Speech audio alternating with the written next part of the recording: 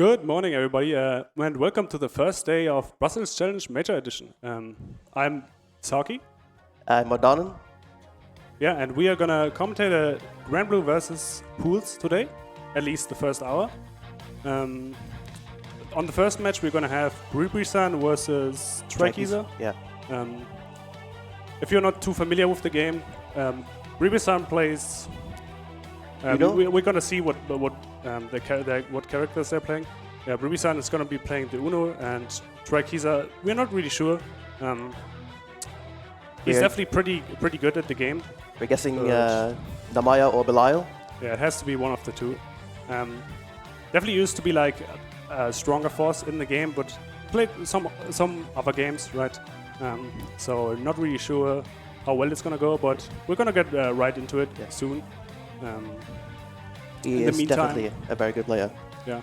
In the meantime, we can talk a bit about the event. So, Granblue Fantasyverse obviously has been out for like quite a while, but because of the pandemic and everything, hasn't really seen too many offline events, right? Like a lot of the events we've been having, like if you've been familiar with the scene, been online, which are fun in their own right, but obviously nothing quite like an offline event, right? So meeting up with your friends, playing, and having fun.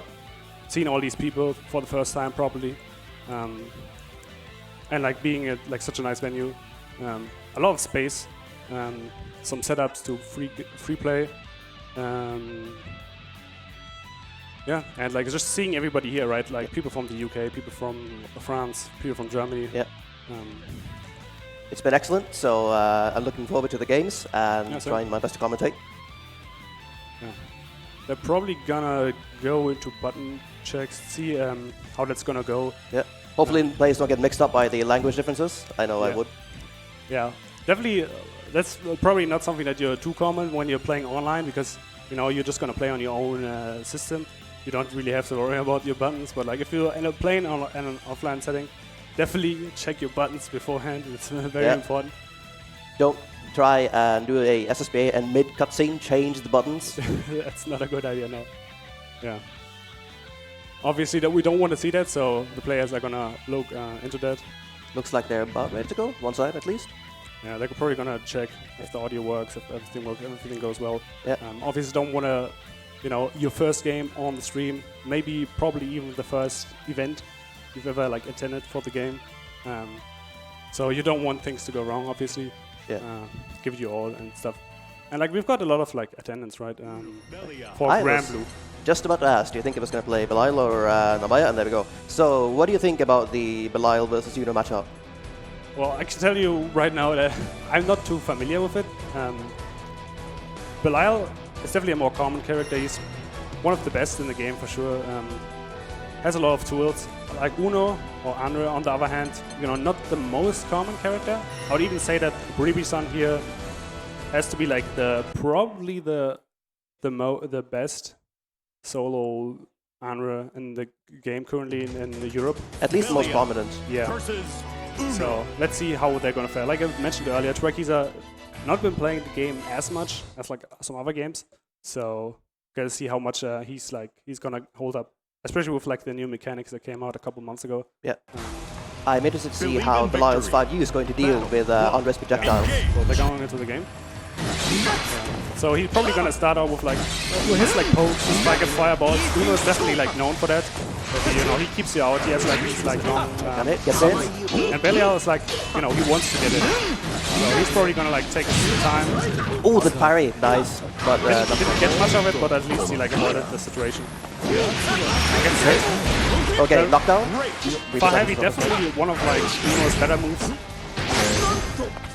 Back neutral. Kind of even right now, right? They're going back and forth.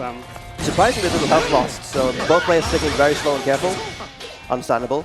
You also have to. Oh, that's Andrea. You also have to wonder how much. Oh, that should be that.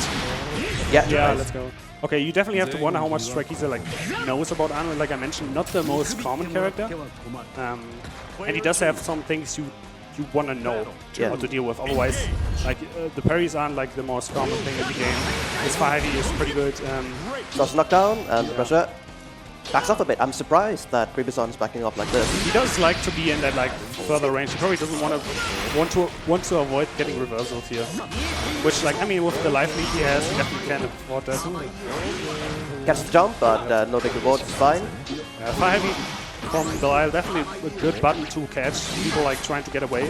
And since it goes so far, Dragisa is pushing Ribisan into the corner. Oh no! Just gets parried out. Is that minus? No. I think it should be minus. Yeah. But really good for Brisan right now. If he just takes his time, right? Hits the low. There's like 60 seconds left, so he can just take his time. Doesn't need to overcommit. Oh no, he gets that thrown could be his the start of it. This is exactly what he wants. Nice. But just ODs, that overdrives him out, and now, yep, now that he's in overdrive, all of his buttons actually do chip damage on block. Getting hit by overdrive and put into chip points when like that's basically checkmate. Yeah, it's basically a checkmate. Especially if you're not in overdrive yourself, right? You're just gonna get chipped, and you do have to wonder how much he's like familiar with these settings. It is possible to deal with it and spot dodge, but you have to be prepared for it. Yeah, you definitely have to practice it a little bit. So let's see what he's gonna do. He might like go and change his character, go back to the Narmaya. Yeah. Oh yeah. We're gonna see the Narmaya. That's definitely the character he is like known for before. Probably a bit more like tactical compared to Belial. Yeah. Harder to keep up, I would say. But let's see, maybe he can make it work here. Take some of what he like saw in game 1 and apply it here with his Narmaya this time. Maybe throw Ribisan a bit off, right? Different matchup. Narmaya has excellent damage with the proper confirms in the corner, so yeah, don't want to get gunner hit. Yeah, definitely not the easiest character to play. Believe in victory. But Battle 1. Yeah, let's see how he's gonna do it. So, gonna take it slow here. Get sent out of the button. Like I mentioned before, Uno definitely one of those characters with like really good long range buttons. Keeps you out really well. He gets the hit here, should be able to convert at least a little bit. Gets a knockdown. Gets a throw. Or gets parried out. But this isn't too bad. This happens sometimes. Like especially if your opponent has a parry. You better like. It's better you get hit by it sometimes than give up on like you knock down completely. Dragisa still got it. He's doing the Narmaya thing very well. Oh, puts himself in the corner. Probably not what he wanted. One throw will do it. Oh! Hits him with the Maladi. Good round for Dragisa so far. Well, it's working out this time. Yeah. Definitely moving a bit faster. Like seems like he has like a better understanding of what he's like doing with the character than with the Belial. Using the command dash and his dash. Yeah. It's minus but not punishable and puts Narmaya in a pretty dangerous situation. Yeah, he definitely knows what he's doing, gets the counter to him here, gets a good knockdown, a lot of damage. Next hit could kill if he gets the right hit, goes for a throw. And now another throw, I think. It'll be close at least. Kill actually, so let's see. If Ribisan can somehow make it back, yeah, he might consider going into overdrive soon so he can avoid the chip kill. But this pushes, kind of has to look for a setup, right? Oh, with the rush. Okay, let's see what he's gonna do with this. He's very close to chip. Good patience by Dragisa, didn't try in DP. Dragisa can just take it slow. Choice. Like one hit here and that's over. Using the command dash a lot actually to manage his spacing. Yeah. Again. See, now he's. I don't know if this is a chip yet. Yeah, it's a chip. Okay. Yeah. See, that's the thing, right? So at that point, you probably want to like look for to get into overdrive to avoid that chip kill because you have so little health left. They have so much like the health difference is so big, and you know they have so much time, right? They can just wait for the cooldowns to come back. She can like chuck a Setsuna. But yeah, 1-1 now. Oh, good parry on that. Nice. Yeah. Ribisan loves those parries and it's hype every time. Yeah, it's definitely the one thing that like Uno has that like if you don't know, it's gonna be hard to like get the combo off parry. Or drops the combo. Combo limit. Oh, overdrive. Immediately activates overdrive. Says I don't want to deal with this situation. Just want to get out. Oh, that's it. Oh wow. Yeah. I didn't know that combo. Yeah, I think it was crouch confirm or something. Again, not too familiar with Uno, but he does have some stuff. And now it's like match point for Ribisan, right? It's hard to keep the patience against a character like Uno as well. Oh, he's in the corner. Just smashes him out. Or just DP's back. that's definitely a good decision sometimes. You know, your opponent has plus frames. Great challenge from Bibi. It's a first to 2 setting, right? So like, it's not necessarily that your opponent's gonna already know and call out the DP in that situation. So, this time goes for the F stall instead. Oh, parry sim. Wow, keeps the combo going. Oh, that was quite a combo, but definitely a good hit. And now Trakiza has to find a way in. And does. Nice. He gets a knockdown. Oh! Yeah, that's definitely a Namaya moment. Oh, that's yeah. Not ready for the overdrive. Gets pushed out again, and now he has to. Oh yeah, exact goes right in. Says if you're gonna overdrive, I'm gonna overdrive. It is. Yeah, he blocks it. Rolls past the last hit. He knows how to punish that. Most people don't. I don't. He does. Really good showing. Yeah, and then we're going to the last game. Rikusan keeps doing what would be considered risky overdrives, but Trakiza hasn't dealt with it, so why not keep doing it? Yeah, really good adaptation definitely from him. 3, engage. Let's see who's gonna make it. Obviously, Uno feeling quite comfortable at this range. Yeah. He can just go back there, chuck some more fireballs. Check out some cooldown though. I think, yeah, Trakiza uses the opportunity to get in. Yeah, he just gets in, throws him. Namaya definitely known for it. Oh no, the get hit tech. First gets hit and then the throw doesn't hit him. Definitely not intentional, but that's sometimes. Yeah, again, gets hit by the far heavy. How much damage is it gonna do? Like I mentioned before, definitely. The suspend super? I'm No. curious. No. Okay, Like- yeah, next hit, if we can hit with that. Definitely good position for Bribisan. He's nowhere near to the corner, so where like Namaya gets really scary, and he can slowly chip away at like Trakiza. And still has meter too. So I wonder if it's going to go for an overdrive, or just save it from super. it might have soon. Oh, Just gets the far heavy. Yeah. Yeah, definitely. We definitely saw the far heavy do a lot of work there in the matchup. Advancing normal, 2 hits, so it's easy to confirm. Yeah, it's relatively fast, right? Yeah. How slow is it? It's like I think it's like 12 something frames? like 19. I don't really know. I don't keep track. 12, 18. Nobody plays the character. So what are you gonna do? Just gonna spitball it. Yeah. But definitely not the kind of thing where you just like react with a DP, especially if you don't have the practice, right? Yeah. So we're gonna see Bribisan take it over Trakiza. Yeah. A bit of an upset, but again, like I said, he's like I mentioned, Trakiza a bit of a wild card probably in the bracket. Well, wasn't sure how warmed up he is in the game. Yeah. You know, competing in other games here as well. So he did adapt to Bribisan, but Bribisan adapted back and took the set. Yeah, definitely. Bribisan definitely holding up pretty well. He's been pretty active recently in a lot of online tournaments and doing well in them, right? So good stuff for him. So one thing I want to mention, right? Obviously, this game's been played a lot online, and now it's just really, really nice to actually be at like an offline major, like an offline event. It's big, you know, lots of space. All the people are here, right? Yeah. And you can find this everywhere, right? So definitely huge shout outs to Russia's Challenge. For giving us this opportunity. It's Exactly, fantastic. right? Beating your homies, yelling at them for doing dumb things. I think most people here, or at least most people that like entered Granblue, like specifically, have probably not seen most of the people they've been playing with for like the last year or something. Yeah. So it's definitely a really nice opportunity to be here to play the game offline and commentate. So that's a lot of fun. Yeah. Yeah. Definitely, if you did come out, sucks do a it bit, next but time. at least you can check out the stream, right? Watch some of the sets here. But it seems like we're gonna have our next competitors on the stream. Seems like on one side we've got Mundo with the Vazaraga, right? Yep. Definitely one of the characters that like benefited the most from the system changes, I would say. He just kind of two touches you sometimes, right? You think, oh, I'm kind of winning the game. I've got the knockdown. I've got them in the corner. What can go wrong? And then suddenly he hits you, and then it's over. So then he extends with the new system mechanics, or he overdrives, and then you cry. And Mundo, something of like a lobby monster himself, right? Always comes out for the lobby nights. Yeah. Has been competing a lot of, or in online tournaments a lot though, so I'm interested to see how he does offline in a tournament setting as well, right? Where he can like doesn't have as much time to like adapt to his opponent.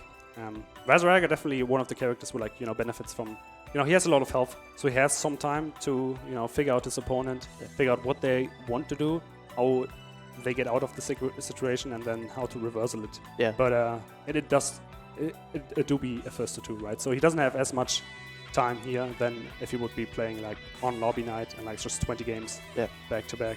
So I'm interested to see how Mundo spends his meter. I've seen mentions by other good Veseraga players that he doesn't benefit as much from super anyway, so he's free to use the meter as he wishes on the other mechanics. Rush and back shift definitely very strong on him. So we'd probably see that a lot. If he, I don't actually, it's been a while since I've played Mundo, so I don't know how well he like implements the mechanics. But we'll definitely see here. So Veseraga, and he's going up against Zeta. Okay. So that's probably BU. Zeta main. And it's an interesting matchup, right? Zeta, I don't know. The little I've seen about it, Zeta wants to avoid Veseraga from getting armor as much as possible, but afterwards she needs to adapt very quickly. Yeah. One thing that might be a little tricky is he is a character where you kind of want to have a DP, like a Dragon Punch, right? And Zeta doesn't have one, right? She has like that's going to be a lot of damage. This is really rough, especially in the corner. Resets here, gets the command throw, and now he's like one touch away from dying. Oh, nice armor. Hits the Rhapsody, gets out of there, throws him, and this is probably gonna go into no pogo. Just pushes him in the corner. Mundo still got armor. It's unblockable. Oh, nicely done. Yeah, you have to spot dodge that. You have to be careful. If he charges that move, you can't get hit by it. He will combo off it, and you will probably die. Let's see how BO can... Way more aggressive run start, but doesn't go into pogo. Okay, interesting. Oh, gets a hit here. Oh, but drops it, unfortunately. Oh, you hate to see it. Yeah, I hate when they... Oh, almost got thrown there, but like avoided it. Too bad. Almost gets the anti-air, but this is pretty rough. Oh, spends it early. Or answer combo early. Didn't have the... Well, like I mentioned, extend, I guess. Veseraga, a character with a command grab, so having to deal with that with auto DP, and when you have something like, you know, like Rhapsody, which is like more like an armored interesting. Kind of Mundo like parry. opts to try and just gain distance rather than trying to gain armor until he gets a knockdown, which makes sense. And BU's responds by overdriving as soon as he gets close, but hits him with the Mundo still takes game on. Yeah, I want to see if he can maybe catch some of the things Mundo is doing. Maybe slow down the pace a little. Yeah. That was a ballsy spot dodge. Yeah, gets thrown again. Now he puts him in the corner. Okay, nice armor. Hits him with the good accession. Will he go into Pogo? Yeah, he does. Goes into Pogo. That's usually something you can get away with, at least for a while. I know like he has a super kind of can interrupt that, but for now... Oh, grabs the armor! Yeah, and see, this is exactly what I meant. Right, he has a command grab. Oh, this is so much damage. That should be dead. Might be dead, yeah. Oh, that's still connected. I almost thought that it wouldn't, since he got hit very high. But yeah, that's the kind of damage this character throws out, right? Already on set point. Yeah. Definitely Mundo showing up here at this event saying, you know, he's a feared force to be reckoned with. Alright, this could be what BU needs. Ooh. Oh, reversals him with the Rhapsody. Says, I'm gonna steal this time. Oh, we can see it. That happened like twice now. It's very unfortunate. But gets another knockdown and gets another Pogo OP. Goes into the overhead again. Not necessarily gets him much, right? Nice. Oh, this should do it if he doesn't drop this. Yeah, this should do it. Goes right into super. Gets the KO. Risky options by using the armor, but it's paying off. It works. But it's hard to deal with, so why not? Yeah, exactly. Oh, tries to spot or something, just gets hit by the... Oh, gets hit by the reversal. Not by the reversal, by the reset. You're spending a lot of cooldowns, so... this time gets the anti, yeah. Really good. Earlier he was a bit too slow, but this time gets hit with the low again. A sweep, very strong button. Oh, goes for it again. Armor again. Yeah. Ends the pressure on the overhead and then just goes for the sweep. Or the Rhapsody. Nice with punish. And now it's really rough because... That's still hit damage? Yeah. Just gets the chip kill here because, you know, in overdrive you have almost no health left. I think that was basically checkmate. What could he have done, really? He didn't have meat, I don't think. He might have been able to, like, rush there, but I'm not really sure if she times the the Pogo OP properly. That doesn't work. But yeah, maybe backshift, but he was already in the corner.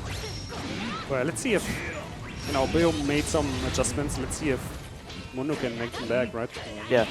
I think what's been the biggest difference is the offensive use of armor in pressure by BU. Like that! And gets hit again. Yeah, Rhapsody's been working out really well for him. Throws him, another like Pogo OP. Oh, this time waits a little bit. Oh, but catches him. And it's another knockdown. It doesn't look too well for Mundo, like, but he does get a knockdown here. Let's see what he's got to make his offense pay off and actually make it count when it gets in. Oh, this is not bad, but like he has... Oh, just gets the throw. I was about to say the OD might come out soon because his opponent has like no meter and he's like close to chip, but he just gets the throw and ends it there. Set point. Oh, big anti. Yeah, this is so much damage. Look at 50% of your health gone. Just eaten alive by Vampire. Deals with almost this time. This is not where you want to be. Oh. Still alive. Yeah, gets the throw, and now you're one hit away from dying. That's it. Nice. Just gets a perfect on him. Woo. Okay. Really back and forth here.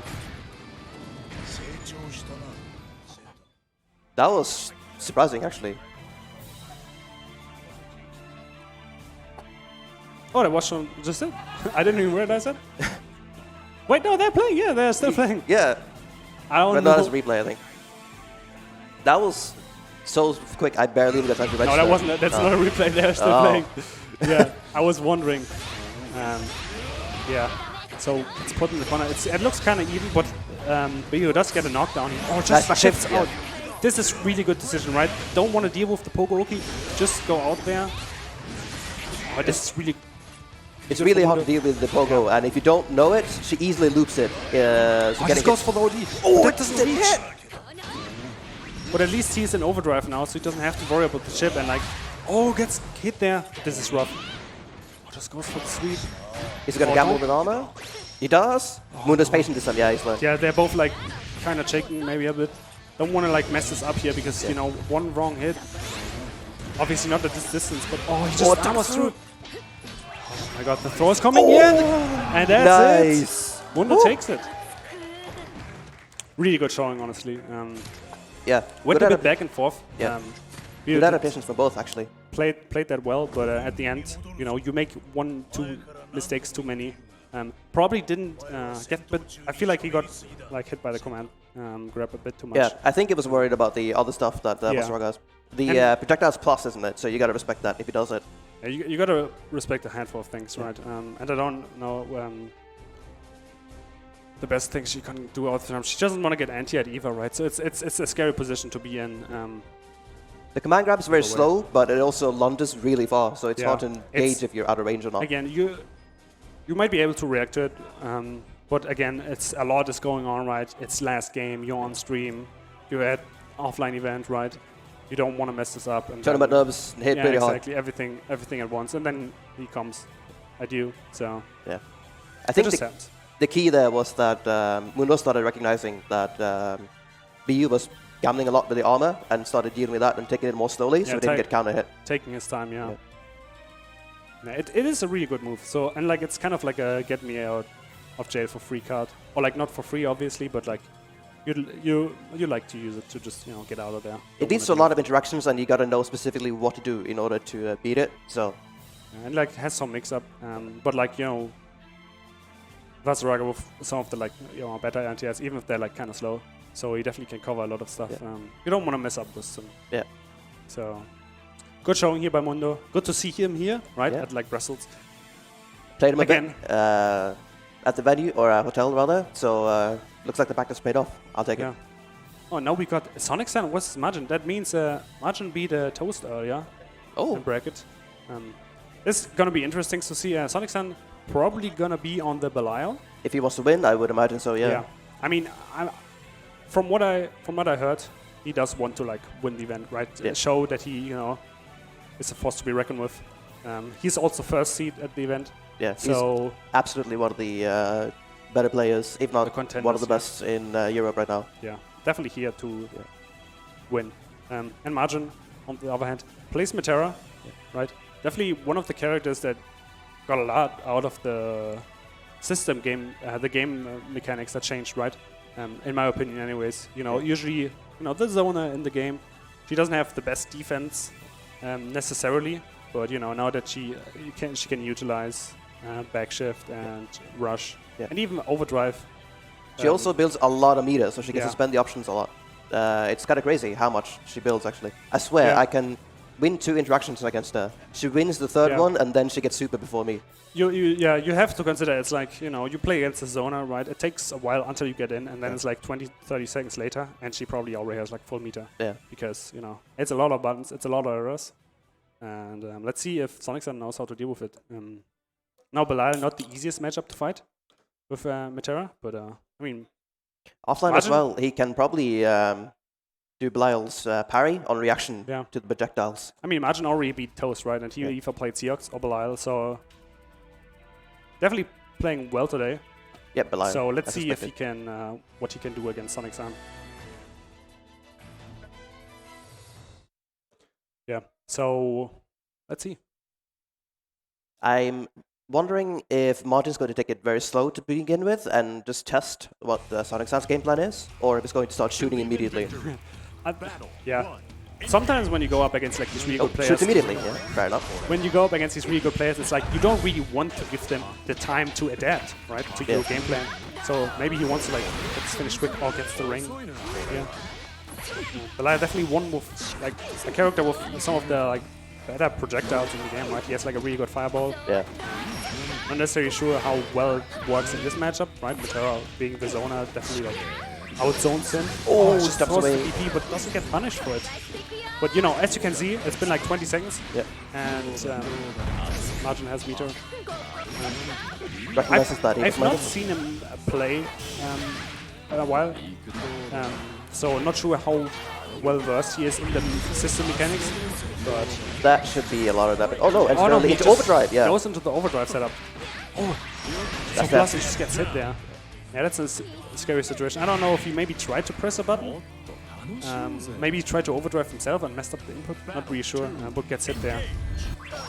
So just goes past. Oh, just this time throws out the DP and it works. Oh, gets thrown in the corner though by Metera. Didn't have the butterflies to set up, so the pressure she gets afterwards isn't that threatening. So. Yeah, but it's still such a scary situation. Right now you have the butterflies on you, but just DPs out, finds the gap and tries to go for a throw there, but Margin. Oh, great jump in. He did get a hit there, but just going into the command throw, which is a bit of a Sonic sense. Yeah. I don't think he expected the jumping to actually hit. So. Oh, that didn't hit. Just goes for the overdrive, pushes him back out. Definitely a good situation. Doesn't want to deal with the butterflies, just wants to put Margin back into the corner. And now, the overdrive comes out. No, it doesn't. Range. Oh no! It does make you wonder how familiar he is with the ranges on that, considering it's a bit hard to tell sometimes how far it goes. Yeah. And there it was just right outside the range. It's possible he expected a button as well, so that the overdrive would crush it. Yeah, maybe. Unfortunate for him, but let's see in game 2 how it's gonna go. Gets butterflies, gets put back into the corner again. That's enough. It is kind of a rough situation. Oh, gets a hit here. I'm surprised that it actually crouch confirmed too, so like it's gonna get like a long almost. Or just like just gets thrown out of the overhead. Or gets hit with the empty low. They always get hit by the empty low. It is drops it unfortunate, but reset we take those. Throw. Overdrive might come out soon, considering Sonic Sun's. Yeah, there it is. Okay. You call it nice. Yeah. He's been using it like sparingly, he's been using it a lot. Oh, gets hit by the second overhead. Guys are very good in zonal matchups though, because it stops you from taking chip as well, so it's very valuable. That second hit of like jump medium kind of catches you off guard. You're not thinking about blocking that long, and then it just hits you. And Margin recognizes the situation, getting the combo, confirming into the super, and just moving it around. It's another knockdown. Yeah. Scary situation, obviously. Plus frames for Sonic Sun. Throws him again. Taking the throw is the best thing to do though, if you're going to get hit by anything, so it's fine. No confirm. Oh, rolls right into the close heavy. That is really rough for him. A lot of damage, longest combo known to still going. That was quarter to quarter. Yeah. Oh, this. let's see. He blocks the overhead and just DPs out. Finds another gap. DPs again. Puts more plus command frames grab on soon? it. Oh, this time, but Sonic Sun reacting to it, being ready for the overdrive. That's you definitely love to see it, right? Yeah. Like the players coming out here, overdrive definitely very strong tool if you don't have these spot dodges ready, right? Yep. So seeing him being ready for them and spot dodging them here definitely shows that he's done his homework. Gamma's on a DP after the... Jumps out but gets the close heavy anti-air. Oh, the far height just... Or Just far goes height right hit. through. Still Bit making his scary way in. for Argent. He's like getting close to the corner. deep And is the now hop, one nice. good hit here in the corner could hold the feet. I'm wondering... No, it doesn't get to try command grab. Tries far heavy, Oh but... my god, yeah, no. that should be it if he doesn't drop it. Yeah, that should do it, yeah. And he gets the cutscene. Yeah, Belial definitely, it does a lot of damage. Obviously, once you're in the corner, it's kind of rough. Like everything will kill there. And like Metera doesn't have the most health, right? Yeah. 9,500, right? 10,000 is the normal, I believe. Something like that. A bit of glass bones. Yeah. But still, I mean, Margin played pretty well, right? Yeah. For what I assume is not the nicest matchup. I believe it's a risk to throwing up projectiles because Belial can fight you with on reaction. I mean, as well. he could, yeah, but like, there's like a lot of things he can do, right? Like even that far heavy, it's like you're at a distance where you probably like, in most matchups, kind of feel safe with Metera to like chuck something, but like he just, you blink and he's in with far heavy, with his jump heavy, and now you have to deal with Belial up front, so that's not easy. But good to see Sonic Sun be ready for these things, right? Yeah. For the overdrive, especially. I want to see what the players are gonna do with the mechanics, right? Yeah. If people are ready, because like if you're not ready to deal with them and you just get hit by them over and over, that might be rough. Yeah. It's also a thing that tells you that you just need to abuse it immediately. Yeah. Like if you can get away with it, go. It's so strong. You negate chip. Yeah. You do chip on normals. You do like 1,000 damage and you push them away. You are plus infinity. What's the damage increase you get as well? Is it 25 or 30%? Not really sure. But now we've got Cake versus Cam. So Cam here, French player. We don't see him too much at like online events, but apparently very, very strong Catalina player. Going up here against your very own Cake, the one that or usual online event host. Obviously on the Beelzebub, right? He likes the dive kicks. They're obnoxious. The dive kicks, yep. I know that like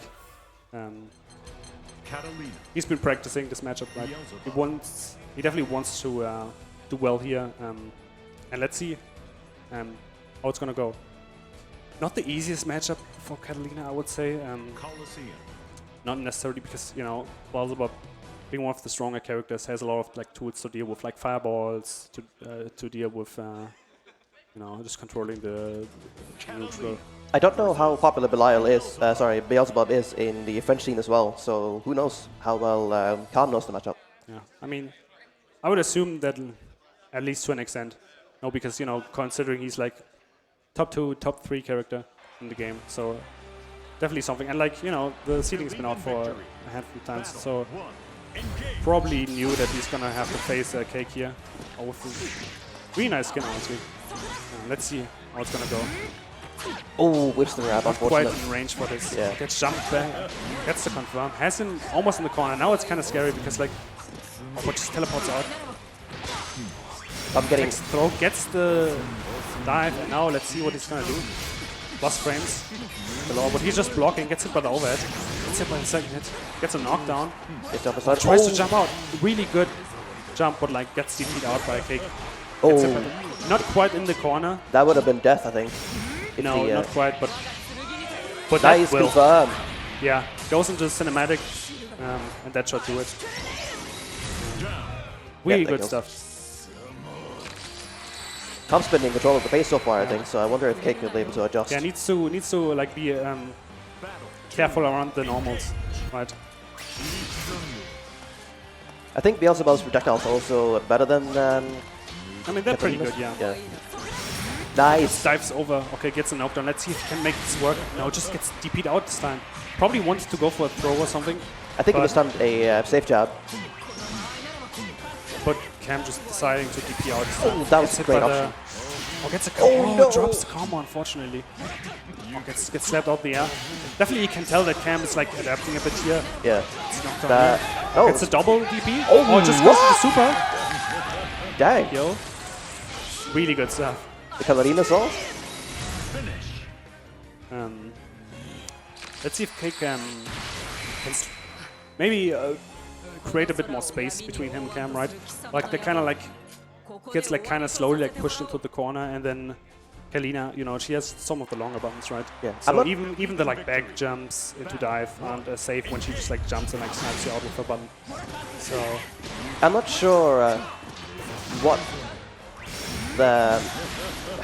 about patience that Cake could be doing, because it feels like comes ready with layer 1 and is ready to adapt immediately if Cake adjusts his game plan as well. Yeah, there's a lot of damage. Next hit will be a death. Oh wait! No, that won't go. Yeah, the real thing, I think the thing here is like he's like blocked, he's like dealt with some of the Oki before, and now he's just kind of DPing out, so like Cake definitely wants to like maybe slow down Oki, but like maybe Cam will just like hits the overhead. Not ready for it. Yeah. And Cam now on sub point. Definitely realizing that like if he slows Cam realizes if he slows down the game and like just gets, you know, figure out what Cake wants to do and then play around the tools that he has, right? Like avoid the dive, avoid the fireballs, hit him over off his stuff. Taking it slow, right? Like that's what Catalina does, right? Yeah. It takes a step back here, right? Gets into a nice space where he can like deal with some of the stuff, right? Waits for something that he can like deal with.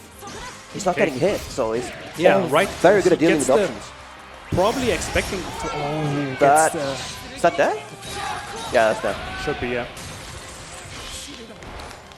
You know, being at the right spacing and just, you know, kind of having a feel, okay, I'm this far away. He probably thinks he's safe to throw the fireball.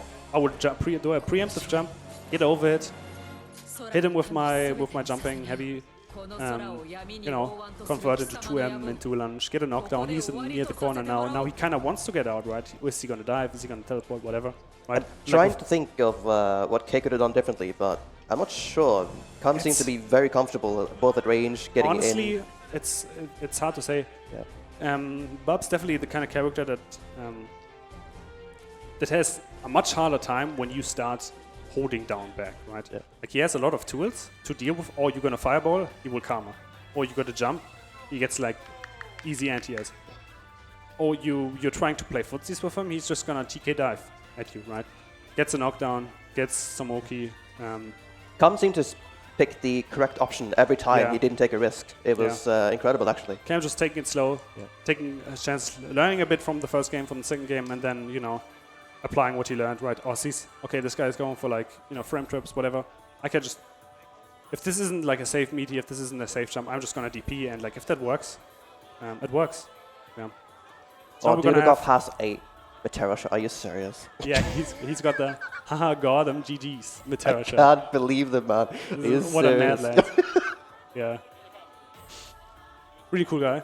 Yeah, pretty cool guy. I hate it. Thank you. Obviously, here he's going to be playing the Metera, right? Known for the Metera. Yeah. Him and Margin definitely the two Metera players here, like the higher level Metera players. Dudeakoff has been improving a lot lately, so he's been beating or having some pretty good upsets in a lot of the online tournaments and placing consistently well. So I'm interested to see how he does offline. I mean, I think, aside from like Bonsai, who hasn't like played the game in a while, you know, playing DNF, I think he's like one of players who's like really utilizing the new mechanics really well, like because, you know, first of all the character benefits a lot from it, but also, you know, kind of, I'm just gonna say kind of needs it, right? Yeah. Or like needs it because, like, you know, you get knocked down as Metera, you kind of like, I don't want to deal with this, I don't know what to do, and she, you know, gets a lot out of these, like, you know, the back shifts, has the faster back shift, right, has a rush, and, you know, he recognizing that and implementing that in his game plan, probably one of the best to have done it. Other than like maybe Bonsai, but again, Bonsai hasn't been playing the game in a while. Yeah. So let's see how he's gonna fare against Bribisan.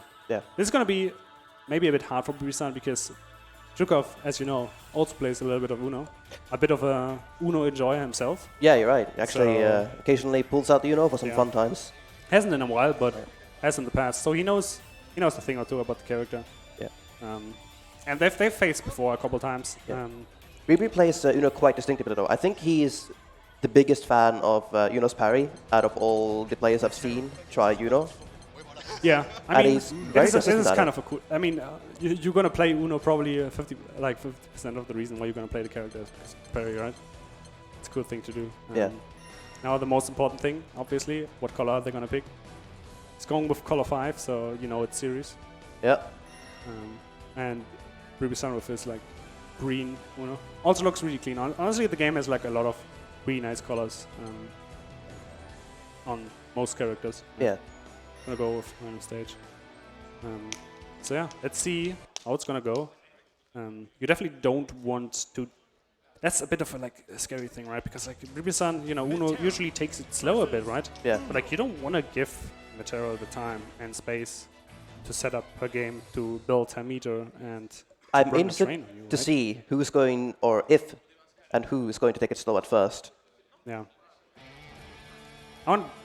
It's hard because you don't want to just hold forward with Eva, but Ruby-san definitely wants to take the initiative here. Oh, right, push her Dudeakoff actually holds back first. Yeah, I mean, he is playing Terra. Yeah. Gets thrown here. Really good start for Ruby-san. Dudeakoff in the corner. He doesn't have meter yet for rush. I mean, he's almost there. Now he's there, but like earlier, he gets another knockdown, but doesn't quite get there. Pushes him back into the corner, and now it's like he's probably gonna jump out. Yeah, goes with the air stall. It's not the easiest thing to like deal with that. Definitely something you need to go into training with. Just slides down there. A good decision, Don't want to be under the butterflies. Yeah.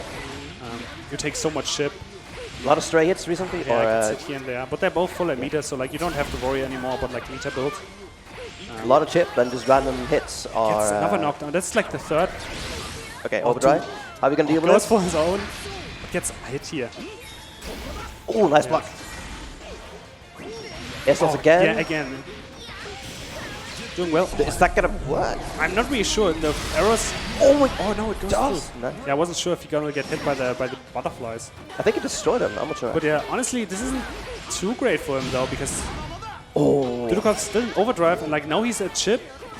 Yeah, and everything will just kill here. In overdrive. Not just as special. It's not like she's bad at chipping, right? She's pretty good at it. But like now in overdrive, there's so much more you have to worry about. Yeah. I'm wondering what Ribi could be doing differently. I think he needs to stay in a mid-range where he can pierce Material's projectiles like that. I think it was going fine. Oh no, that's definitely not what you want to do. Put yourself in the corner. Give her a big combo. She gets reset here. Oh, gets another hit. That's dead. Just it, yeah. That's what we call a terror round. Yep. Don't let it happen to you. Let's see if Ribi can adjust. It's hard to take away exactly what went wrong in a quick round like that. So just take a couple seconds, breathe a bit, and try to think about what you need to do differently before you get knocked out. I mean, I think he started out really well. Choose very good points to go for the sweep, right? But Dudeakoff wasn't ready for it. But now, probably the more you use it, the less it's going to be effective. So he's not going to get these knockdowns as often anymore, I think. Yeah, Dudeakoff just taking it slow, chilling. Doesn't have to commit. Throws him into the corner, and now this is not a nice situation. Just rolls it. Roll. Oh. Flash. Trade. Yeah, he has to make his way in, and Dudeakoff is... Yeah, this is not good. This is not a good situation. Are we going to see an overdrive soon, or is Dudeakoff going to save the meter for an anti-air? He will use it if he gets put in a corner or something, or gets put in a sticky situation. But right now he doesn't really need to. It's gonna save it for rush. Nice. Sniped. Yeah.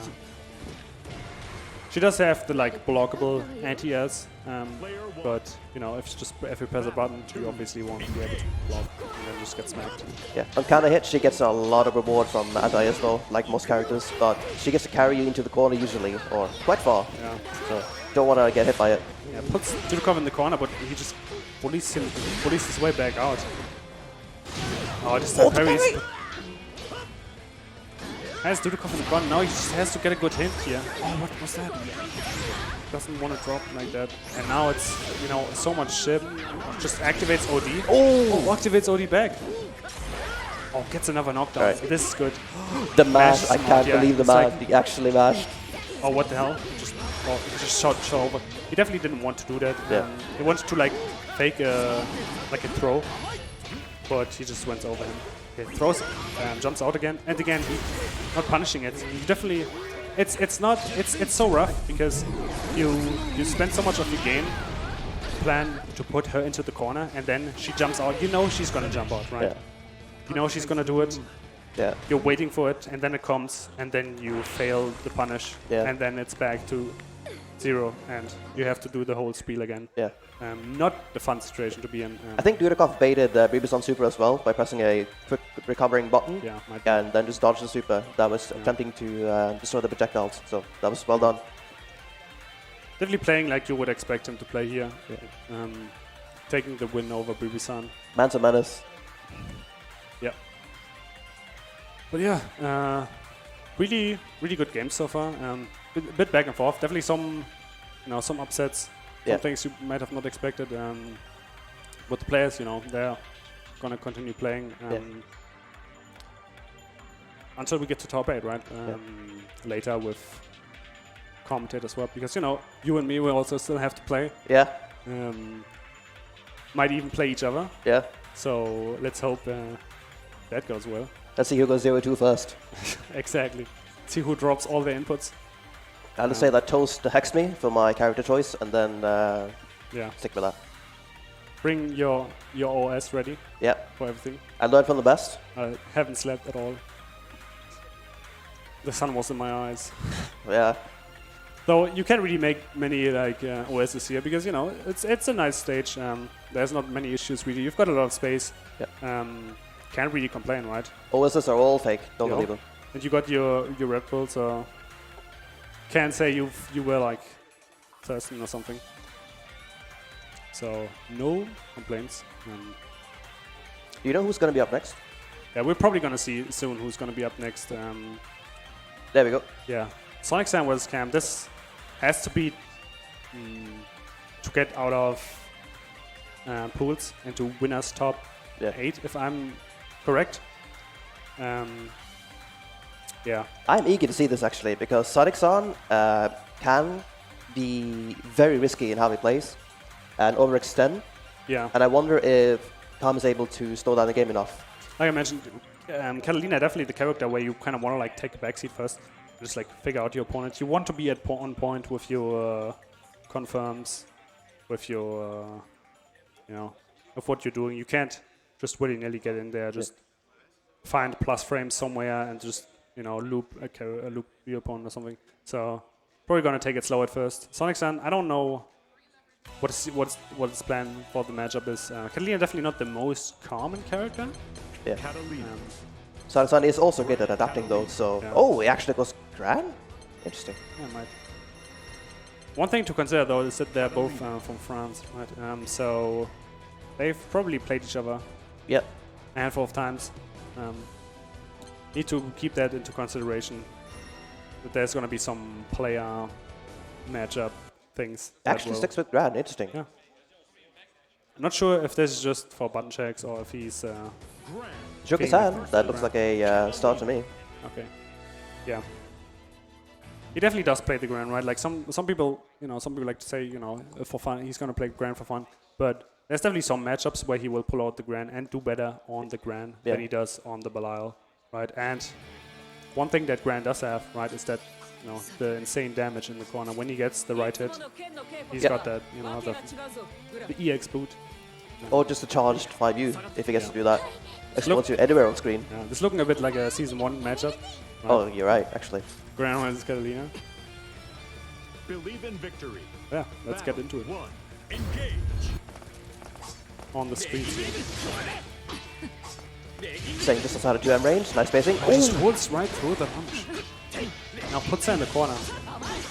Now you want to be careful because like one wrong thing and you, there's the boot. I thought that was plus, but recognized that it was not. Yeah, I don't oh, nice. Spot dodges the damage. That was really good. Oh, gets a hit here. And that's a lot of damage. That's not that. No. Nah.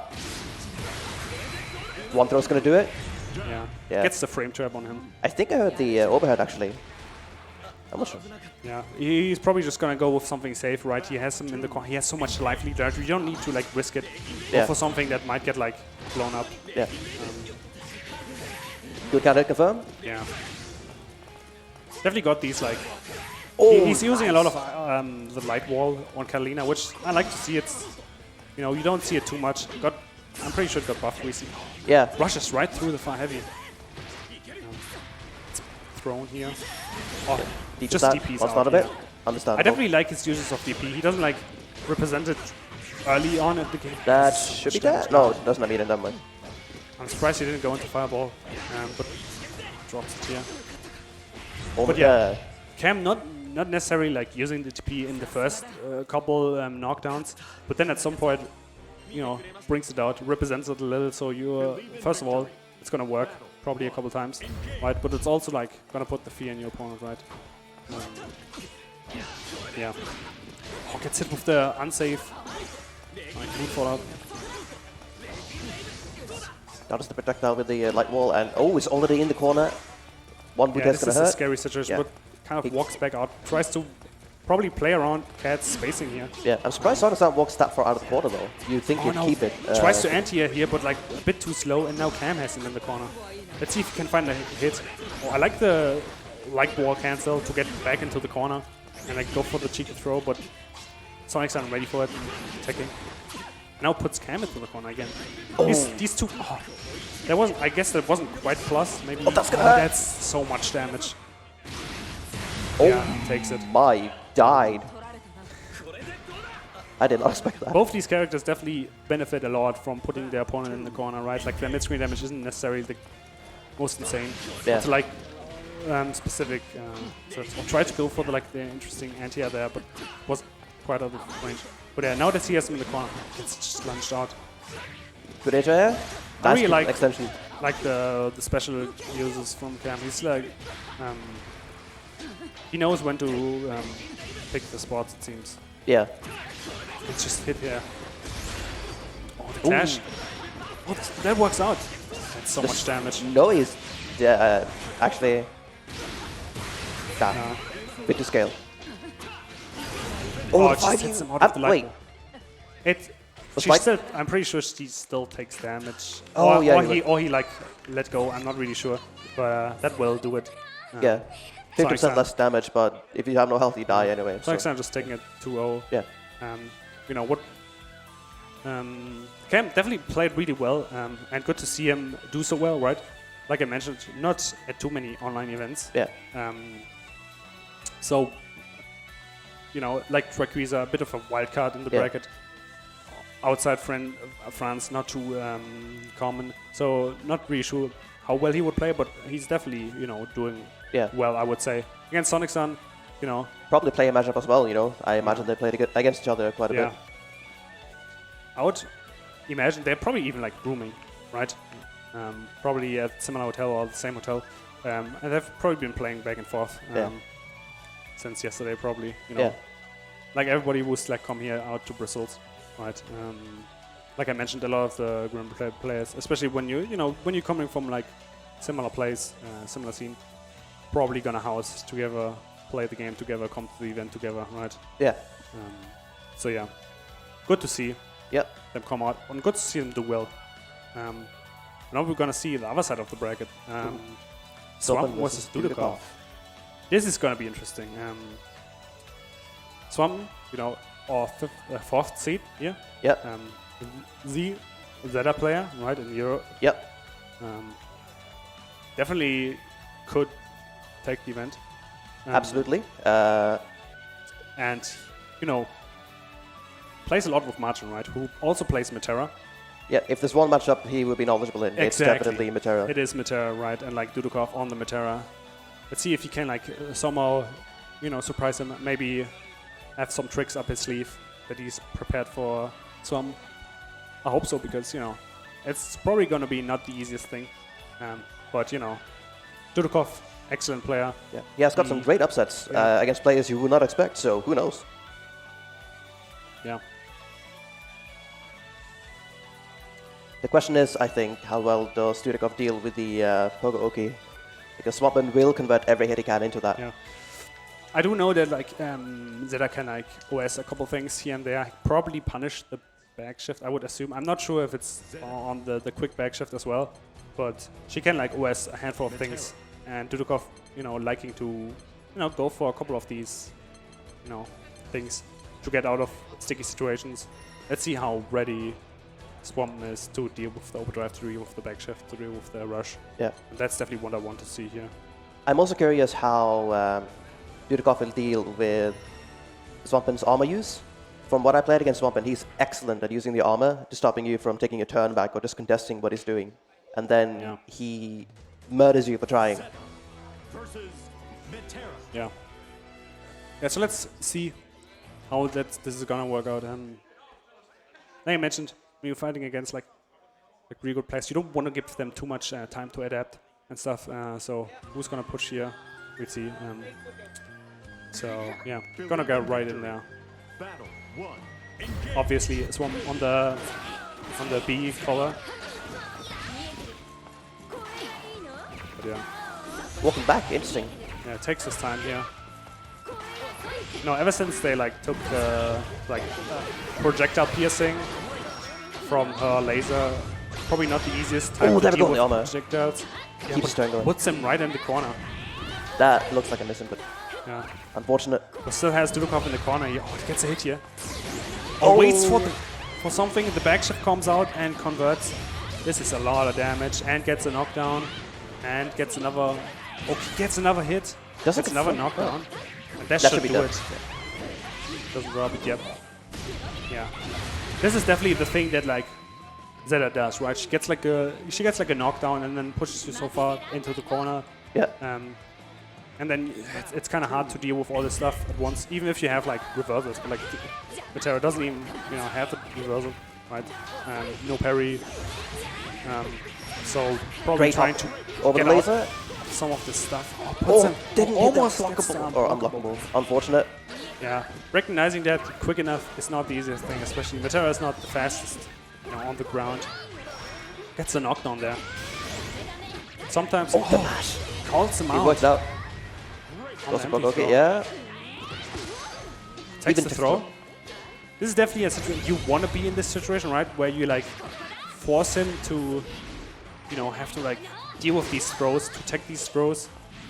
Right now he's just hits him out. That was interesting. ODs him out though. That should be big hit. Yeah, picks it up nice. Dudeakoff definitely playing well here. Yeah.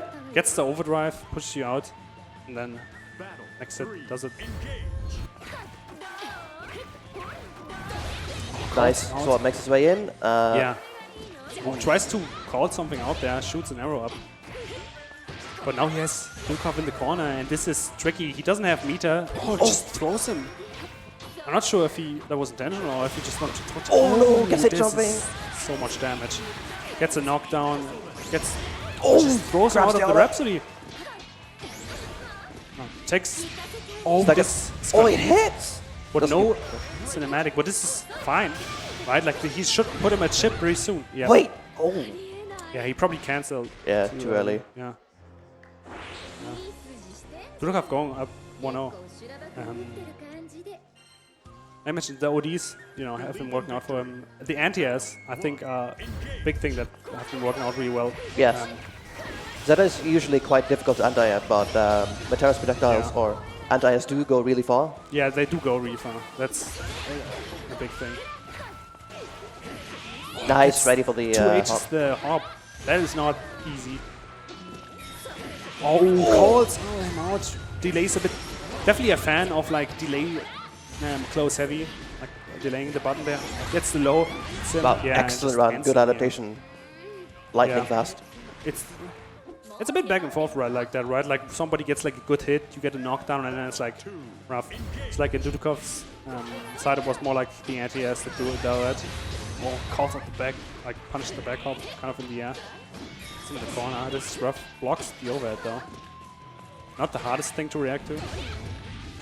Oh, jumps out. Doesn't get like an anti-air, but jumps back out. Tried to anti the hop, but a bit too late, I think. Grabs the Gets armor. thrown again. And the butterfly's still there. Oh, Gets this through big for overhead, hit. though. This is a lot of damage. He might like. That ends it. Oh, just goes for goes super for even. Let's see if That is less damage than I overdrive might expected. come out. Because you know you're close. Oh, This is really good. This is so much damage. Puts him in the corner. Gets a knockdown here. or He jumps 2D out. whip. Gets Jumps right up. behind Oh, him. is that Will gonna this connect? hit? Oh no! Yeah. I was wondering that was so far away. But that would have been so much damage. Not sure if the other super I think would have connected since it goes like kind of straight. But it was kind of a far hit. Let's see if someone can figure something out here. Blocks the... Tries to make his way in, and Puts nice. him in the corner now, and let's see. Dudeakoff jumping out again. Oh, Wow. really, really interesting situation there. Oh, gets thrown this time. Dudeakoff really using a lot of throws was Svampen here. No, That's some funny thing. Gets hit here. This is a lot of damage. Another knockdown, more butterflies. And now the next thing could do it. Just overdrives him out.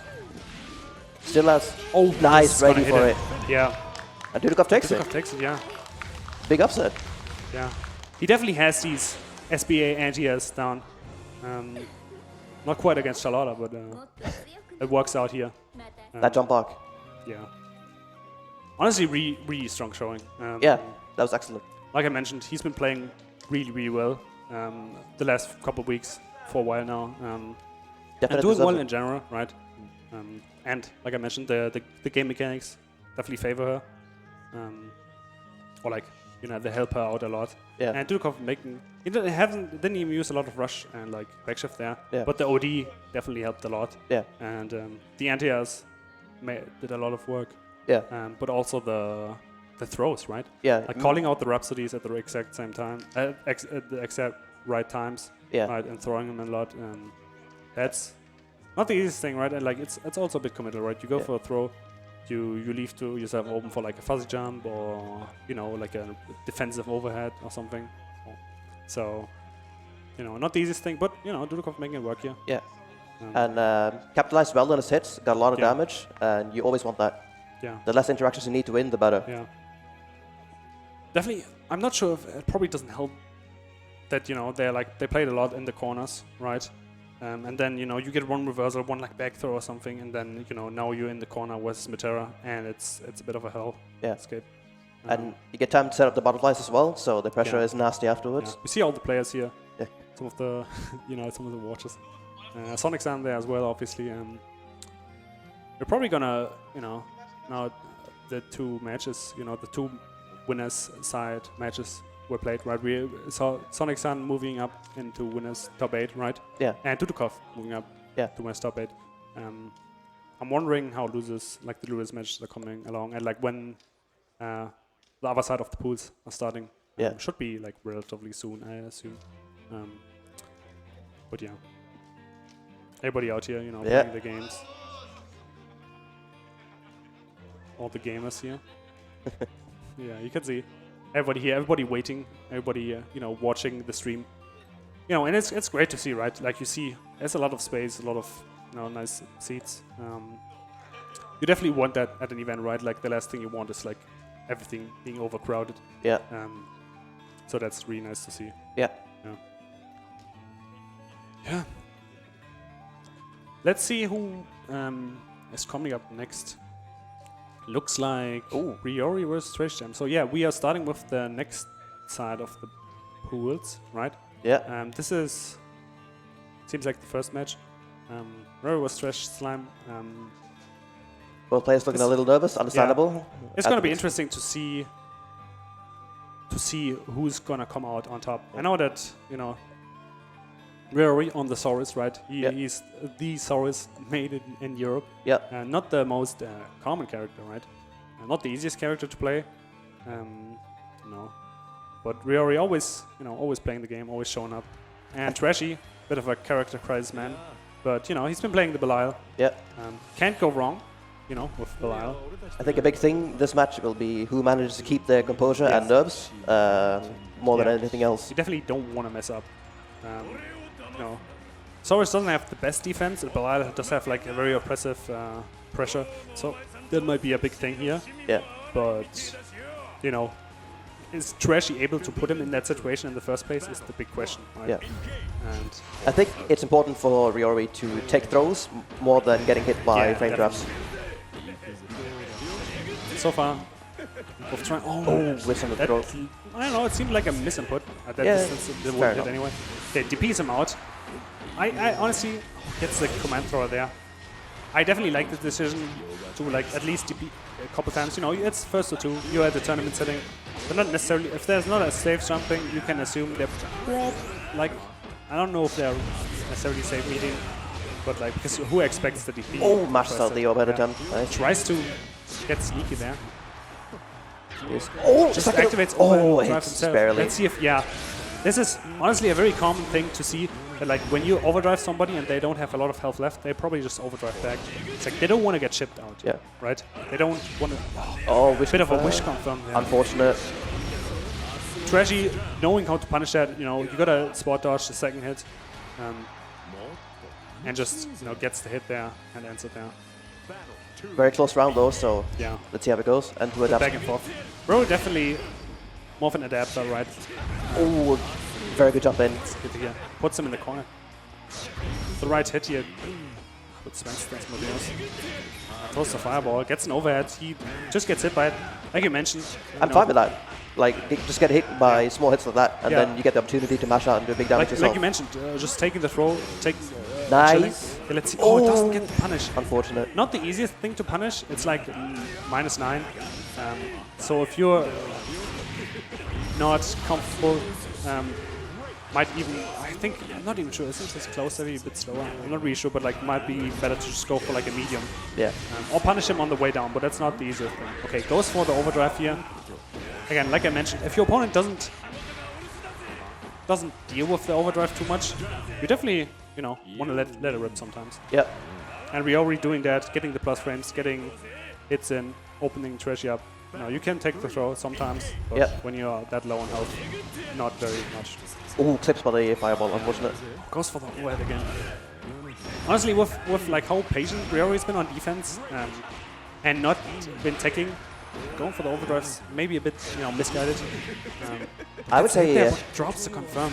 Goes for the nice. Ready for the MVP, but drops the anti-air. I would say Trashy shouldn't even use EX command guard because then it's off the table. While it's like, nice. Yeah, that's definitely a Ryori classic. He likes to bait throws by running up with close heavy. Saurus close heavy. Not only is it pretty sure it's plus, but it's also on counter. Obviously, it leads to another close heavy. Yeah. Right? So he gets a lot out of that situation. Instead of like using like an overhead, just like having a like delayed close heavy. That's a lot of work for him. And now Trashy puts Ryori in the corner. Oh, this time the overhead actually comes, like the throw like actually comes out. Oh, gets the command throw here. And now this is rough. He has like no meter do OD. Yeah. Risky attack, but I actually respect it. Yeah, I mean at this point, neutral. you have to do something. Yeah. You can't get thrown anymore. Oh, punish it! No! Oh, drops the more plus frames. Punish again. Goes for overdrive there. I can understand this. Gets the hit. Oh, that didn't have. I don't think he had a cooldown for it. Goes for overdrive himself. Yeah. As long as your opponent doesn't punish it. And now this isn't gonna chip, right? Yeah. But like he can, if he's lucky, he's gonna catch him off guard like that. Yeah. Yeah. When both people have overdrive active, neither takes chip, so you can just slow down the pace of the game as much as you want to. Whoever gonna get hit first. And like we already had like slow, not a lot of health left. Right, gets the hit here. Gets another one. I'm surprised after Ryori's played so like patient on defense. He's like now the throw attacks are coming out. Oh, gets thrown here. That you don't want that. Like it's your offense, right? You want to play, and Trashy probably trying to tackle something and then getting the throw himself. So Yeah. definitely don't want to do it. And now, again, Oh, that big lovely health lead down there. gets the close heavy. Yeah, and Trashy taking it. I think Rory It's just like no needs to 1-1. trust his defense more. I mean, it's easy to say. It is easy to say, yeah. Of For course, sure. I'm saying again, not playing, Yeah. but he's been getting big, getting hit by he's really getting big counter opened up hits. by these things, yeah. And the round and game he won, he Yeah. managed to keep his cool and took small hits Yeah. that didn't really matter in the end. Yeah. I do think it helps out a lot if you like slow it down. Gets the jump in, but like it's a bit too high, so no combo. Yeah. But it's gonna confirm. Gets the plus frames. Not respecting it, getting hit here, getting thrown. Oh, Nice. Oh, cool extension. yeah. That's a lot of damage. A lot of damage. Not quite death, but now he has meter. Just gets hit. Yeah, big frame trap. Yeah. Not over Honestly, yet. Set point. looking kind of rough, but you know, Trashy can definitely do it. Bring it back. Excellent adaptation from Riori though.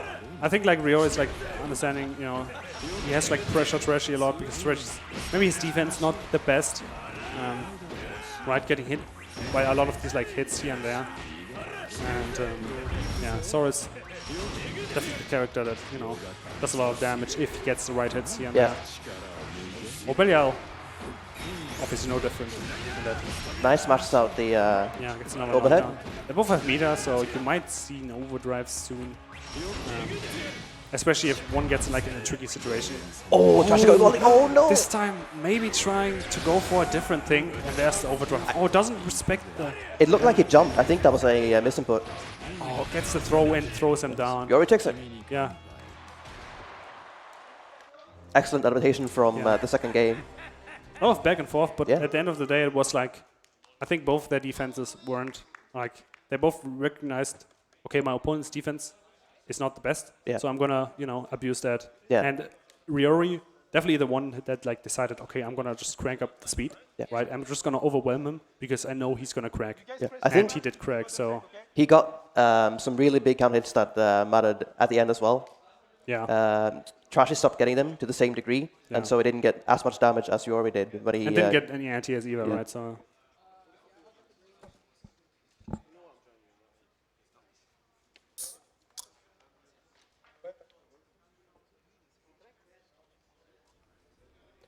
otherwise, I'm not sure what could have been done different or yeah, I mean, just anti-airing some Yeah. of those jump ins probably would have made it a bit easier for him. And also just taking it slow, like you said, right? Because Soros has a lot of plus frames, right? And you Yeah. have to respect them once he gets in. Yeah. But like, he has to spend cooldowns or take risks yeah, to get them otherwise. and like he definitely liked to go for throws at some point. But like even these throws, you can take one, you can take two, you can even take three, right? Yeah. You're not gonna die from this I immediately. think you can take 7 before you die in roughly something like that, isn't it? Oh, Kess actually, yeah. Okay. Oh, Yeah, so that's gonna be interesting to see. Pretty was Kess, Cruelly. Yeah, Cruelly's been, Cruelly. Who doesn't know Cruelly, right? Yeah. A bit of a, plays Luane. yeah. A bit of a meme man. Yeah. It's gonna see what he can do with the funny man. Luane Then we've was a got- natural fit, to be honest. Yeah, and then we've got Kess, who plays the actual funny man, Abel. Oh, you're right. Yeah, I'm interested to see how that goes. I think he's still playing Avatar. It's been a while since I've seen him play. He's here for DNF. I'm pretty sure. Yeah. Plays a game. Yeah. Plays a couple of games. Here and Hosts there. some weeklies for DNF as well. Yeah.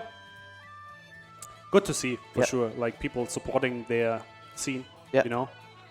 So I'm wondering if Crowley is able to deal with Avatar Belial, because he is one of the most knowledge check characters in the game. I Yeah, believe. they're gonna both knowledge check each other. Yeah, that's true. Let's see how that goes. But yeah, like I mentioned, it's really good, when you have people, who come out, do plan events. It's not, TOing is not the easiest thing, right? So always, shout outs to people who, do the work. Oh Set no, up. Avatar Belial isn't available. Yeah, this is a bit funny, isn't it? That's unfortunate. Yeah. Luane. He can't go goblin mode. What are we gonna do? He has to play the better Belhal? Question is, what do we do then? Yeah. Yeah, Troll is sticking with Lorraine. Yeah. He has had a couple of other characters, but he is confident in his pick. Yeah. We do have some, you know, other setups here, and so maybe they, so they might just, you know, check. They might have to just, you know, change the setup, right? You know, we have like a handful of setups here, and I've seen on some of the like on the setup I played earlier, right? There we had like all the characters, so that shouldn't be too much of an issue. It just takes a bit of a while. And actually, Cass, you know, I didn't mention it, but originally I didn't expect him to be here because it took a while for him to. I guess we thought at first that like Mick is gonna come up, right? But then Mick couldn't make it, unfortunately. Right, and now Cass here. Like I mentioned, he's probably also gonna play DNF, right? Yeah. But you know, known for the Avatar Belial. Haven't seen him play in a while, but it's gonna be fun to see. He's a bit of an anime player, right? I think we're going to see some violence from Cass. I mean, nothing else. Violence. Yeah, that's the theme of the set probably gonna be. You know, Krully, you know, played a bit of UL before, but you know, currently on the Lane, likes to do some funny stuff. He said he's ready to do his frame trap, the one frame trap. Yep. So looking forward to see that. Yeah. Forward to see him play.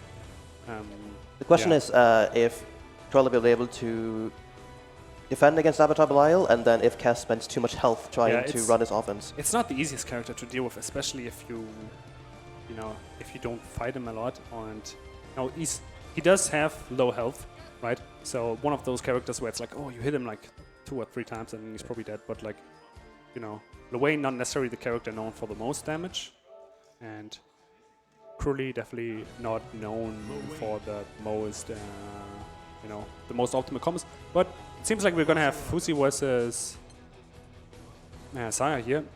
That's gonna be, you know, Zeta versus, I think it's either gonna be Cat or Percy.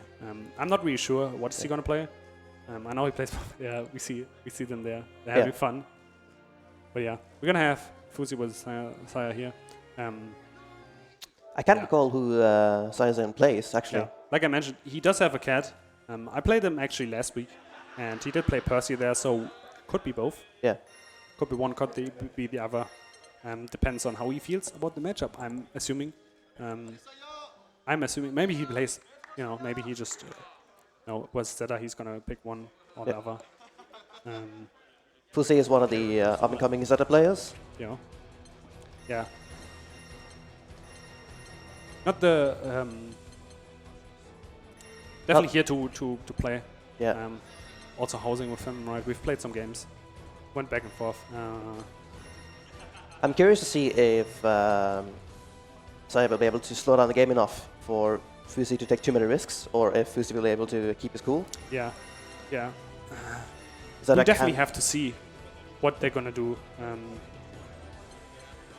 Zeta can gamble a lot, and it's hard to deal with, but you gotta stop doing it. Yeah, but like if you play a character like Catalina, you probably hope that she's gonna that your opponent's gonna gamble a lot. Right? Yeah.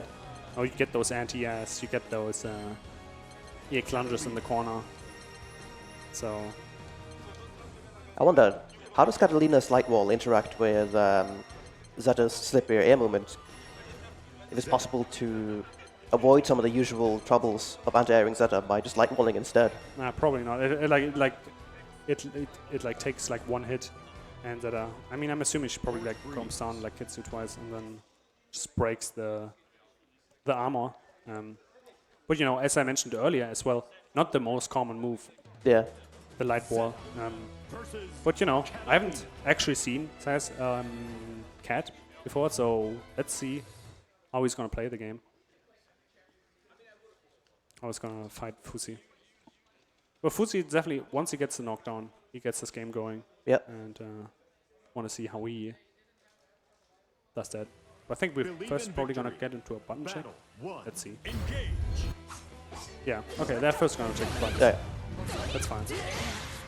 I said this earlier, but you know, you were at an offline event, maybe for the first time even. You want to check your buttons. You don't want to like mess up on stream Oh, you don't have your throw button. Alright, looks like they're ready to go. Neat. Yep, good idea.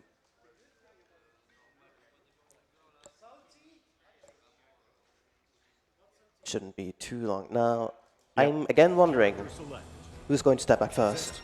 I would be shocked if it isn't Fusilero that tries to engage first. Yeah, I mean, it's Catalina, right? She's gonna like want the pace to be like slow at first, like figure out what is your opponent doing, and see if he can, you know, figure out exactly how Fusi likes to interact with him.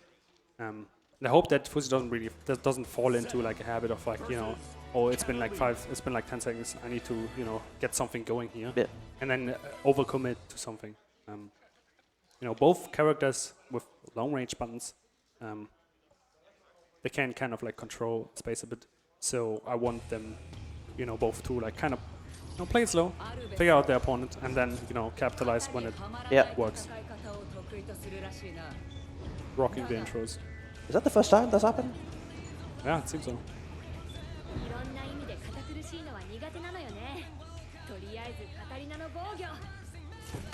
Here just to break some stuff. Yeah. I can't argue with that. Battle 1. Engage. Ooh, yeah. Fusi starting up active and then take the longer. Ooh, good armor. It's the Rhapsody wrong. They should start the Poco. Oh, no. I think messed up his jump there. Yeah.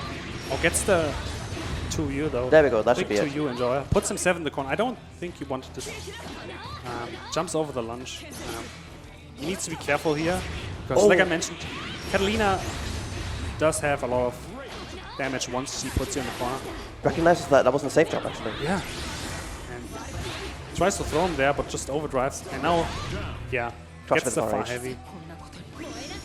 Far heavy definitely one of her better buttons. Yeah. Even there, you know, even the jump.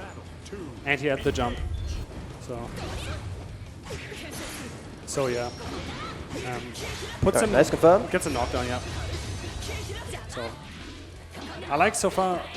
Saya is definitely like, oh, this was safe.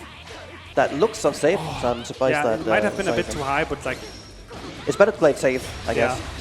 You don't really want to like whiff a DP or like get on block and then you stand there. So Bogioko just activates OD. That's the now plus frames, but he just jumps out. Doesn't get the anti. That should be death. That's a lot of damage. Oh, no, scale the combo too much, unfortunate. Yeah. Even though he was in overdrive. Yeah. That's a bit of a, you know, Fusi classic. He's gonna like end it with 2U. Yeah. Probably his move. He loves that. But yeah, a good button. Takes the first round. Despite looking relatively even, I feel like Saya's doing better in neutral, right? Getting the hits here and there, but then, you know, once Fusi gets, you know, one knockdown, gets the Oki going, it's scary. Fusi is also getting more damage, I think. Yeah. Which it's is another reversal with the 2U there.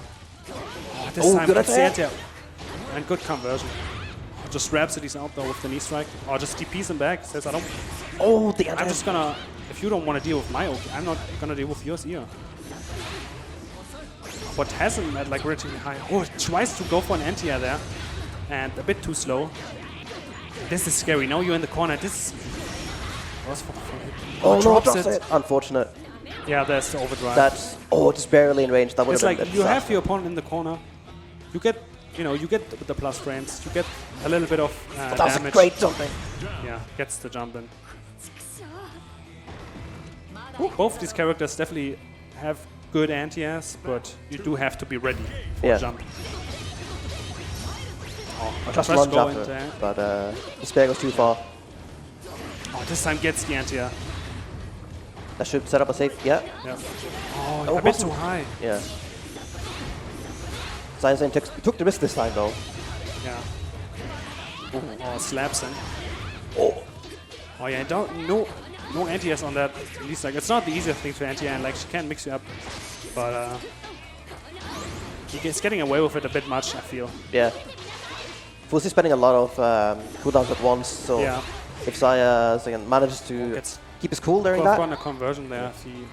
there isn't a lot that Fusilero can do afterwards. Oh, spot dodges after. Just gets hit. pushes him out again. Just jump over again, but no laser. Gets his turn though. Oh! Gets the hit. Didn't get the ball bounce. Yeah, but this should do it. Nice. Yeah, and now it's 1-1.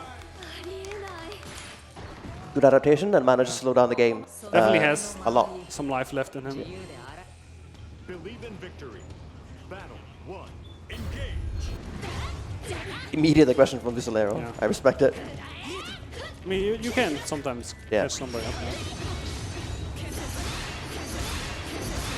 The fireball was. Not even getting meter.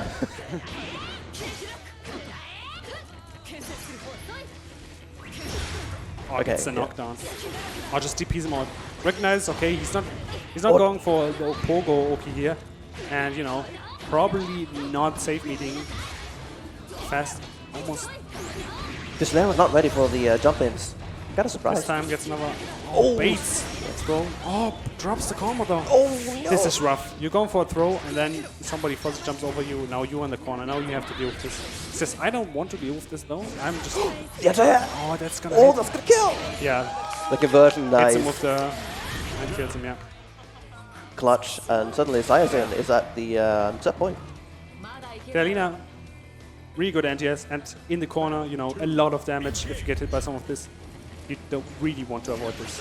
Okay, Visolero was ready this Getting time. his own NG, but wrong combo. That should be able to set up a safe. Yeah, Okay. oh no, a bit too slow. He must be beating himself a bit because, you know, he definitely has the pogos, but like it's just not working out currently. Oh, gets another anti-air. Yeah. A bit early again, but no DP. Oh, this jump again. And now he puts Fuzi in the corner. Keeps the super, I agree. Yeah. The combo was too scaled. Oh, Puts walks himself out in of the corner again. again. Really nice. It is very scary. Just goes for the overdrive. Understandable. It's been working out. Oh, this Didn't is scary. What is my system? Yeah, nice. yeah. Too close to the wall. You're just too close. Too close, and you're gonna get catched. Going out. He might have even been better if you just went into him and like gambled a little bit because, you know, it would have gone punished anyway. Yeah. That was really good awareness from Siazen though, to recognize that the spear wouldn't go far enough to be safe, so usually he just lunged afterwards. She just, you know, goes and then she's not gonna be able to get punished, but you know, if they're so close to the corner, right, that it just goes after him and then, you know, takes the set. Yeah. So good showing. Yeah. But yeah. Sounds like we're gonna go into a bit of a break soon. Yeah. So yeah. And we'll have a commentator as well, I believe. Exactly, yeah. I mean, after all, we need to play, right? Yeah. So it's been Saki. Yeah. And Ordanen.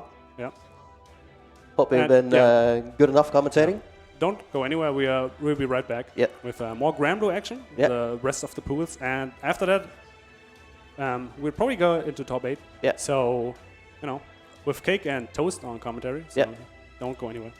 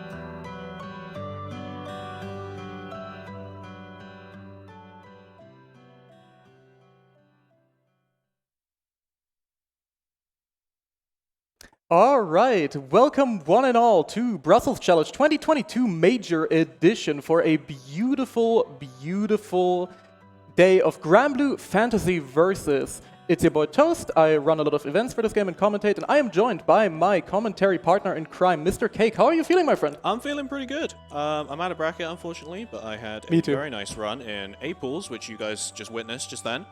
There has been some really good Granblue today, and I'm sure it's only going to continue.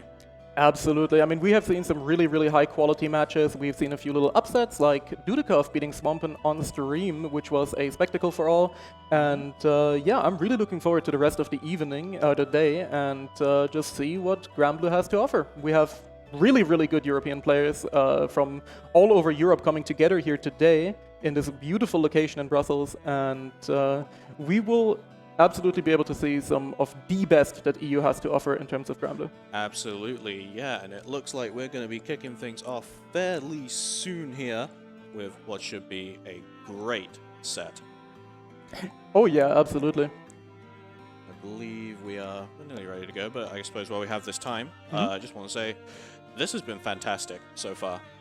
Granblue has not seen a stage like this in Europe before, really. Yeah, absolutely. It's been excellent. Yeah, we are on a beautiful main stage here in Brussels, of course, the glorious triumphant return of Brussels Challenge, organized by none other than Younes himself, who has been running this beautiful event for a while, and yeah, he's really put us all into it, and it really, really shows. We have such a wonderful main stage here with, you know, this professional, wonderful setup that you guys can see right now, and yeah, it's just been a beautiful experience so far. It has been absolutely fantastic. So yeah, you've been watching Pool A. What would you say is your favorite game from Pool A so far? My favorite game from Pool A. I mean, you got to give it up to Dudeakoff for his wonderful performance, but I've also really been enjoying the games that Sonic-san has been playing. Of course, Sonic-san is a fellow Belial enjoyer, has been representing the character. Yep. Of course, my favorite character in this game. And I think he's been doing a wonderful job. One of the strongest players that we have here, and I believe that he is definitely poised to take this tournament. Of course, he does have steep competition, one of which is on your screen right now, Mr. Nevlr, who is going to be representing Jida and Vera, definitely one of the most, you know, footsie-focused, fundamentally solid players that we have here in Europe, and it's always a joy to see him play. He's so methodical.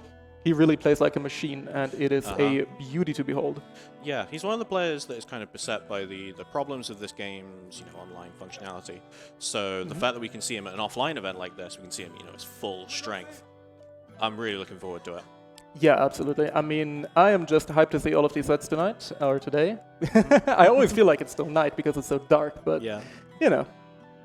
With the evening commentary partners, it's only nighttime. Definitely. I mean, we have been doing commentary together for quite a long while, and we usually do it in the evening, so we're probably going to say evening quite a bit. Yeah, we might well do.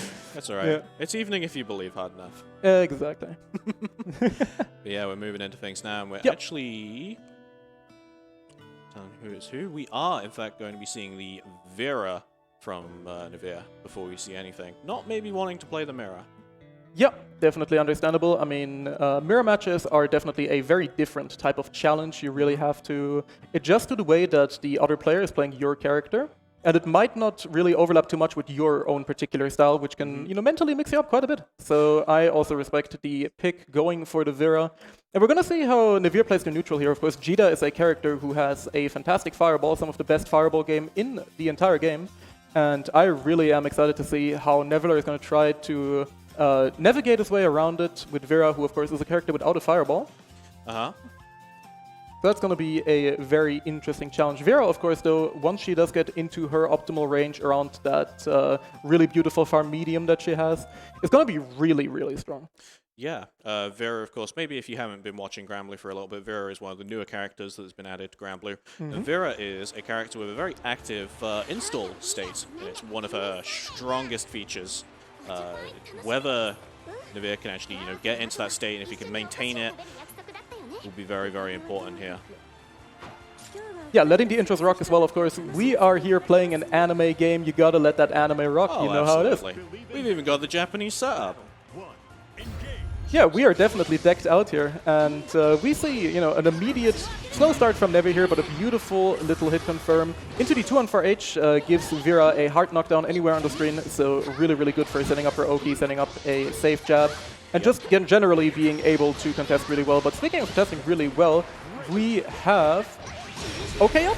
Do I pronounce that correctly? I hope so. Immediately finding a really good counter poke with Jida's 2M, which is also a really, really strong button. And Nevlr actually going for a few install shenanigans. So as we talked about before, this character does have an install. You see the Shining Armor on her, which she gets for either spending meter or landing a command grab that she has. And you do see that she gets access to increased air movement. Usually this game doesn't have any form of air dashes, maybe if you're not that familiar with Granblue Fantasy Versus, which you should be, it's a wonderful game. Vera is one of the only characters who has advanced air movements when she's in install. Yeah, we don't often see it used too much. One of the big things about Vera's install is she just has access to all of these excellent tools she's able to convert off, especially like that counter hit 2-on-4M. Being hit by that is not something you want to happen in the slightest. Oh yeah, absolutely. I mean, Vera gets access to some really, really excellent tools. She gets one of the best DPs in the game when she's on install. She gets really, really good hit confirms, good access to plus frames, and just overall anything you'd want to have in a Shoto-like character. One thing that you can also see about Vera right here is Nevlr setting up the Luminara summon, which is this little green thing that you see on your screen, which essentially locks the opponent down a bit. You can set it up off of a hard knockdown and, you know, start running your Oki pressure. Another really cool, unique thing about the character. Very barely misses the extension there from Rush. Yeah, Rush, also a system mechanic that has been very recently added to the game, which allows you to spend 50% of your meter to essentially rush at your enemy, that's the name, or back from them, which leaves you plus on block, and can also be used in combos to get extensions that you usually wouldn't be able to get. Yeah, it's nice seeing all of these players already, you know, adjusting to these new options, and we've seen Nevlr use them, you know, frequently in online tournaments. Oh yeah. Even one of the stars of the show, just, you know, the new patch coming in. Great jump in there to seal that first game for him. Yeah, absolutely. And Nevlr is definitely a lab monster. He is someone who puts in so much effort. He grinds this game, you know, with such diligence that, you know, he's really trying to perfect his game plan. And it really shows. I mean, he always has these situations down in an almost surgical fashion. It's always wonderful. Yeah, you do love to see it. Now, I feel like we've talked about Vera for a whole game now. What are your thoughts on Jita? Yeah, Jita is also a very, very strong character. Currently, the balance of this game is in a wonderful spot, I'd say, where most of the characters are really, really strong and viable, most can see, and do see a lot of tournament play. But Jita is definitely, you know, one of the universal constants. In any tournament, especially in the higher parts of the bracket, you will see a lot of Jita. This character has everything you'd want in a Shoto. She has a wonderful fireball. She has a really strong hit confirm Rekka. Exactly, her buttons like are fantastic. Her buttons are absolutely fantastic, and she just has also really solid damage on top of it. Nothing really missing from this character. Yeah, definitely. Saw a nice clash interaction there, which Nevlr was able to win out in. Managed to get the install state working for himself. Okayup spends 50% meter, not really cheap too much, but a little bit of plus frames from the rush.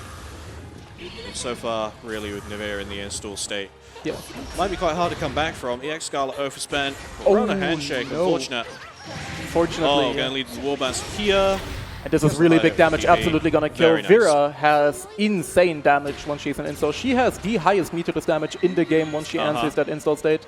And yeah, just absolutely smothering as soon as you get hit by her in install. It is looking dire for you. Oh, spot dodge does go punished. Wall bounce, but unfortunate drop there from Nevlr, but still got that corner pressure going on. Yeah, rare drop. Vera does have the little intricacy that her corner combos are very, very spacing dependent.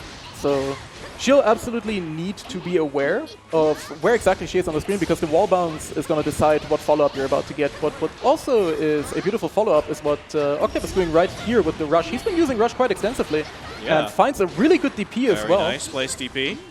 Just got to get one hit confirmed. Jita's H-Rekka, you know, a move with a bit of notoriety at this point. Because not only does it have so much stage carry, but the last hit recently got buffed to wall bounce. For no reason. Yeah.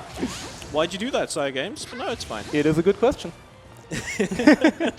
But yeah, Jita definitely, as you just mentioned, has wonderful corner carry now and is able to, you know, pretty much carry you from mid-screen all the way to the corner with one Rekka confirm. And speaking of confirms, there's Nevlr hitting a really good little counter confirm, setting up the install as well. And this is going to be a very tough situation for Octave to get out of.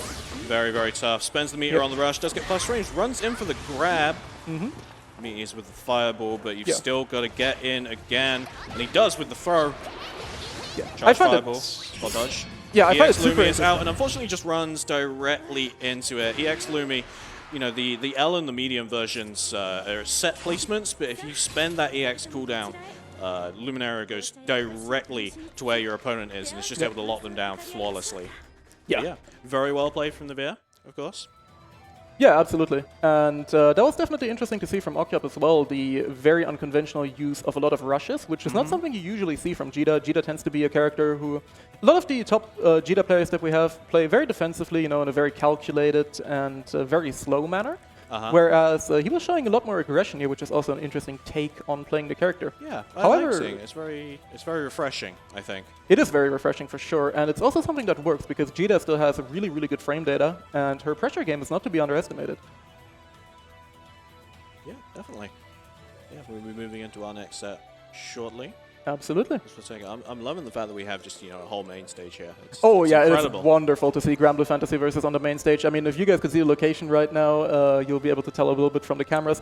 It is, you know, like a wonderful little atrium here. Oh, it's fantastic. Yeah. I love it. We got really good, like, little cinema seats and everything, like, you know, spared no expense.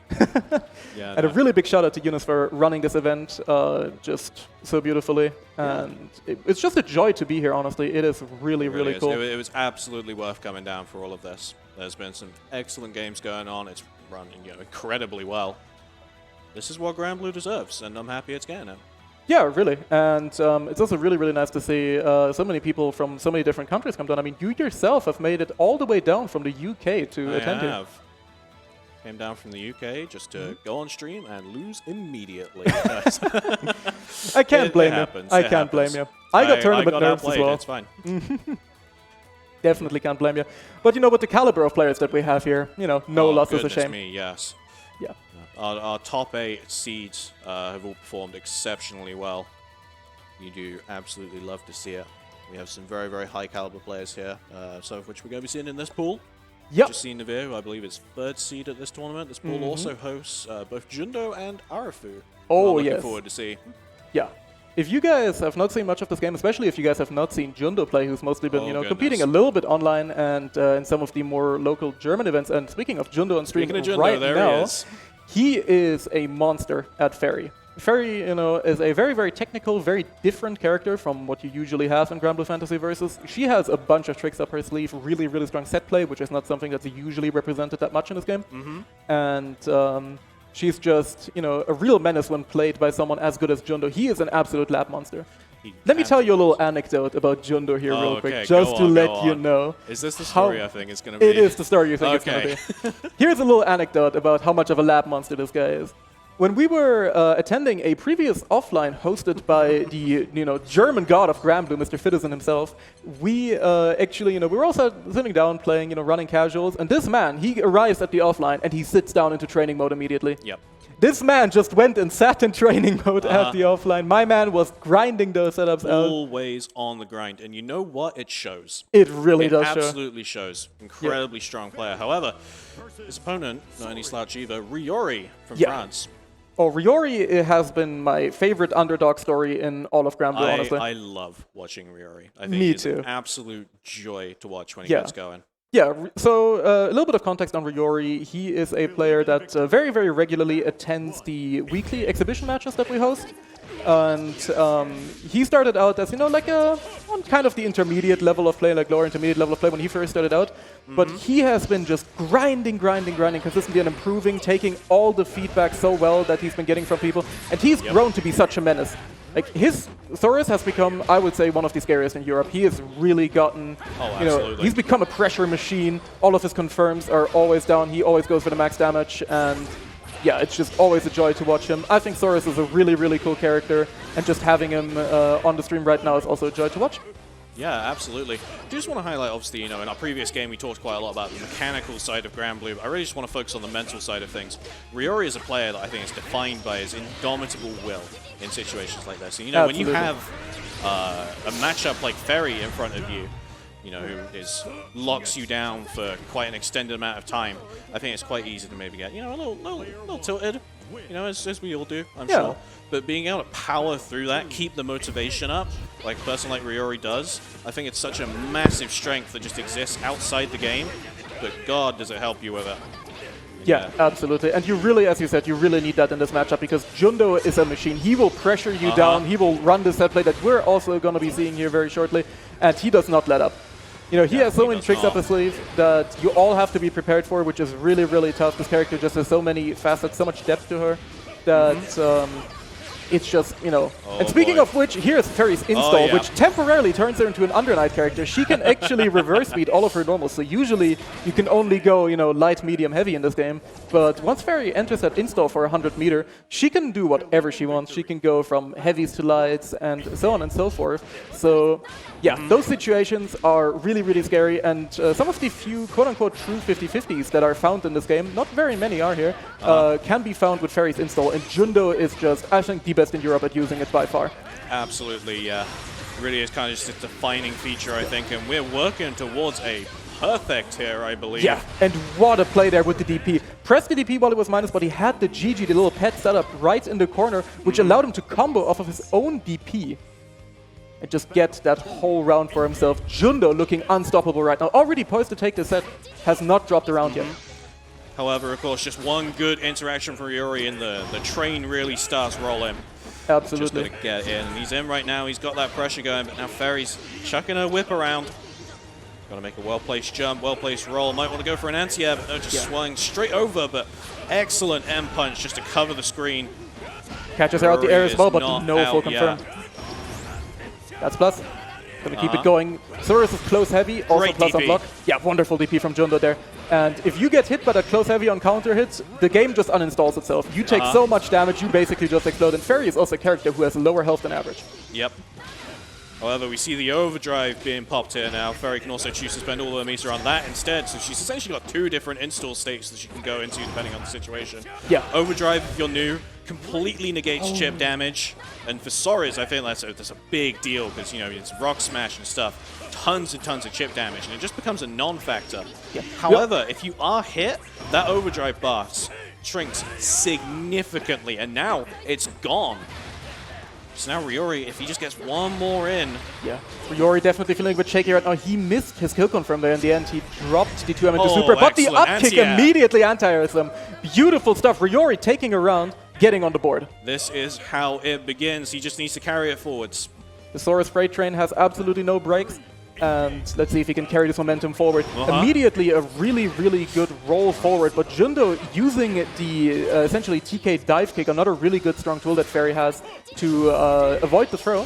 This is a really good option. Oh, this is going to hurt. Yep, going to get the combo with GG there. Wall bounce on the way up.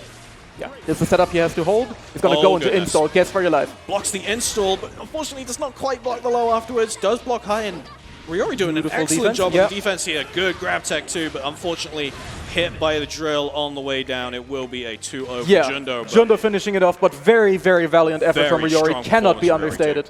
Yeah, especially the defense at the end. Against that install, you have to guess and you have to try and react so much. It is extremely difficult. And yeah, not many people can defend against that properly. Yeah, I mean, I'm going to be honest, like, he blocked 2 interactions there in install. As far as I'm concerned, he's better than 95% of the players in Europe. Yeah, that's how that goes. I mean, you know, whenever I have to play against Jundo, whenever he puts me in the install mix, I just kind of, you know, close my eyes and just pray and just pray for the best. That's how it be. It really is how it be. But yeah, that was a really, really good match to start us out, and it's only gonna get even more hype from now on as we advance in these pools. And man, for, you know, our early pool matches here in Pool B, it is already looking hype. Yeah. Should be really good if it's anywhere near as good as what we've seen so far. And I believe we're getting Mr. Crowley on stream. Yo, Mr. Crowley? Okay, Mr. Crowley. Mr. Crowley. Now, that is a notorious figure, I'd say, in the European Granblue Fantasy versus community. If you play this game in Europe, you may have been, you know, if you're a beginner in particular, you may have been gate-kept by Mr. Crowley every so often. Because this man is the lord of gimmicks, and I mean that in the most loving way possible. I really mean that in the most positive and loving way possible. My man He's got it all. Recently switched from playing Yule to playing Luwane. Luwane, of course, one of the trickier, weirder characters in this game. And, he's really been making the best out of it. He's really been able to show a bunch of crazy stuff with the character. Luwane is, of course, a character that is very underrepresented in Europe. Not many players, especially at the high level, represent him. So it is actually quite difficult to get good matchup experience against the character. And you really have to know his setups. So yeah, the question here really just becomes, does his opponent know how to deal with Luwane gimmicks? Do you know how to deal with Yiggy? Toasty, you know how to deal with Yiggy.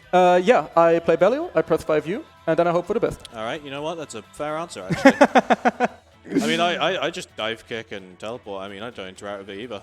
Yeah. I mean, Beelzebub doesn't interact with anyone ever, so... All right, yeah, you know what? I think that's fair enough. We're going to move on. Moving on. But yeah, we just have our players getting ready here, and... I'm just really looking forward to this one in particular, just because, this is Crowley's first time on the big stage as well, if I'm not mistaken. It is indeed. Yeah, it's always good to, cheer for our boy. He's also, no matter what has happened, he's always been showing up to a lot of the events as well. No matter, he doesn't care if he wins or loses. My man's here for a good time. Yeah, offline or online. Shoutouts to every single person who is here right now, both either watching the stream or, just here in person, for coming out and supporting Granblue and playing. Granblue's cool. We love Granblue, don't we? Yeah, we really do love Granblue for sure. And his opponent, we have a real haymaker as well. We have Mr. Arefu. MF Arefu, as he also goes by. Yeah, this man is also, a bit of a legend, a really, really strong Judo player. France, of course, in this game is insanely strong. We have so many really, really good French players. And Arefu, definitely one of them. Also plays a rock-solid Jita, man got really, really strong fundamentals.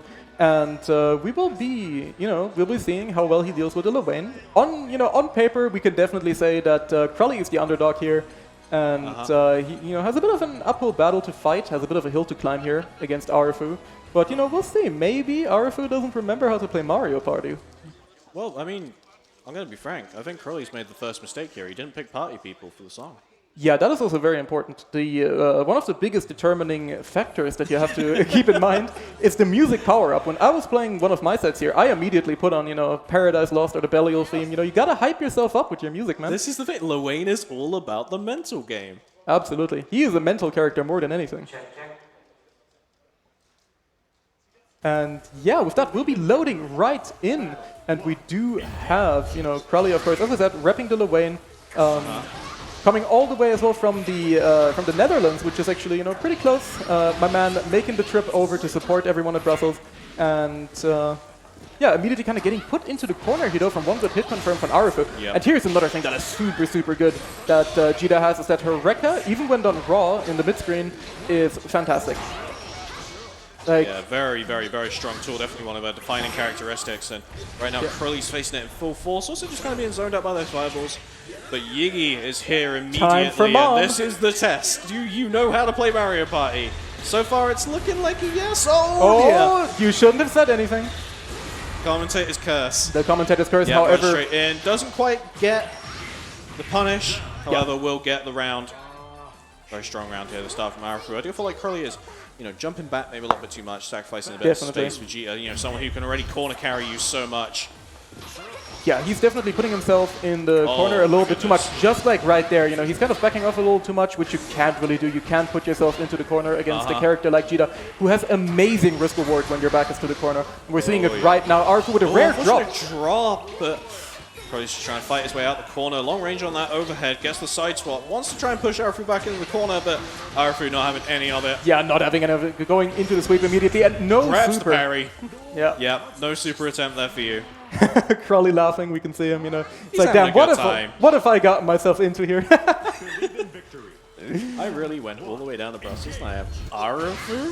Arefu is my first game, but I think my man is taking it in strides, and now he's taking this corner pressure, but is trying to jump his way out immediately. We've seen the story play out quite a few times with Crowley putting himself into the corner, but does find his first proper hit here. Gets the catabot set up, kind of misses the cross up there that he was probably trying to attempt, and to get a sweep. A good jump in as well, but again, now you're stuck in the corner against Jita, and no, you did not want to contest that fireball. Yeah, going into overdrive is here now, and oh dear, that's going to be lots of damage. Fortunately, doesn't try to go for anything on the record, which does give Curly the chance to get Mum back out again. Yeah, but as we saw the last time, Arefu definitely seems ready. You know, he's playing it very, very risk-averse, which I can really respect. You know, he's not taking any risks. He's not really trying to spot dodge everything. You know, he's in overdrive as well, which means you can't no longer take chip damage, which is really, really important. This is a very good point. Yugi, you know, even if you're blocking her stuff, does tons and tons of chip damage. So the moment that overdrive is popped, you don't have to worry about it at all. Just focus on, you know, your evasive actions instead. You can block a couple of things if you need to. Yeah, and there is only one thing you really have to look out for if you're in overdrive against Yggdrasil. And that is the, you know, little fiery carpet on the floor, which has to be spot dodged. But since if that's the only thing you have to look out for, you are good. And oh dear, this is absolutely going to kill if Arefu doesn't drop it. And a perfect from Arefu, finishing it off 2-0. But valiant effort from Mr. Crowley. Give it up for him. Give it up for Curly, guys. Yeah. Good guy. He's a really good guy. We will appreciate a little bit of Luane gaming here. For sure. Except if you're a Riot. Riot, if you're watching right now, shout out to you, my man. #1 Luane hater in Europe. If Riot was in the audience right now, you'd be able to hear him more than us. Yeah. Yeah, my man would not be happy about Luane being here. However, we are happy about everyone being here, including Mr. Crowley. I'm certainly happy to be here. We keep saying it. Yeah, we keep saying it, but it really is true. It's such a beautiful experience. It's been excellent so far, and it will only continue to get better as we make our way through the second and final pool. And, you know, we don't just have Granblue here today as well. We have a bunch of games being hosted, you know, including King of Fighters and, you know, Smash Bros, DNF Duel tomorrow, Guilty Gear Strive. All the big FGC names are represented here. So no matter what, you'll have something to watch. So make sure you stay tuned for Brussels Challenge and check out the entire weekend worth of events. It's just a really good time. All of them have a wonderful production crew working with us as well. And, you know, they're all... Yeah, and of course, you know, shout out to all of our sponsors as well, including even officially supported by SNK, the developers of King of Fighters. Yeah, you absolutely love to see it. I have not personally tried the new Dudeakoff myself, however, I'm looking to this weekend. I know that you're a big fan of it. Oh yeah, I absolutely am. But yeah, not just that, we have, as you can see on this wonderful wall behind us, we have a bunch of great sponsors, you know, including BE Brussels, Bandai Namco, and so many others, you know, really making sure that this event can go. So big thanks to them. And yeah, we're just really happy that this event is getting to, you know, proceed as it is. Yeah, no, it's been fantastic so far, and it would not be possible, you know, without the support of these companies helping out the FGC. Yep. So big shout out to everyone there. And of course, big shout out to the FGC itself. You know, you have all of these people making it possible. We have like 450 entrants to this entire event, which is insane to think about. Absolutely. So many people showing up, supporting fighting games. Yeah. And supporting Granblue.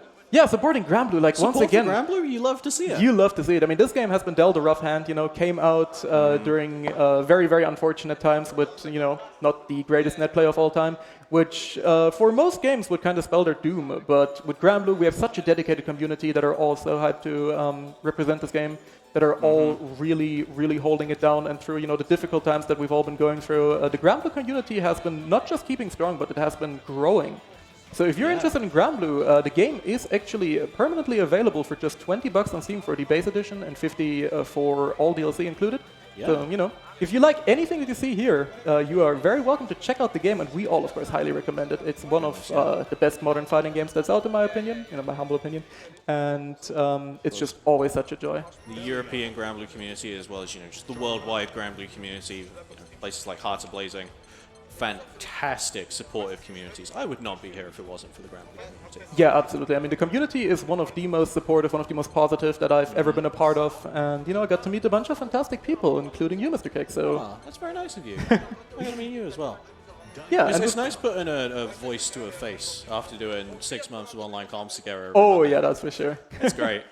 But yeah, speaking of communities, we have two of our, you know, maybe most expressive personalities in the community on stage right now. We have Socky and Sanguine. Yeah, of course. I can see him smiling. Yeah. My man knows what he's going to do, and he's going to do it to personally annoy me. Go on, Sanguine, I believe in you. I believe in you, friend.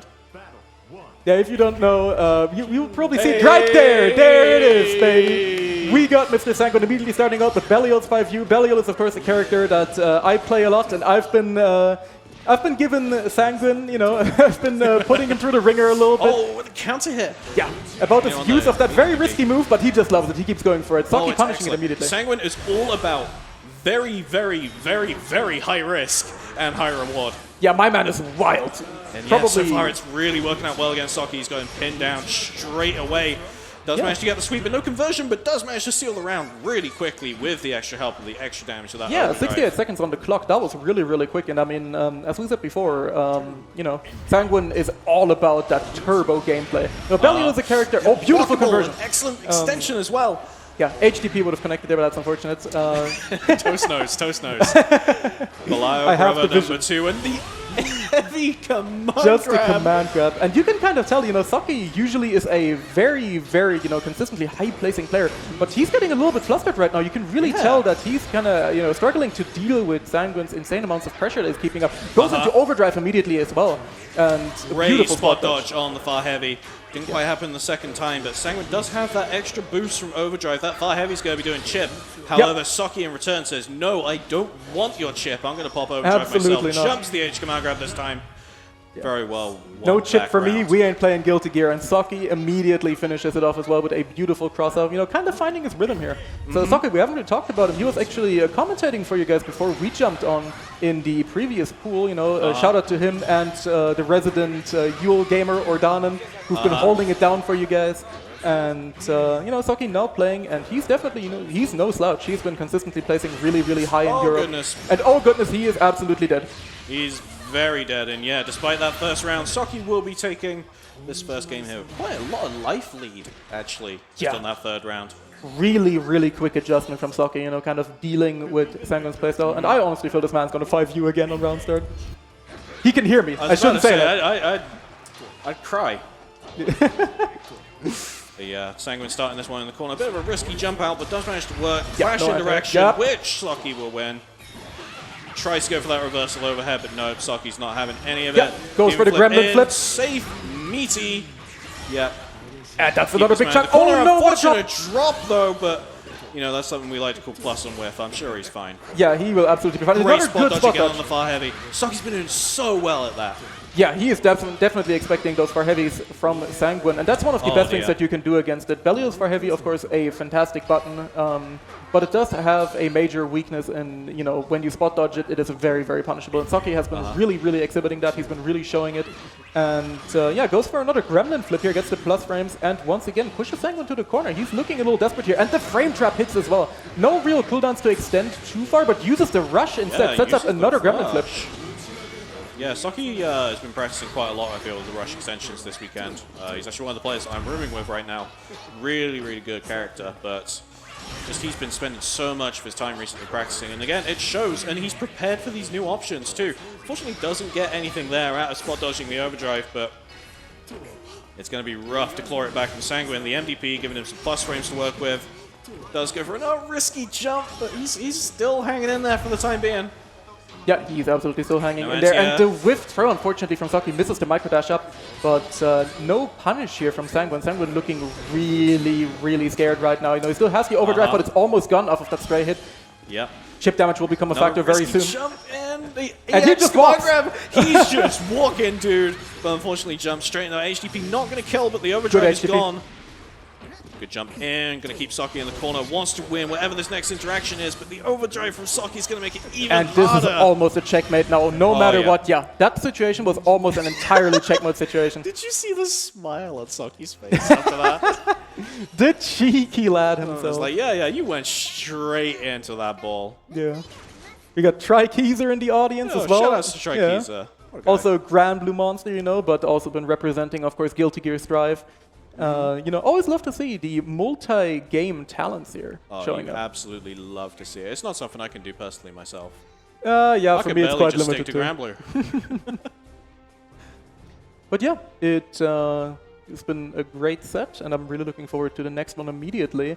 And as we're moving on here, but what's been your favorite set so far, Cake? You know, between the ones that have been streamed, between the ones that we've commentated, what's been your favorite? That's an interesting question. I really enjoyed watching Wreck-It Mundo versus BU earlier. Ooh, yeah. Mundo is a real character. He's a real character. He So really I'm is sure a anyone real who character. watched his set earlier can probably tell from his face cam interactions. But Yep. I saw earlier. In that last game with that set, I saw that 2H anti-air counter hit, and I was like, all right, yep, Yeah. this set is over. Yep. I'm happy to see the PhD anti-air come out from someone, live in person. Of course, yeah. And, I immediately knew he was a good guy when I picked Paradise Lost as the BGM, and we both started vibing You to two it had when a we were set, playing. didn't you? Yeah. Yeah, we had a set, and we both just started, dancing out a little bit, vibing out a little bit to some of the bangers in this game. This game has a great soundtrack, by the way. This game does, in fact, have an amazing soundtrack, and I mean, it's Yeah. a real crime that a lot of the RPG mode tracks unfortunately aren't available. Oh yeah, Goodness absolutely. me, Granblue music. Psy games, make the Colossus theme available. I want to have Step on Fire pickable in this game. Blast it. Blast Great. it. I mean, maybe the Raga players will become too powerful if they make it available publicly, actually, but that's a fair point, I think. yeah. I didn't consider that. Yeah, I think Gatekeeper Zwei would be completely unstoppable. He would be. He'd be the best player in the world. Yeah. That's why. What a guy. And speaking of best players, we have Nevlr returning once more to the stage for his next match. And who is he facing off against? I cannot see currently. Yeah, Let's just running a button check right now. Yeah, they're just running a button check, but we will be. For a lot of us, obviously we play this game mostly online. Not many offline events have happened for Granblue, with certain circumstances over the past couple of years. But now these events are here, we're starting to really put names to faces. And another thing that I'm personally really, really looking forward to is when we have Granblue at EVO as a main game, baby. Goodness Granblue at EVO. I didn't think I'd see today, but the community has kept this game going, so well, has kept it supported so well, that Granblue will be a main game at EVO, which is also in like a week or two, right? Very, very soon. Yeah, it's very, very soon. However, everyone who, might be up early watching from the US, first of all, hello, thank you for tuning in. Thank you But very also, you've got Dragoi and Fitterzen coming your way at EVO, You better be prepared. as well as, a few other beautiful people here as well. One of which is actually in our top 8 today. Ooh. Svampen, who we saw Svampen. on stream earlier, and is also the guy that knocked me out. Which is no shame. Svampen is, of course, a very, very Svampen. notorious player, in Europe. Excellent player. And not just in Europe. I mean, he was known in the Guilty Gear XR times as Sweden no Yusha in Japan. Went all the way over to play at Mikado with all the greats like Omito, and made a name for himself internationally. So I'm gonna be really looking forward. Of the scene. I love him whenever he's playing. Yeah, absolutely. So losing to him, not exactly a shame. Oh, of course not. And I had fun in the set as well. Can't get much better than that. And that's what it's all about, you got to just pull up, have fun, enjoy the vibes of course, finally getting that offline competition, which we've all been fiending for, man. Love it. But yeah, we see Nevlr, and I believe Sayazian is here, repping Catalina. Not a character we see too often here in Europe, but actually the cats have come out in full force. Yeah, between him and Cam, who has been making a fantastic run in the other pool. We've had a really, really good Catalina representation, which, as you said, is a character that hasn't really seen too much play, especially since Season 2. A lot of the stuff that was really, really, oppressive about her kind of got taken away. Shout out to the release close medium, putting Matera on infinites, basically. +2 close medium. Oh, goodness me. The good times. But yeah, it's kind of funny because, this matchup again, Nevlr picking the Vera, we're going to see a lot of that very footsies-based gameplay again. Because it's kind of most of what Catalina does. It's something she's really, really strong at. Yeah, and I guess we could call this a lore matchup as well. We can call this a lore matchup. I wonder if they go let the intros rock. Oh, I hope so. If they do, because we have a very special intro. Colo again? Oh. Guys, we've been seeing this stage for 2 years of online. You guys have, you have Port Breeze. You can go there. Port Breeze is very nice. I like really watching is the nice. sky. The clouds are pretty. No, we can look at. If you're an edgelord appreciator like I am, you can also go to the Abyss stage. Unfortunately, this game, when you play it online, when you compete online, does have the classic Arxis thing of having a few net play stages that the game is kind of limited to ensure optimal performance when you're playing online. And this is the one, the Colosseum is the one that is used as the default for online. So, we're all a little bit sick of it. Yeah, we all know each nook and cranny of Colosseum by this point. And definitely. So far, just getting into this set, it looks like Nevlr's already got every nook and cranny of Saezian's, defensive game plan and, stuffs that jump out as well. Very strong showing here, just begin. Nevlr does manage to poke straight out though, very nice. Putting on that pressure game that Vera is just so strong at. It still hasn't gone into install, doesn't have the 100 meter yet, but right now it's on the table. Yep. So I wouldn't be surprised if Nevlr just kind of goes for it, but instead doesn't even need it. Doesn't even need it. My man is playing without it. He doesn't care. You can see the steel in his face right now. He is fully focused. He is in there. He is focused. Battle 2. Yeah, going into round 2 here, I think this is definitely a matchup where, Catalina can play the mid-range also really well. Both of these characters have really strong mid-range buttons. Those 2 Ms that we're seeing right here from both of these players, those 5 Ms as well. But Catalina does have a fireball, which Vera does not. So I definitely want to see if there's any adjustment to be made from Saezian here is, just kind of going for that fireball game a little bit, trying to keep Nevlr out. Because that's something that is kind of unique to Catalina, but Nevlr immediately goes for the punish, does not miss those. And takes the first game. A little bit risky there, I suppose, with the thrust. Again, one of Catalina's kind of biggest strengths. Big burst option forwards, very high reward out of it, especially on counter here if you're using that medium model, even just the EX in the corner. But also very negative on block when not spaced properly. Yeah, also get the unique outro versus Catalina. These characters definitely have quite the backstory in the lore. The gacha lords will know. I'm sure we got some Yandere enjoyers in chat. And with that, we can already see a little bit of an adjustment from Saezian here, going for more fireballs, but does get pushed into the corner. And oh no, that was another very risky thrust. Just not quite the correct spacing and great extension. And look at the meter gain. Look at the meter gain from Vera, already sitting at a full 100 bar. This is one thing that is super good about this character, is that her regular, when she's not an install, she has the best meter gain in the game. Do you know how much meter Vera gets off of her DP or off HDP? Of one DP, it's like 30% or something? It's 33, isn't it? 33%. 33% off a DP. But yeah, obviously her primary use for that meter is to get into an install state. However, Nevlr not actually touching that install too much here, but that meter's building back up again. And look at all those latex, and oh no, he hard jump read. Yeah. However, lockdown. Chip point is here now. Yeah, and just blocks the DP. Very well played.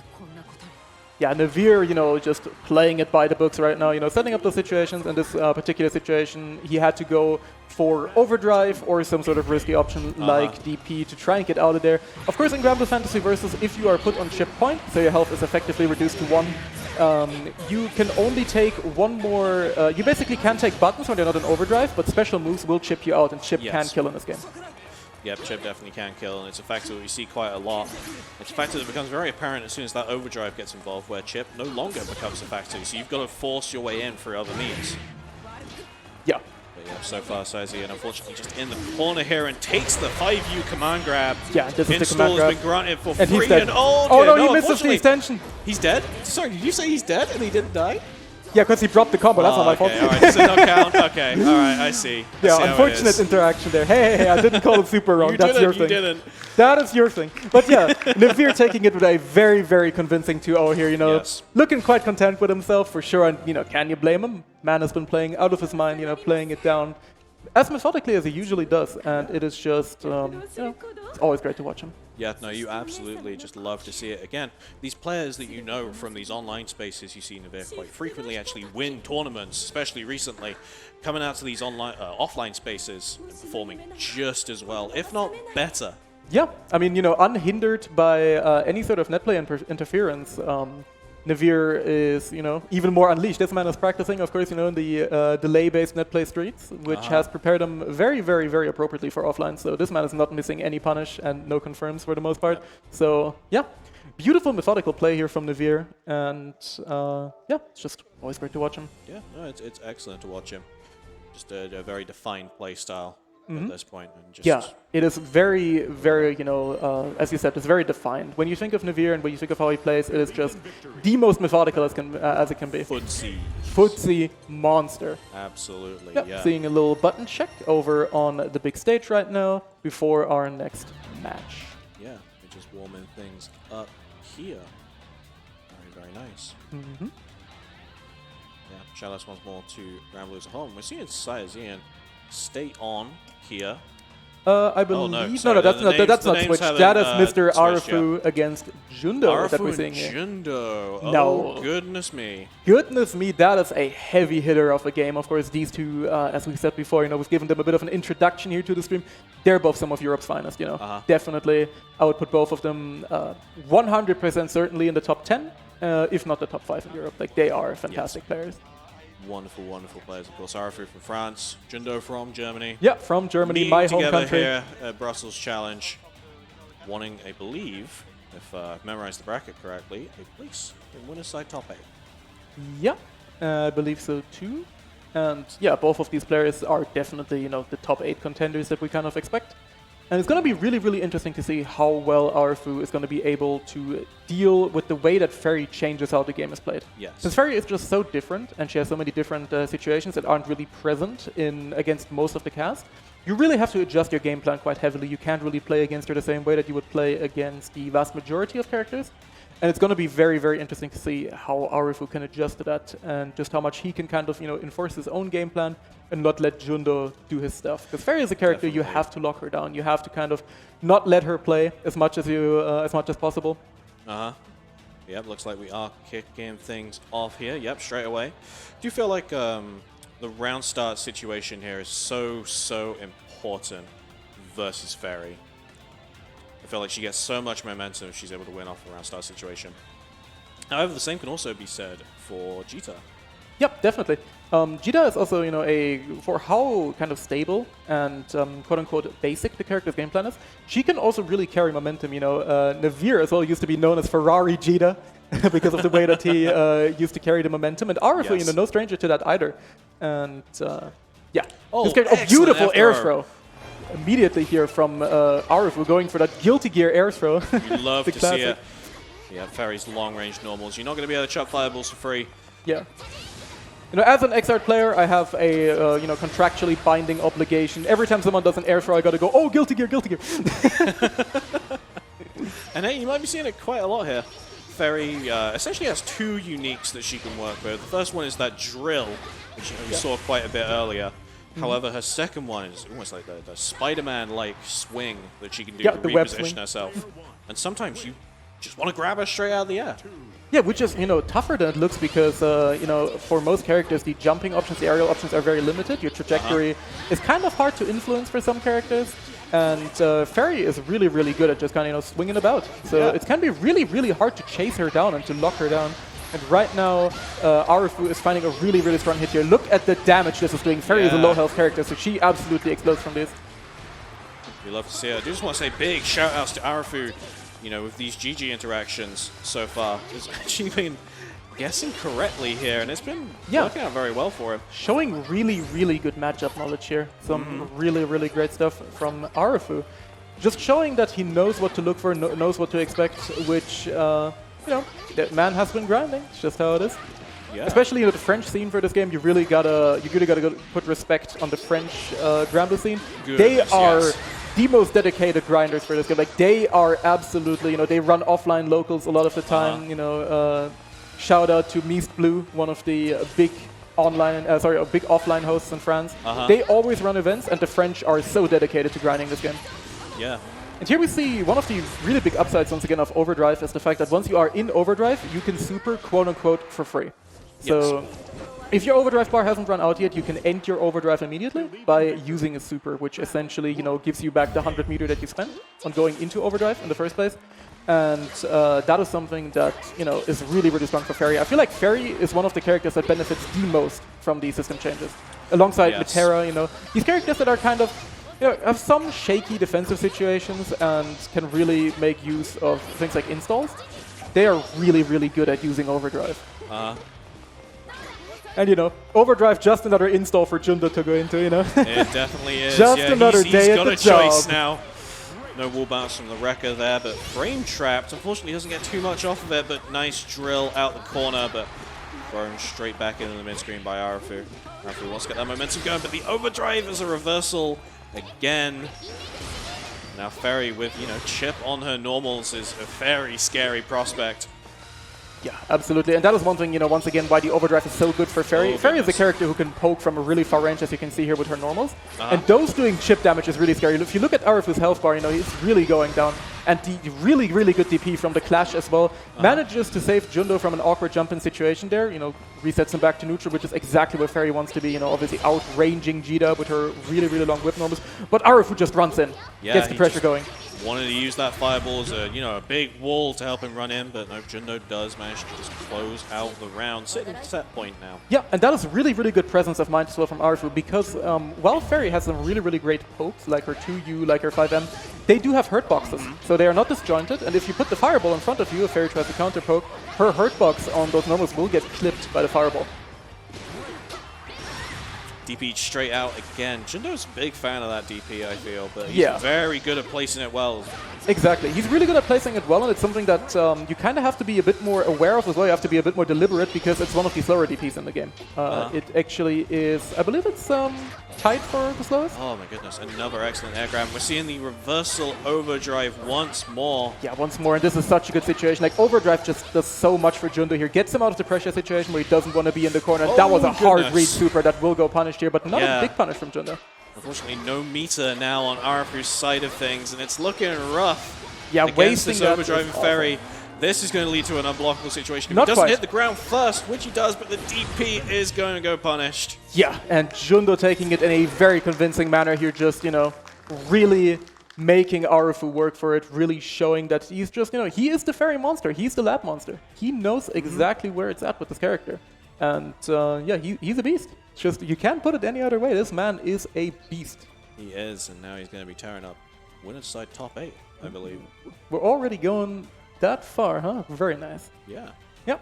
And yeah, you guys can absolutely look forward to top 8, because if you missed the first part with the A pools, you might have not seen some of our best players here as well, such as Svampen and Sonic-san. Dudeakoff is also in winner's side top 8. You love to see it. And you're going to be getting to see these players very, very soon as well in top 8, which is going to be super hype. Yeah. Look forward to it. Make sure you stick around, of course. Yeah, of course, make sure you stick around, and make sure, as I said once again, support Brussels Challenge. Support this event. It's a great event. We can't chill it enough, like, really. It is just a great event. We're just having an excellent time. We're having an excellent time. The crew is putting in so much effort here. Very wonderful people. And we just have, a wonderful venue with so many setups, so many games being run. So no matter what you're into, no matter what fighting games you love, you can always find something here. Check out all the different streams. Of course, stay here while we're still commentating. And yeah, the venue is called, by the way, is Proximus Lounge, which I believe is also a like a service provider here, a net service provider, and they are running this wonderful event here. Providing the venue. So shout out to Proximus as well. Beautiful, sponsoring wonderful venue. Very happy to be here. And of course, we keep saying it. It's because we're having a good time. As simple as that. Yeah, we are kind of, I know we kind of are repeating ourselves with that, but it's just, it can't be overstated. We're both at, is this your first major as well, offline? This, I went to Revolution, XX back in November. But this is my first ever out-of-country tournament, and I probably could have chosen the better one, to be honest. It's been fantastic. Definitely. And here we have Mr. Saki, of course, another German representative who we've already seen in the stream here, repping that Charlotta, who will be playing against Nevlr. And now this is going to be, I feel like this is going to be difficult for Saki. Yeah, this is going to be a nail-biter, that's for sure.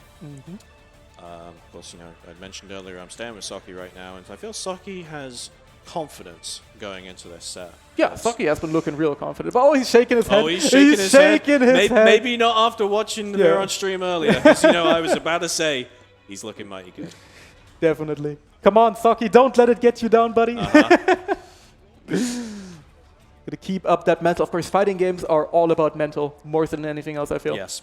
Keeping your mental in a good place, keeping yourself determined and focused is the most important thing to competing. Yeah.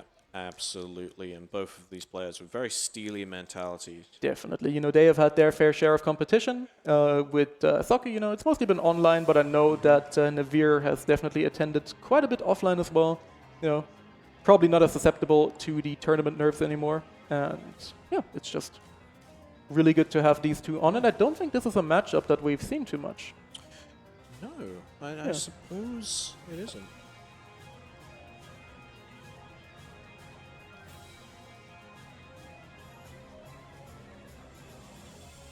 Yeah, and we are pretty much getting ready here. The players are just kind of getting sound sorted out and everything. And it looks like they are gonna be ready to go very soon. Yeah, and what I believe is our last match of B-Pools. Yeah, we're already gonna be done with B-Pools. You know, time flies when you're having fun, for sure. Oh, goodness me, yeah, but it does mean that this is a winner's side top 8 qualifier. Yeah. One of these two will be sitting in that winner's side top 8 after this. You know, they win, of course, but the loser, of course, will go down into that loser's bracket. Will they still have that shot of getting into loser's side top 8? But this pool is stacked. Honestly, even more than that A pool. So losers is full of sharks right now. Oh yeah, definitely. I mean, if you look at the losers bracket right now, you wouldn't be able to tell it was a losers bracket. Oh no. This is looking hotter than many winners, that is for sure. We have so many killers here. And yeah, we're just getting some stuff sorted out on the main stage right now, you know, getting our players up to speed. And we are going into character select here. Of course, I'm expecting the, you know, the patented Charlotta here from might be getting the Mr. Gisa for the first time on stream. Are we? Oh, is it going to be considering it? Oh, the hype is building. And he's gonna. He's laughing. Do it. Oh, and he's going for Vera. Okay. Thank you, You know, Nevlr building some hype for the stream. It's his choice. Is he going to pick Colo? Don't do it. Don't you do it, Nevlr. Don't do it. No, don't pick Colosseum. Don't you dare. You just go anywhere else, please. This is the most tense thing here at the moment. Yeah, I'm scared for my life. Oh no, he's picking the music. Don't you do it. Trying to currently guess the Japanese is, of course, a Japanese setup. This game was actually out in a lot of the Asian regions a bit earlier than it was in Europe and just overall, you know, overseas. Yep. So there are quite a few setups still, you know, that have the Japanese version of the game, which did, you know, release a little bit earlier. Which, you know, with Japanese developers and Japanese publishers, you tend to have that a few times. You know, some fighting games, especially, you know, with the arcade culture being as strong as it is, you do have early arcade releases a lot of the time.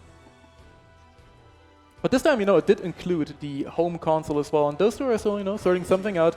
And this madman picked Colosseum. Boo! He waited on that for ages, and he still went with it. But you know what? Maybe that's what you're most comfortable with after so much of online. To be fair, it can actually be.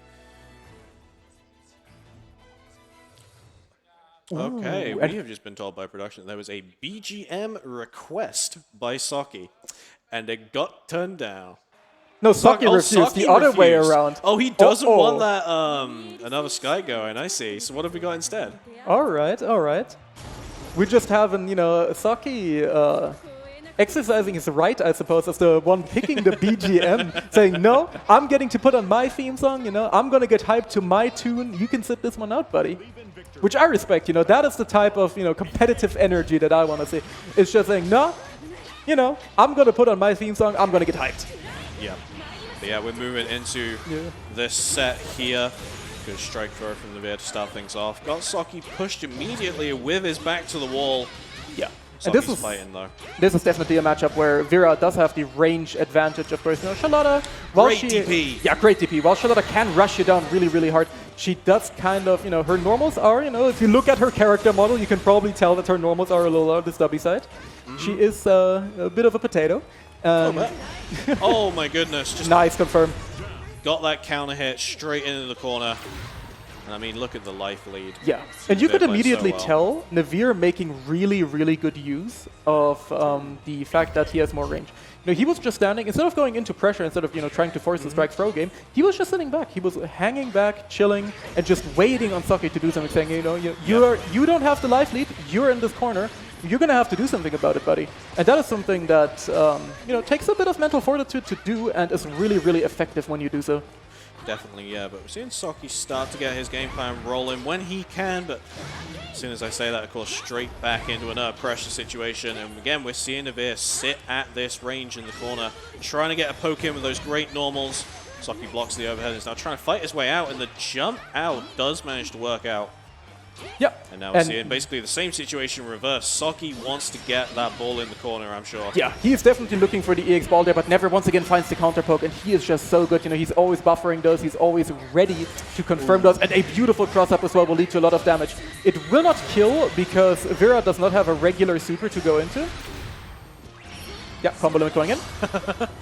You were nervous then for a second, I was nervous for a little bit, you know. I was nervous for a little bit, but I have, you know, unlike someone, I have confidence in... Oh, really? I see. in calling whether something will kill, By the and way, a bit of spaghetti that was at the end. an excellent interaction right there. Both players knowing that they were kind of a checkmate situation. Both going for reversal options, and it's Saki who ends up coming out on top. Yeah. And Charlotta's reversal option is really good. You know, it is a flash kick, and because of the way that, you know, simple inputs work in this game, you can even go for it when you don't have charge. You can press the skill button and down, and you can, you know, kind of get chargeless flash kick, which is really, really good. That's something you kind of have to keep in mind with this game. Is that, you know, this game does have a simple input system where you can use a button shortcut instead of doing a motion. At the cost of, you know, getting longer cooldowns and less damage. However, with some characters, you can, you know, bypass charge timings and such, which can be really, really good. Even, you know, at these levels of competitive play, there are fringe cases where you want to use that particular input method. And really good counter poke from Saki. Good hit. Again, yeah, we're seeing that reversal of the situation from earlier, and this time it's in Sets up the Saki's Granblue favor. A lot of life lead here, but Nevlr just jumps straight out. Does manage to get clipped a little bit, but quite a bit to work back from. Nearly has that 100% meter in his favor. Really has it on, and another really good sweep sweep is how here. things start. Saki in the corner. Overdrive is on the table this time. Yep. Nevlr not opting to go for anything. Overdrive is +5 on block, I believe. Because on block, of it's a double-digit number, I think. It's actually a double-digit number. Right? He's dead. Yeah, he's absolutely dead. Yeah. Like, he's more than that. I'm Even you can comfortable call calling that one. that one. Even you can call that one. That potato has been skewered. No. Absolutely. And Nevlr takes the game one, you know, getting the little specific outro there. Another cool little fact about this game is that you can actually get a special animation if you kill with a super. Yeah. Isn't this game cool, Toast? Yeah, this game is really We're cool. just here to promote Granblue, aren't we? Yeah. Play Granblue. Granblue's sick. Play Granblue, $20 on Steam if you want to get the Yeah. basic edition. So, you know, check it out. It's a great game. We are shilling so aggressively, but honestly, goodness. it is worth it. It's what we do at this point, isn't it? Yeah. But yeah, we're going to move into our game 2 here. I'm Next sure it's game. going to be just as close, but we'll have to see if the Absolutely. players agree with that. And look at Nevlr, he's just down backing. He's playing that Sam Show neutral, where you never know if, you know, he's just playing very patient or his controller disconnected. Good mash out from Saki. Very nice. Spends that EX ball cooldown, but nearly back already. Good block on the EX Scarlet Oath. Yeah, the EX Scarlet Oath being only very slightly minus on block, doesn't, you know, doesn't get punished. A pretty safe option to throw out, which is why you see Nevlr go for it quite a bit. You know, Nevlr not someone who will gamble on unsafe moves a lot, but that EX Scarlet Oath, you know, really, really good just because it is always safe.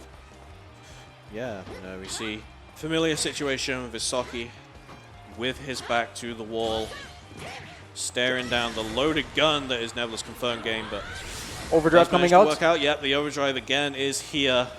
Saki doesn't have the meter to pop it himself. Does have the meter for rush though, which he does just go straight away and use.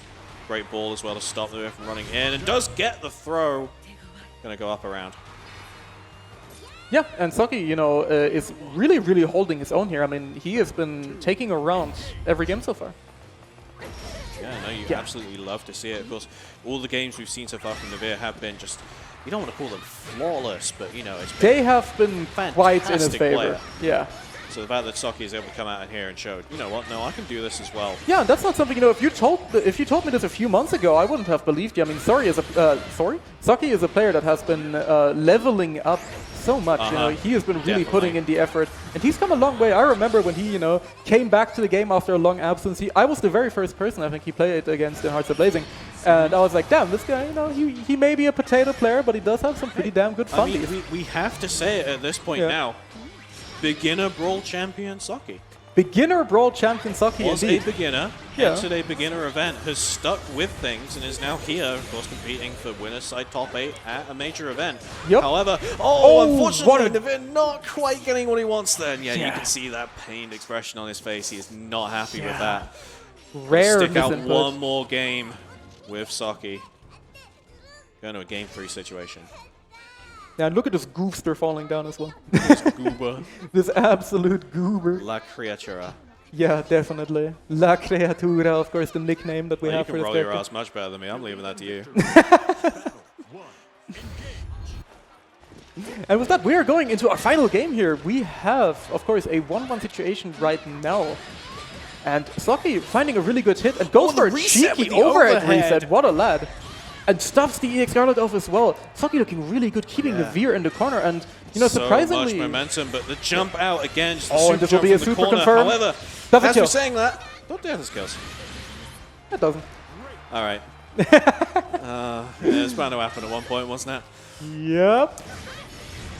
And a perfect from Perfect Saki with the chip with kill the from a chip DP. kill. Saki is positioned right now to move on to winner's side, top 8. However, it's not over yet. It is not over yet. You have to get through Nevlr first. Yeah, Might you be do a have little to bit shaken. Win from another round over him. Starting off with the momentum here. Lumi is out, keeping Saki in the corner. Counter hit.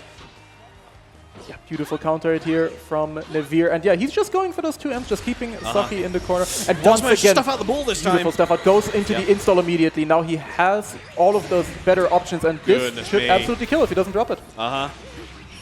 Oh no, unfortunately the reset Yeah, it doesn't go early. into the However, the near perfect striking back there against the perfect. We're going to final game, final round. the double Luigi, Yes. as we call it, going in right now.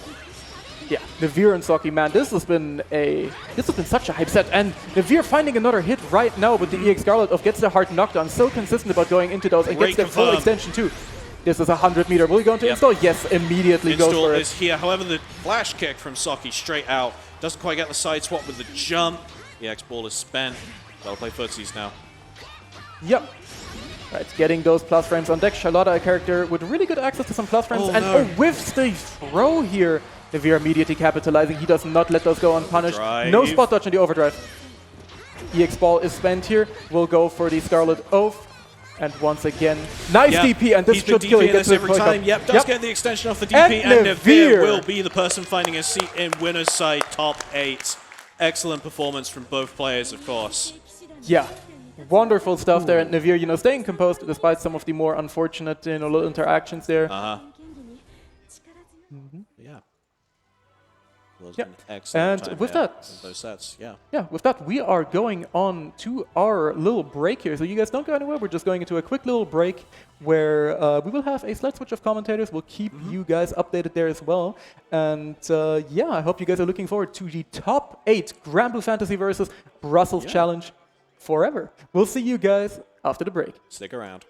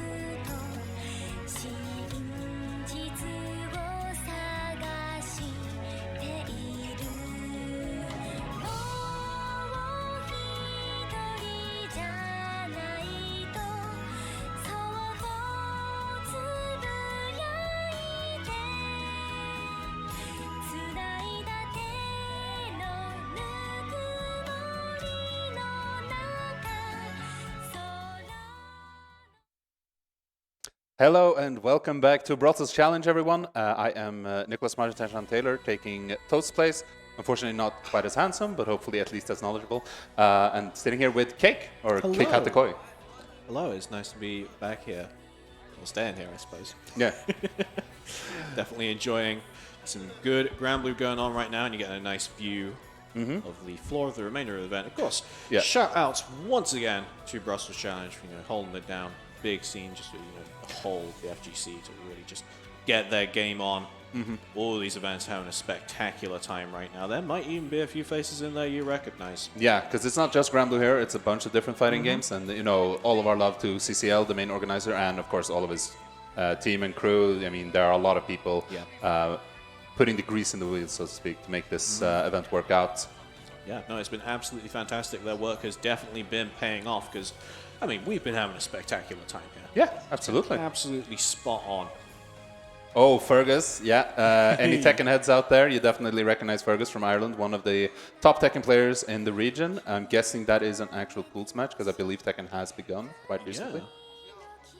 Well, now we're back to Granblue, though. We're back to Granblue, Yes. and we are starting top 8 of Granblue Fantasy Versus here at Brussels Challenge Major Edition 2022. And we're kicking off our top 8 with one hell of a set. It's going to be Sonic-san and Dudeakoff, right? Sonic-san and Dudeakoff. Yes. So I was up there a few hours ago playing this very matchup. It ended in defeat for me. Let's hope Dudeakoff has something more in the tank here to take Sonic-san down. But Sonic-san is the first seed at this event with good reason. He is first seed, yes, and he's definitely first seed for a reason. He's been playing fantastic. However, Dudeakoff has also been playing just exceptionally well. Beat Svampen to get into this winner's side top 8. I can see him smiling. I know he can hear me. I'm expecting just an excellent performance from both of these two. I reckon we're in for a treat. Yeah. So Belial versus Metera is an interesting matchup because Metera's biggest weakness in general is just getting pressure, right? Yes. And that also happens to be Belial's biggest strength, which, like, interestingly enough, makes it so that for Metera, it isn't that much worse because she's always getting pressured by people if she gets put in the corner. So, like, Belial being really good at that doesn't really matter that much. So I think one of the key points of this matchup is the neutral game because Metera is able to decently zone against Belial, but she needs to be a lot more careful than against most characters. Yes, no, I completely agree.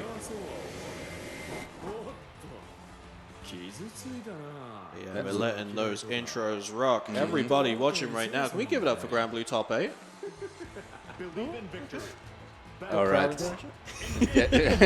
Getting back in it here. Kicking things off here. So we are seeing this Dudeakoff throwing out a lot of arrows here, and Sonic-san just respecting them. Sonic-san is quite good at maneuvering around those. He has a lot of experience playing against Metera, mostly against Mr. Powell, of course. Unfortunately, couldn't be here. Yes.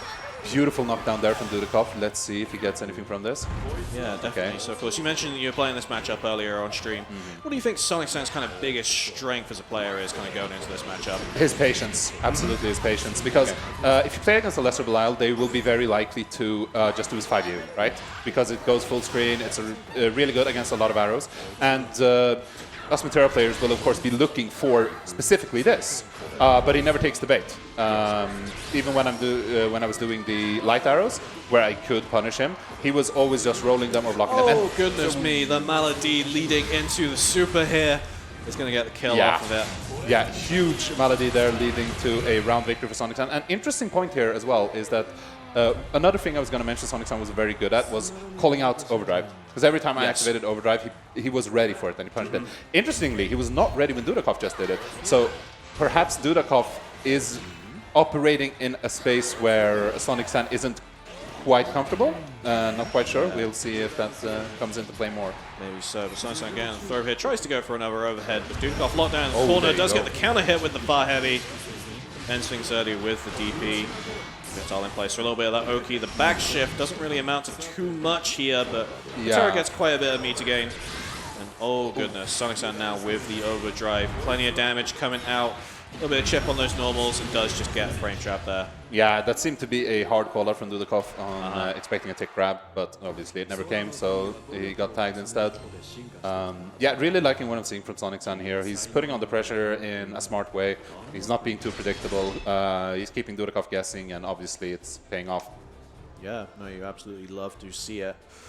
Dudeakoff, of course, you know, he's in winner's side top 8, definitely no slouch, just needs to get that game plan running, but yeah. Sonic San again, it's the patience that I feel is just going to be the strongest factor for him here. You know, Sonic San is kind of known as, you know, you might call him a little bit of an unhinged player sometimes, but I think just going straight in and disregarding the fact that he's also just an incredibly patient, thoughtful player, incredibly strong. Yeah, absolutely. And nice tag on the low there from Dudeakoff. Gets a full conversion into EX knockdown. Oh, okay. Yeah, okay, I thought he was going to get punished there, but calculated. Not quite allowed to use that Zephyr out of the corner. Calls out. No, unfortunately, I thought there was a grab going there, and I think Dudeakoff was maybe feeling the same. Yeah, he was expecting something, didn't come, and he's going to lose the round for him. Pretty sure that will kill. Unfortunately, that will kill. Okay, never mind. Very I was halfway close. through saying it. I don't know why I do these things to myself. Yeah, I put myself in a horrible situation there. Oh, okay. In production fix. The game's still going. That's enough solace for me. Yeah, happens sometimes. Oh, okay. Oh yeah, the rush goes through the Asmodeus. Let's see here. Chip situation. point. Actually, close to chip point for both players even. Yep. Okay, goes for the on rush. that rush. So close to chip. Sonic San does manage to just scoop him there with the H Asmodeus. Going to put himself on set point. Yeah, Dudeakoff was doing something there. Doesn't matter what it was. You know, you're not getting out of that. Was not the correct call. But that round was extremely close though, so let's see if it can inspire Dudeakoff to put on some more. Beautiful anti-air. Backing off. Oh, and the anti-air, getting that kind of back hit, which is allowing him to extend things further. Yeah, very big here, because not only was it a good conversion, it also keeps Dudeakoff in the corner, but Dudeakoff getting out with a jump light. Doesn't manage to trigger the butterflies there, unfortunately. He's couldn't get anything too big out of this and finds himself back in the corner now against an empowered Sonic San who pulls out that overdrive. Yeah, that's what I was talking about from before, and no animation. Quite get the kill, not far enough for that animation. SSBA now from Dudeakoff. Actually doesn't go blocked. Does manage to fully connect. Not quite going to be able to kill here, but again, we're seeing a situation where both players don't have much health or much meter to work with. Roll super projectile, good tech on the grab. However, that jump heavy just managing to come out before the Starry Sky does, and Sonic San 2-0 over Dudeakoff. Yeah, unfortunately, you know, the Great Fall, the Arrow Rain move, it's a good anti-air, but you need to be very early with it. And shout-outs to Bonsai, because Bonsai is definitely ranting right now on Discord about that move. Yeah. He's probably right that I got the move name wrong as well. It happens. But it should be called Starry Sky, right? You see Starry Sky and you think that move. It doesn't help as well that Yule has a move called Starlit Sky. I know, yeah. Thank you for that one. I think it's a very forgivable mistake. On the behalf of all Meteoros, I forgive you. Thank you. All right, so on the other side, let me think. We had Jundo Nevlr, I believe? Yeah, I that should be the other side. One of the games here that's actually gone according to the seeding. So yeah, interestingly, Nevlr hasn't used Jita even once today, I believe. He hasn't actually. Gotta admit, I'm very surprised. Yeah, shout outs to Curly. Shout outs to all the gang there. Shout outs to the boys. But yeah, no, you are very much correct. We have not seen the GT yet. I'm actually incredibly surprised that we haven't seen it. Yeah, he's been doing quite well in tournaments recently, and I believe it's been mostly on Jita when he's been playing in them. Yeah, there's been a little bit of Vera here and there kind of sprinkled in, but it's been mostly Jita wins, I believe. Yeah, like it's obviously no surprise that he's picking Vera at all. The surprise is that he's picking Vera only. Yeah, definitely. I mean, we even saw the Vera against Saki just then. Yeah. Interesting to see if he's going to do it differently against Jundo here. Worth mentioning is Jundo has been quite good at defeating Svampen lately in tournaments. So Svampen actually started playing some Vera against him. So I don't know if that's just, you know, a player preference thing, which it could be, or if maybe, you know, Vera has some tools that work quite well against Fairy, is also entirely possible. Well, depending on the pick going into the game 1 here, we might find out the answer to that. Yeah. So yeah, we're just prepping things here. But yeah, I suppose I should ask you, while we've got a bit of downtime going on.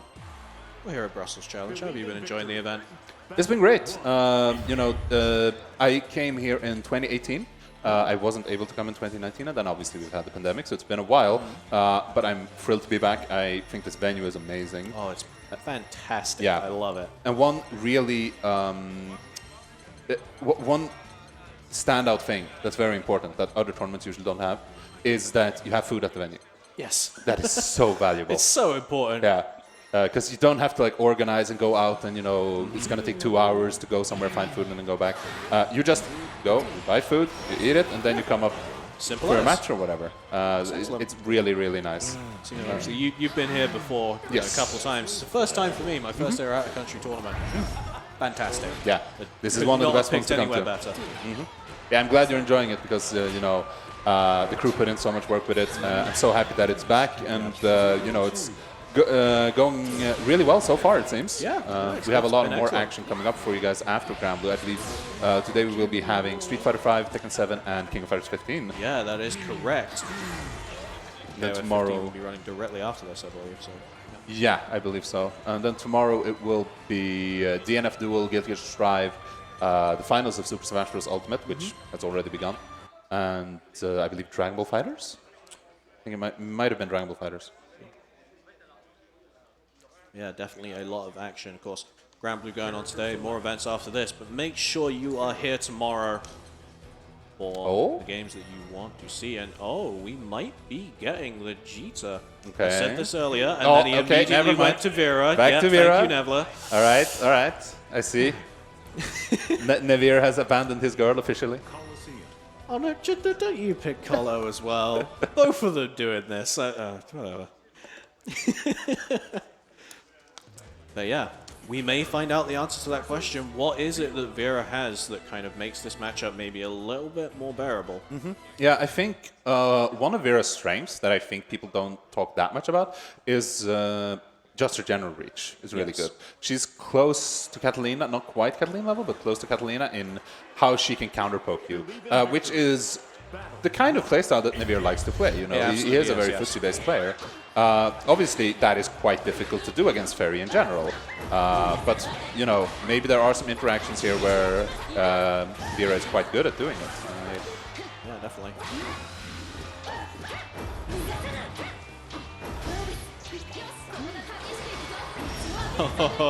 Okay.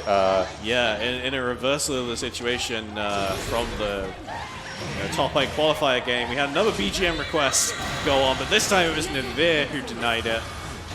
Man, the mind games are really going on before the matches. Really is. Huh? Oh, goodness me, the air throw tech from these two. Nevlr does not want Jundo to swing out of the corner. And currently, Jundo with his back to the wall, half of his health gone. Install is here for Nevlr. But you wouldn't know from watching, though, because Jundo was so aggressive while he was in the corner. I feel like Jundo is a very, very aggressive player, especially when it comes to that Oki game. Yeah. You know, Fairy's Oki is so oppressive with GG. Ooh, okay, Gonna get the good ball jump bounce here, good extension, clean hit on the HDP. Unfortunate drop there, but does get the throw to seal out the round. Very strong stuff from Nevlr. Closes it out after all. Yeah, so Jundo was obviously trying to anti-air there. He was a bit late. Maybe a close medium would have worked better there. Yeah. These types of situations definitely come up. You know, Nevlr will probably be second-guessing himself before going for that type of jump again, but he was lucky it worked out that time. Oh, just DPs does not want to hold the Oki at all. In return, Jundo spot dodging that M Scarlet Oath. Still got his back to the wall, looking for an escape. Oh, good Finds DP. that escape with the HDP. Oh, gets the Nice pull. whip in, and this time it's the install that comes out, catching the back shift. Now Nevlr's got to hold all of this pressure. DP does go punished. Yeah, with the install, you actually get a decent punish after that. He's starting to work by that meter himself, but he's got quite a mountain to climb. Close, medium, anti-air from Jundo, nearly sealing out the round. Meter spent on the rush, continuing his pressure with the H Scarlet Oath. Jundo's got his back to the wall again, but Oh, does get the jump in, but no extension off of it. Yeah, but still a decent situation here for Nevlr despite the massive life deficit, because one hit can do so much here if he gets it. Definitely. Oh, okay. Yep, closes things out with the medium there. Yeah, Jundo being very smart in where he's pressing his buttons right here. Obviously, as we were saying earlier, Fairy is a character which is quite difficult to whip punish. But even then, her buttons are quite slow, and they stay out for a while. Like her recovery is big, even if you can't necessarily whip punish it, you can advance. Goodness me. God. 3 close heavies assisted by GG there. Yeah, that is a showboating combo for sure. Oh, definitely. Okay, putting the pressure. Overdrive. Oh, not ready for the overdrive. Ooh, and this is a horrible situation for Nevlr. Does end up spending the overdrive using that super, but is enough. Finishes things with the M up dog. Taking the first game here. The first game that Nevlr has lost in this tournament. I believe. No, actually, he did lose one stocky, didn't he? Yeah. So Nevlr has been doing quite well. I was going to say, I doubt he'll be switching because of it. And yeah, he isn't. So I think the approach is definitely correct still. Yeah, I think Nevlr just... I'm not sure exactly where he should make his adjustments, but I feel like he's been trying to get away with too much stuff, because he did get that jump in the first round, which paid off in spades, but he's had a few jumps after that which have not paid off, and he still kind of keeps going for them. So he probably should slow it down a little bit. Yeah, no, I definitely agree with that. Jundo, on the other hand, is continuing his game plan. Not too many changes here. He's caught by that H Scarlet Oath. And that overdrive comes out again. We saw Nevlr back off, maybe trying to get a bit of a shimmy and trying to bait something, but it's not ready for that overdrive yet. Does get a big, meaty punish here, though. Yeah, this is going to be huge. Yep, H-Lumi set up, holding all those plus frames. And this time, yep, the throw does come out. Yeah. Does go punished. I mean, he kind of had to go for it. It's a guess at that point. Like, the throw is going to kill. You don't want to be put in a situation where you late tech and you're at chip point, so... Jundo made a gamble, didn't pay off. Oh, just runs in with the dive. Gets him. GG's Gets out. him towards the corner. Be pushing here. Yeah, the sweep. Okay. H Scarlet Oath, that big burst option again, paying dividends. But now you've got to get in again. Yeah, but notably, Jundo did burn his meter there. Fairy does build meter quite fast, but it still means that he's not going to be at 100% for a while. Yeah, not for a little bit. Air throw from Jundo this time. Oh, okay. DPing the sweep. That's one way to deal with it. Okay, 100% meter on Jundo here. Might go for a far OD. The thing about this round is Jundo hasn't even really got too many one interactions. It's kind of just been death by 1,000 cuts. Just little hits here and there for these normals, and the double rush interaction. Jundo coming out on top there with the later rush. That's the best rush answer I've seen so far. I've actually never seen anyone do that before. Why have I not thought of that myself? I haven't even thought about it. I just, that's so funny. Excellent. Jundo with the knowledge. As you were saying earlier, spends plenty of time in the lab, so definitely has encountered that situation before. Yeah. And is now sitting on set point here, wanting to meet Sonic-san in our winners finals. Yeah, but Nevlr, standing in his way, actually got a good hit off of that jump in. Has somewhat of a corner position towards Jundo here, but Jundo manages to build some space. Oh, and not double overdrive. Oh, he overdrived the overdrive. Yep. Tries to DP the whip out, but yeah, finds himself in the corner now. GG is here. He's just going to have to let GG sit. Yeah. Oh boy. Good roll. And the air throw. Catches him straight out, and suddenly this is a very dire looking situation for Jundo. Yep. So much health lead, all that overdrive gauge, but a little bit more of it gone hitting that DP. Oh, wow. Very nice. Big from Nevlr. Yeah, I was going to say he still had OD there even, so with normals chipping, I think Jundo was completely cooked at that point. Yeah, definitely a very, very kind of just near impossible situation to come back from, and we're going to tie up the scores 1-1. Yeah, Nevlr looking really strong. Clearly, regardless of what happens here, it was a good decision to stick on Vera after game 1. It's definitely been working out. Got to admire the confidence in that decision. Again, to go away from your main and perform so well. Yeah. Good jump out. Actually does manage to get the punish there. End swings for the HDP, of course, as Toast and I were saying earlier, so much meter gain from that, but good jump from Jundo to avoid the game. Command grab, but not sure if it's going to matter, but does manage to. Yeah, it was a lot of damage though. Out. Oh, and just DPs. Yeah. Nevlr many looking DPs so going strong. on. And in install, Vera becomes an even more threatening character. Drill in. Oh, good call out on the sweep there. Yep. Yeah, it goes you for get full to see damage. the SSBA. Actually, I see the animation for this move for once. Yeah.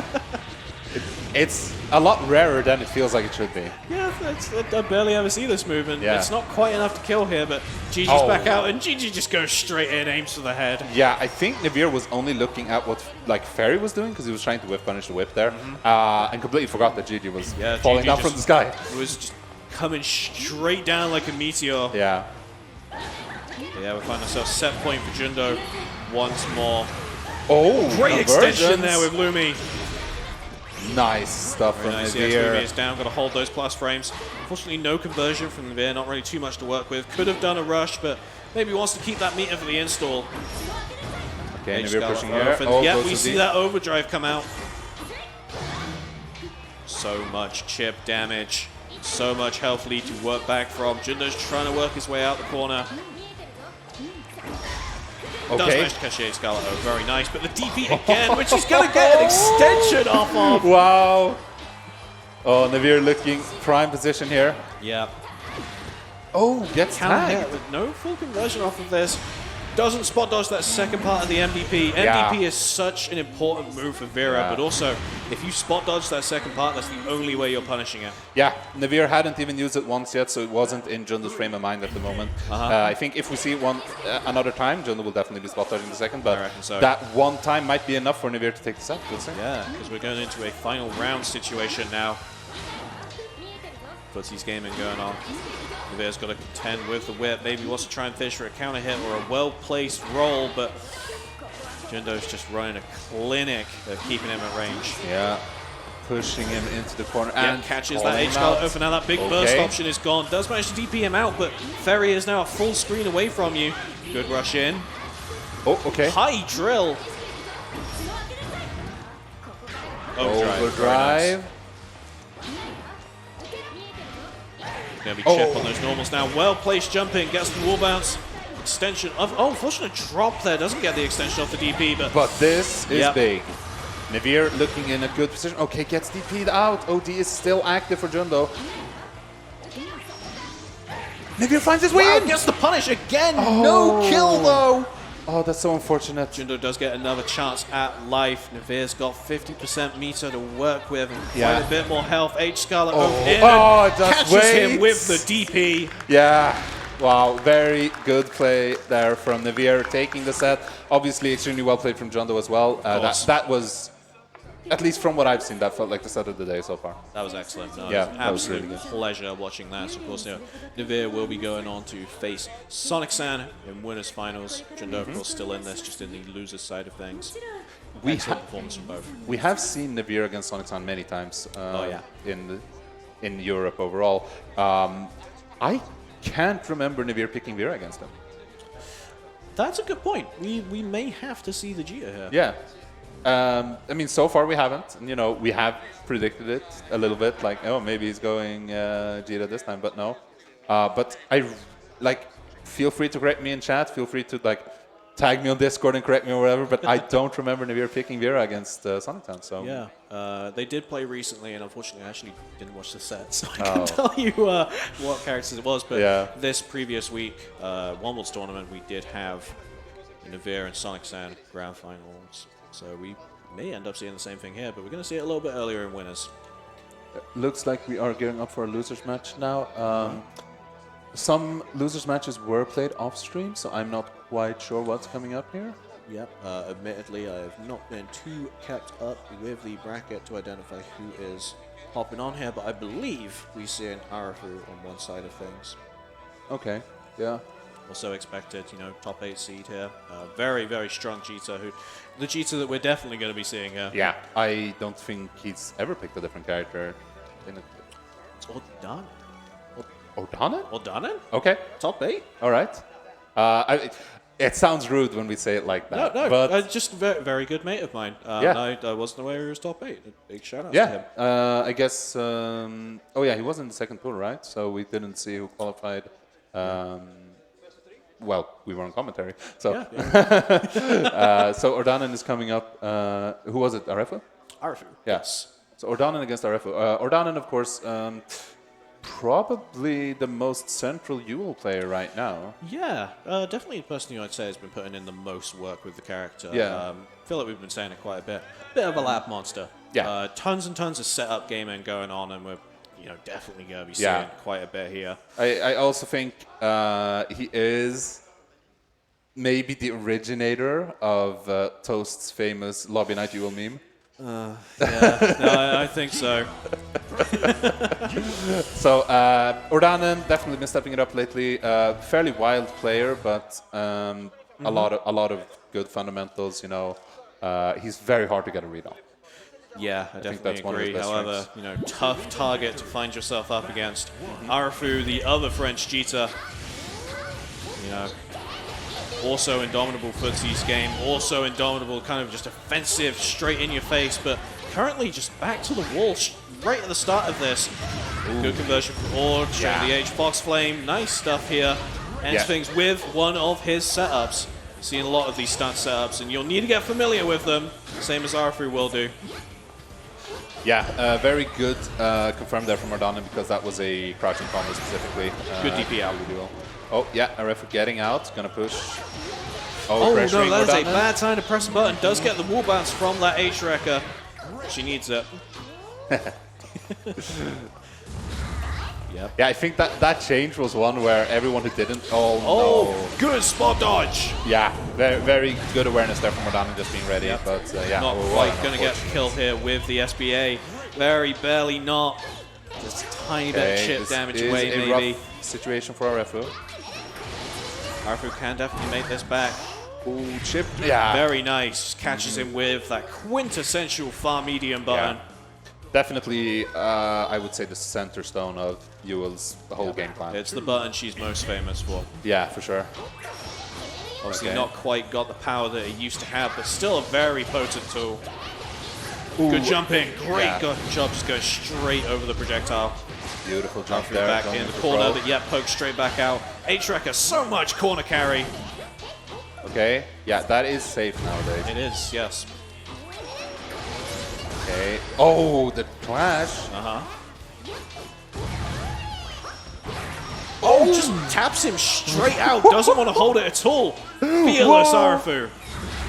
Well, okay, overhead, not so sure about that one. Yeah, I don't think that's what he wanted. But and speaking of which, we see the overdrive from Yule. I feel like Yule is a character who, maybe benefits almost the most from overdrive. Yeah. Not just because of the extra damage, but, I mean, far medium with chip, that's just scary. Yeah, of course. She's definitely a bit of a pressure monster.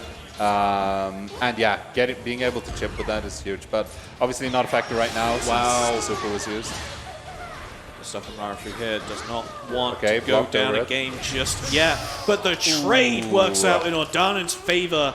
And they'll take the first game here against Arefu. Yeah, beautiful stuff. What do you reckon, might need to be changed on Arefu's side of things? Believe in victory. Battle 1. All right, let's see here. Okay. I don't know, what is Arefu doing wrong here exactly? It's kind of hard to pinpoint it. I mean, obviously, he had some execution mistakes that were big, of course, and we need to acknowledge those. Yes. But as far as his game plan, honestly, I think he's respecting Ordanen too much. He's being a bit too careful. Again, I understand why, because I would also play carefully against Ordanen. Yes. But that is something that can really mess you up if you're not careful. I felt there's maybe a little bit of misknowledge in here as well.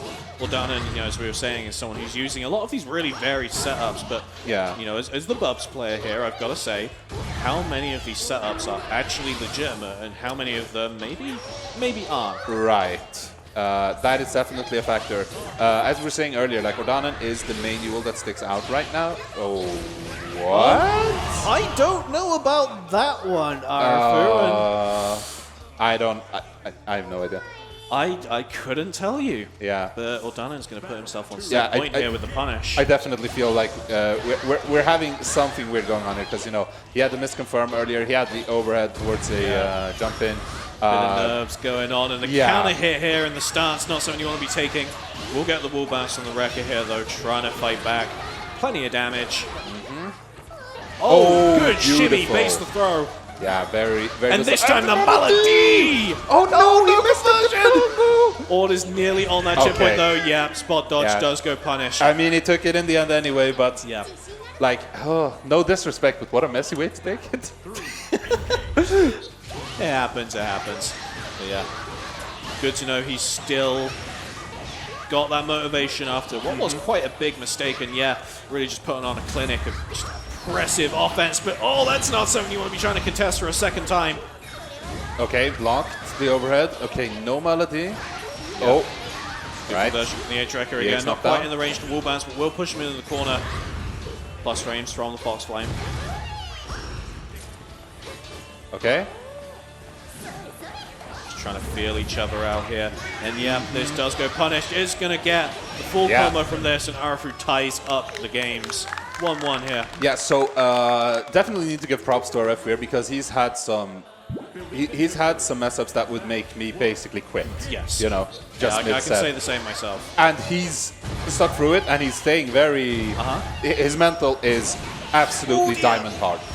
Definitely is, and gonna have to be when you're taking hits like this. Great conversion from Ord. Keeping up that pressure, mixing in the stance. Good confirm here. Gets that wall bounce combo once more. Plus frames established so often. Good stuff. Oh, overdrive being activated. And overdrive being activated in return. Not able to be parried by the stance there. Oh, this is too big damage. Oh, but no. No, didn't have anything he could extend off of. Didn't have the fireball. Very unfortunate. Oh, called him out! No extension! I mean, he's been so good at that. DP, very nice. That's what we've really seen from Ord. I've been holding it in. Good tech on the throw. Overdrive still here, and yep, just the projectile is going to put Arefu on set point after being a game down here. I don't know what Ordanen was doing there, but he was doing something, and yeah, the fireball tagged him. Yeah, this far medium, we were saying earlier that like the cornerstone of, nice, beautiful awareness and good punish. But yeah, we were saying that the far medium of Yule is the cornerstone of her game plan. Honestly true of Jira as well, to a lesser extent, because that far medium is such a good weapon. And these are the luxury conversions when you get that high DP. Good block on the overhead. Good tech on the throw as well. Wants to keep up that pressure. Okay. Nice, using the delay from the JU to try and reverse the situation. Good with punish with the far medium. Yeah, pushing in. Stance pressure going on. Does get that counter hit, but nothing to extend it off of. The Starlit Sky was on cooldown. Unfortunate. Just far medium straight into SSBA. Yeah, that's big damage, but this damage was nerfed a while ago. Does kill. It does kill. Yeah, I feel like you always hear about Dual SSBA nowadays. It never kills, right?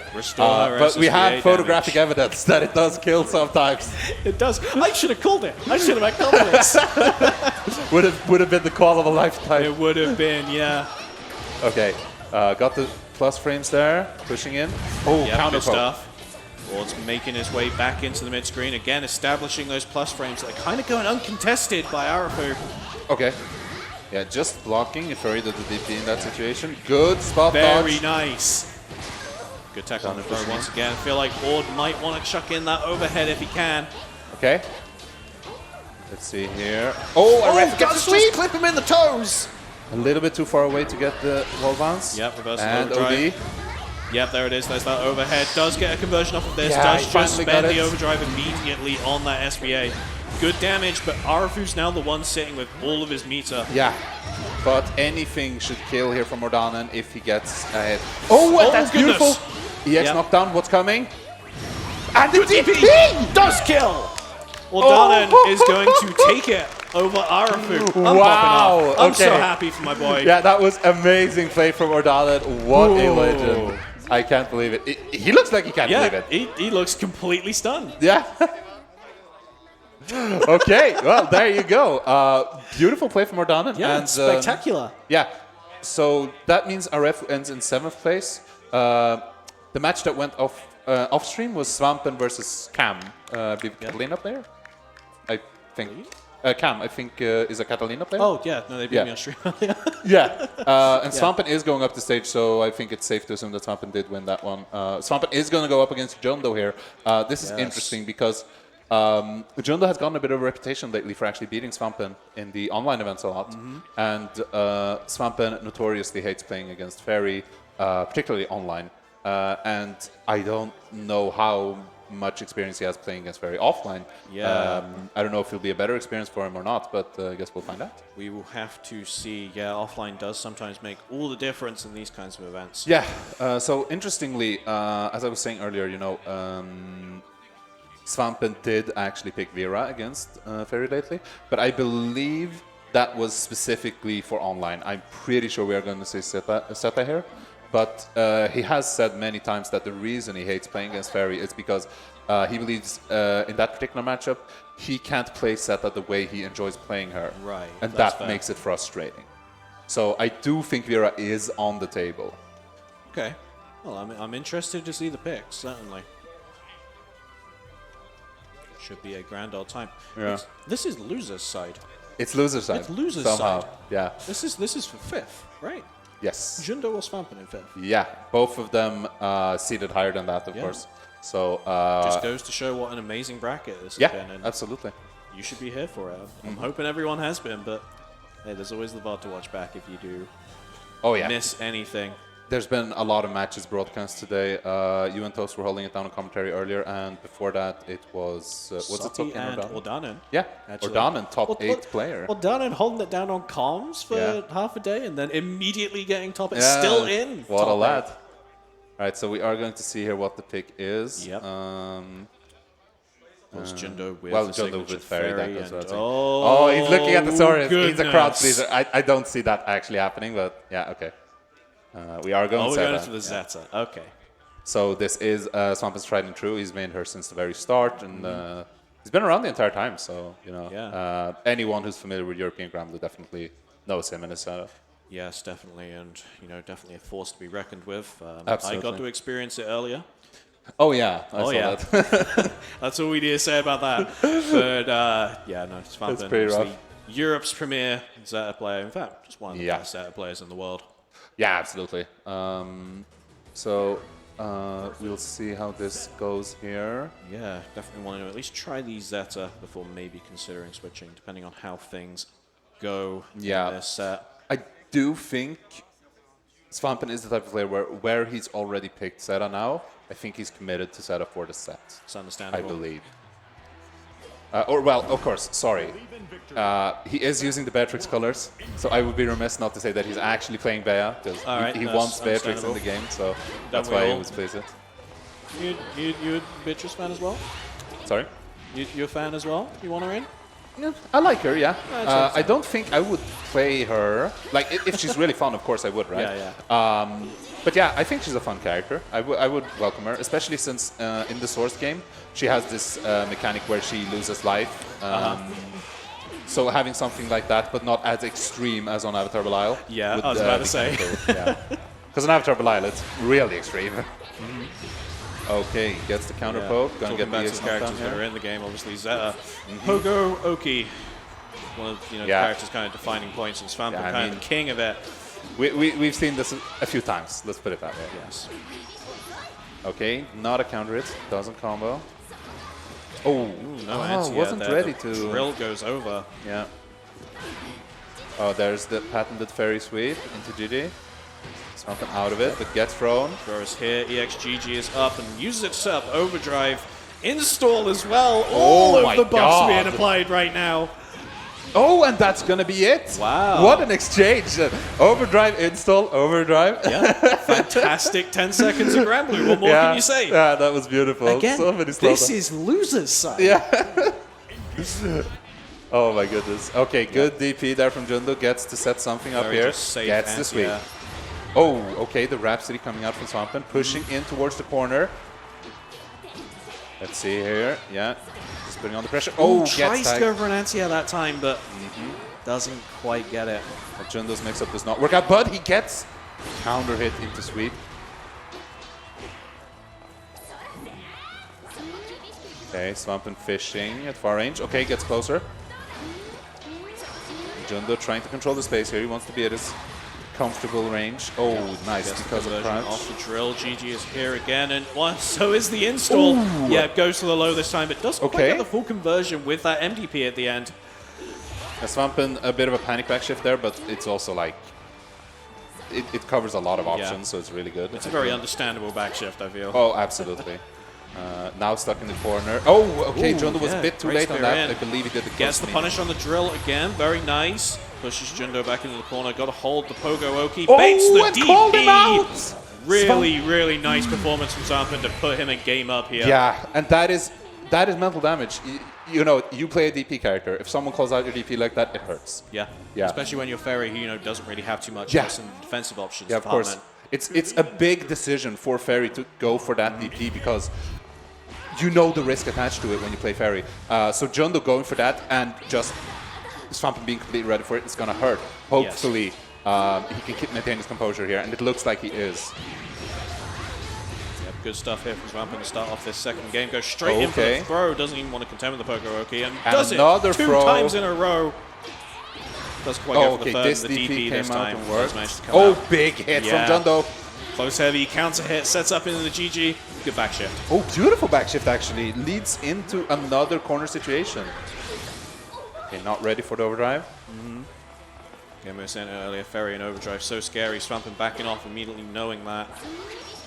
Yeah. Okay. That overdrive, of course, can be converted into install off of any knockdown, so... Ooh. Oh, goodness me, doesn't too quite get the full far. conversion off the wall bounce, a little bit too Yeah. far there. Because of overdrive, he has no chip either, so he doesn't want to overextend It's here. true, it's true. Ooh, Oh, it gets does him just on the catch the roll. roll, yeah, with that 2L, and Svampen, despite us worrying about maybe this matchup, Yeah. looking to clear this without dropping around. Looking very strong right now. Let's see. Like, Jundo hasn't been playing poorly either. Jundo's been playing really well. Goodness. Slight bit of air stall there is going to help him not get anti-air by the close medium and calls out That with is the big. RPS Rhapsody. Oh, Jundo, I've been here before, trust me. Yep. Oh, my and that's goodness. a huge hit, and he's gonna get SBA. This should be it. Oh, and Svampen closed it out with a perfect even. 7 golden letters Wow. to close out an exemplary performance from Svampen. Oh, wow, yeah, that was amazing. Like I was saying, Jundo wasn't playing poorly in any way either. He was playing really well. But yeah, Svampen just, at those key moments, he was very ready. And especially in that last game, like, he was in his head completely. Yeah. He just had that completely nailed down. Very impressive. So Svampen moves into the top 4. Jundo gonna end up in 5th place. Yeah. I believe our next match should be Ordanen Dudeakoff. Yes. That should be it. Yes, Yeah. it should be. So this is actually very interesting, by the way. Obviously, I play Metera a lot, and there is a former UL player who most European people know mostly for his hate of Metera and Ferry, named Miri. And I've spoken to Miri many times about this matchup because I have held the belief for quite some time that Metera wins against UL. I can see it, Yeah. personally. Yeah. Miri, despite his deep hatred for Metera, does not agree. Interesting. He just hates playing against Metera, but he doesn't think he will lose it. And of course, it could be even, right?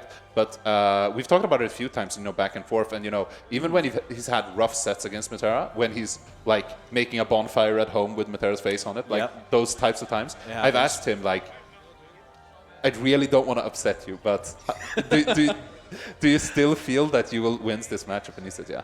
Okay.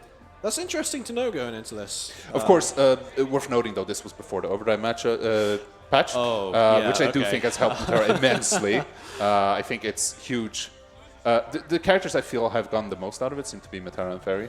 Well, I'd say Yule as well also gets a lot out of her Yeah. Overdrive. Yeah. There's a couple of matchups where Overdrive really just changes the entire course. Yeah, of, that is the true. options Yule for her. definitely gets a lot from it.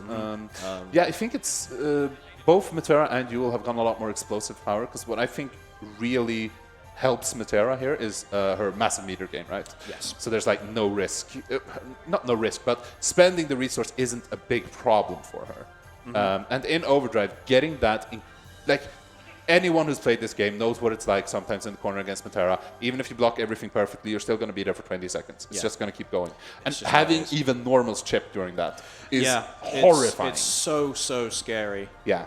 You know, a situation that, like you said, was already very oppressive to be Yeah. in is suddenly made much worse.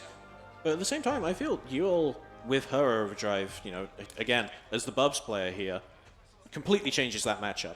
Yeah. Because she can just walk into all of your stuff, and I feel like it may well be the same, just contesting with Metera's projectiles. So Entirely possible, yeah. But yeah, we'll have to see how things goes. I know Ord is definitely an overdrive enjoyer, as is Dudeakoff. So yeah. This may in fact be a set decided by these new mechanics partly. I don't know how the direct matchup between these two has gone. I haven't paid too much attention specifically when it's been like Dudeakoff versus Ordanen, right? I believe that Ordanen has referred to Dudeakoff as a bracket demon before. Okay. Yes. It's that bad. So this is going to be interesting. Yeah. But Ord is playing out of his mind today, so we may Very be in true. for a different score. Yeah, we'll see what happens here. But Dudeakoff also been playing extremely well. Let's not forget that he was the person who sent Svampen to losers. It's true. So Dudeakoff definitely has some notches on his belt this tournament. Ooh, okay. Yeah, and again, here we are. Here's that overdrive in this first round. Doesn't quite make the difference here, however. Yeah, I mean, it didn't impact that much there, but it's just the whole thing of Metera having it, because not only, if she reads it correctly, does she get out, right? She gets to push you away, get out of the situation. Her chip rises so high. Yeah, and she still has super available. The response from Ord also made sense. He just immediately ran straight in. It was just like, no, I don't want you to have that overdrive. I want it gone, or I at least want to be in your face so you can't use the benefits of it. Yeah, absolutely. Because if there's someone who isn't familiar with this latest patch, what happens when you have overdrive is if you take 3 separate hits, it will take your gauge away right away. Obviously not if they're combos. Which is also a reason why I think it's so good for Metera, because Metera chips away at you with small hits. So it's very easy for her to stop your overdrive, while it's a lot harder to stop hers, because getting in on her is the whole battle. And yeah, we're seeing good blocks here, but Dudeakoff keeping it up. No, that doesn't work, but calls out the throw with overdrive activation. Seeing the overdrive again here. Could be, just kind of the defining feature of this matchup right now. And yeah, this is rough. That's such huge rough. damage. But Ord's got that pressure going. Decides to activate the overdrive himself, so now this chip isn't a factor. Just got to get an opening. But, in these types of situations, I don't even think chip is the most scary part. It's Metera's Farlight. Yeah. Metera's Farlight, and also just, for Yule as well, going back and you're flipping back into that stance, she can still just throw a projectile at you.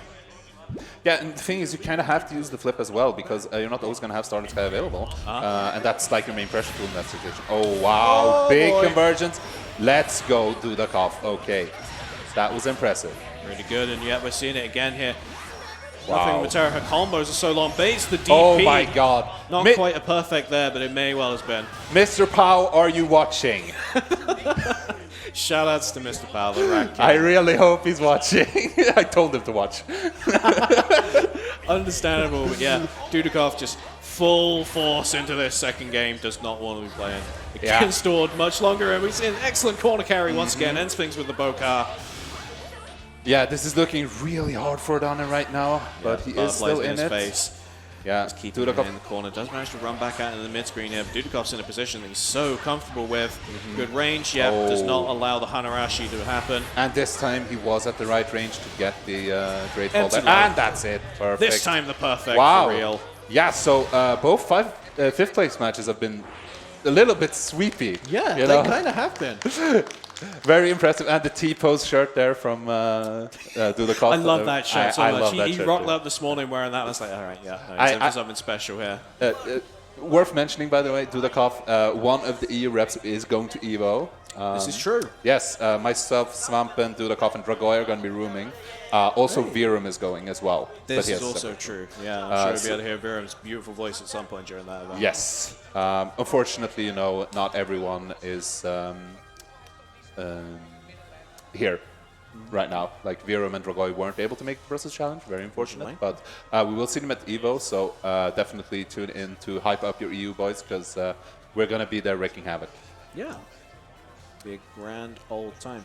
I just want to say before we move on, massive shout outs to Ordanen, previous host of one of Europe's weeklies, Sapphire Dance.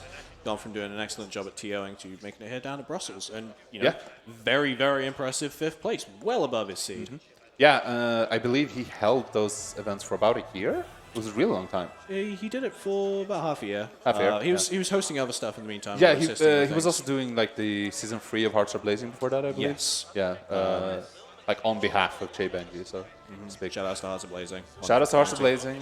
Get in that Discord if you want some Granblue matchmaking. Tons of players in there. Not just Granblue either. DNF Duel, Guilty Gear Strive, I think even KOF, like anything you want. Want to People play are a going to little be bit around. of Persona with some people? You can find them there. Very true, very true. And while we're at it, shout outs to the current host of Sapphire Dance, which I believe is you. It's true. Hello. Shout outs to me. Shout out to you. Sapphire Dance every Sunday at 8 p.m. Yes. Central Eastern Time.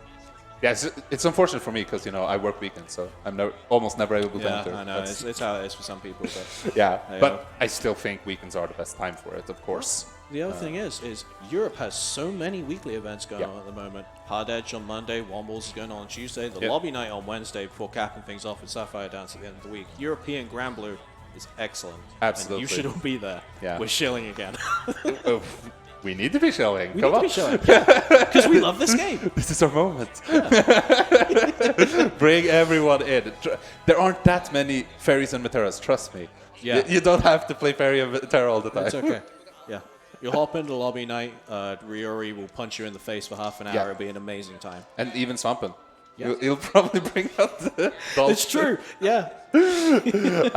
So yeah, winners finals is coming up. I believe this is also first to 2. Actually, It is, yes. Yeah, we're a bit behind schedule, so we're gonna get things rolling. how it This is we were talking about this earlier because it's Sonic Sun versus Nevlr, and I was saying again, chat, correct me if I'm wrong, please. I believe Nevlr hasn't picked Vera against Sonic Sun. I have not seen the Vera pick Yeah, myself. I don't remember seeing it at any point. So Sonic Sun also worth talking a bit about him. He's the first seed with good reason. He's the reason I'm sitting over here.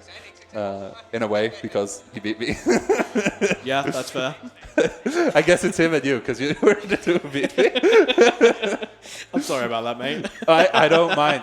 You rolled me over. If it had been close, maybe I would have been angry. But We're seeing the Gran. he's picking Gran. We're Okay. seeing the Gran. Oh, All right. and we might be seeing the Vera. Okay. Well, regardless of characters, Sonic Sun and Nevlr have played against each other a lot. Yes. 2 of the premier French players. Both of them have been around since the launch of the game. And like they practice now and again together. They've played tons of sets, met in tournament tons of times. There was even a team tournament I did quite some time back. Where I put them together in a team. Oh, really? Yeah, team protagonists. Of where course. I had to play Gran and Jita. I don't remember how far they got, but it was a fun team. I'd imagine they did pretty well. Yeah, I would imagine so as well. If you've been tuning into Granblue today, and you've been seeing Sonic Sun up on the stream, you might be a little confused at the moment because Sonic Sun's only been playing Belial today. Yeah. And now we have the Gran, probably the character that he's maybe a bit more known for, actually. In this a way, community. yeah. I mean, before Belial came out, of course, he was playing Gran. He was very Yes. good on Gran. But even after that, he's been playing a ton of Gran, and some matchups he just prefers picking him. And as a character, I'm pretty sure he prefers Gran. But Yes. Belial is stronger, and he doesn't dislike Belial. He It's true, still it's likes true. him. Oh, goodness. Oh, God.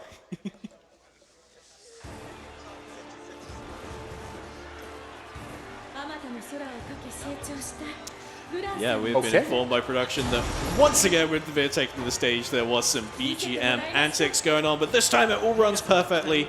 We're getting another Sky playing. He's happy. Okay, so with that, I think we can officially award the prize of Best Gentleman to Yes. Sonic Sam for accepting this song request. Shout out to Sonic Sam for being a real gen. All right, so Vera versus Gran. And not the matchup we expected, but is the matchup we're getting. Yeah, definitely not. And, I'll be completely upfront. I love watching Sonic Sam's Gran. I love watching it. I hate playing. Oh, yeah, no, this I feel the exact same way. But when I'm not up there taking Sonic Sam's Gran, you know, boot to the face exactly like that. It's a thrilling thing to see. Yeah, I mean, he definitely shows the strengths of Gran to a T. And he makes Gran look a lot stronger than most players would consider him to be, right? And Nevlr Great very DP ready in response to the boot. That overdrive is going to be spent here, actually, but good spot dodge. Just goes straight into the SSBA. Yeah, this is my favorite super in the game, but it's very rare because it's Vera outside of install. Yeah, so you don't see it very often, but it's so cool. Affection Abyss has some excellent visuals to it. And yeah, the throw attempt from Sonic San, ill-informed. Nevlr's going to take this on with a well-placed 2L, move into our second round here. Yeah, he was a little bit too far away on that throw, unfortunate situation, but yeah, that was a close round. They went all in, both of them. Tries to bait out that throw with a little bit of a run in there. Okay, pushing. Oh, yeah, okay. Big meaty boot, actually. Actually combo. Yeah, run straight in. Goes for the throw this time. Okay. Throw attempt again. We're seeing a repeat of what we saw last week. Okay. Good block. And the corner pressure here, plus frames. Oh yeah, just jumped straight out from Nevlr, and now Sonic San's going to contest these far normals if he wants to work out. The rush does help with that. Establishes a little bit of space using this 5U as well.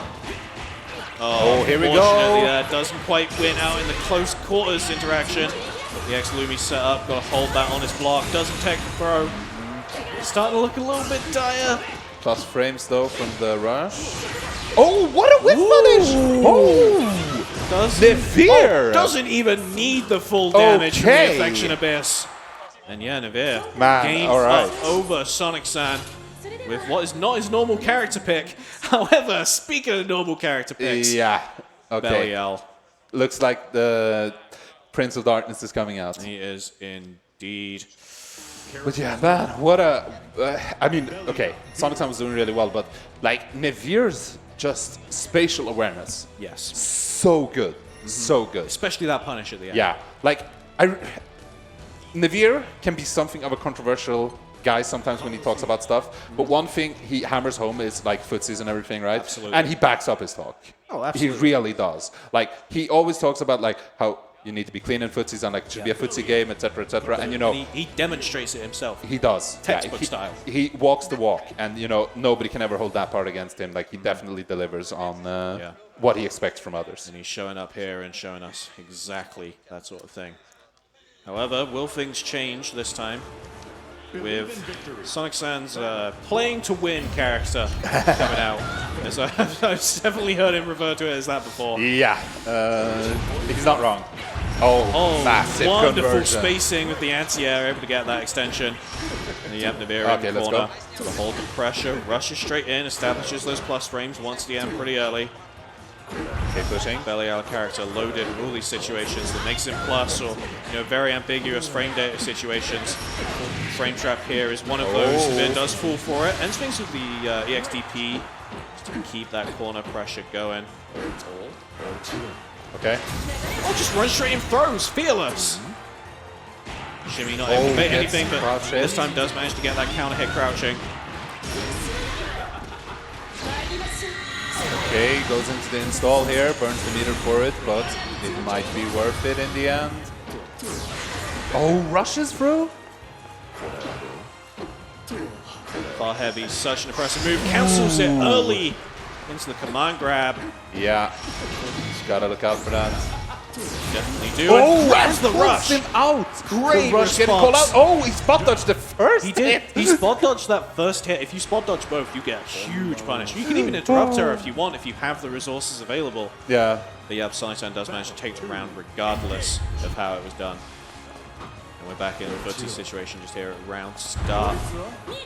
Wants to go that far heavy, I'd imagine, if he can, but Nevlr's shown he can spot dodge these. He shows he knows how to work around it, but the fireball game might be a bit different. Nevlr again, as we were saying earlier, not a character with a fireball at her disposal, but sometimes she just doesn't need it. And when you've got such a good footsies game as Nevlr has. Yeah. Oh, the command grab once more. Oh, dear.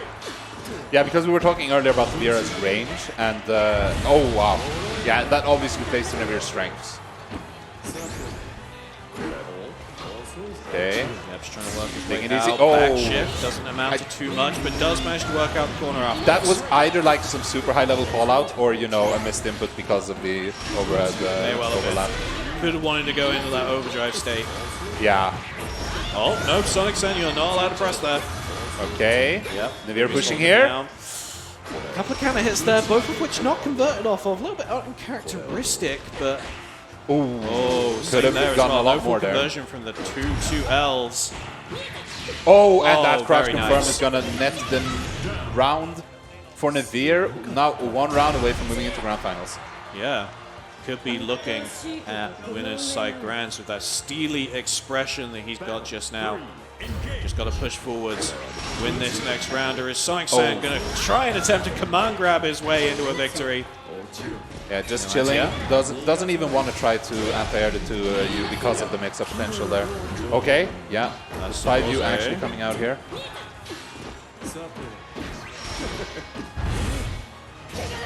Okay, Nevlr playing very, very patiently here. That's what's gotten him so far. Oh, and the great rush!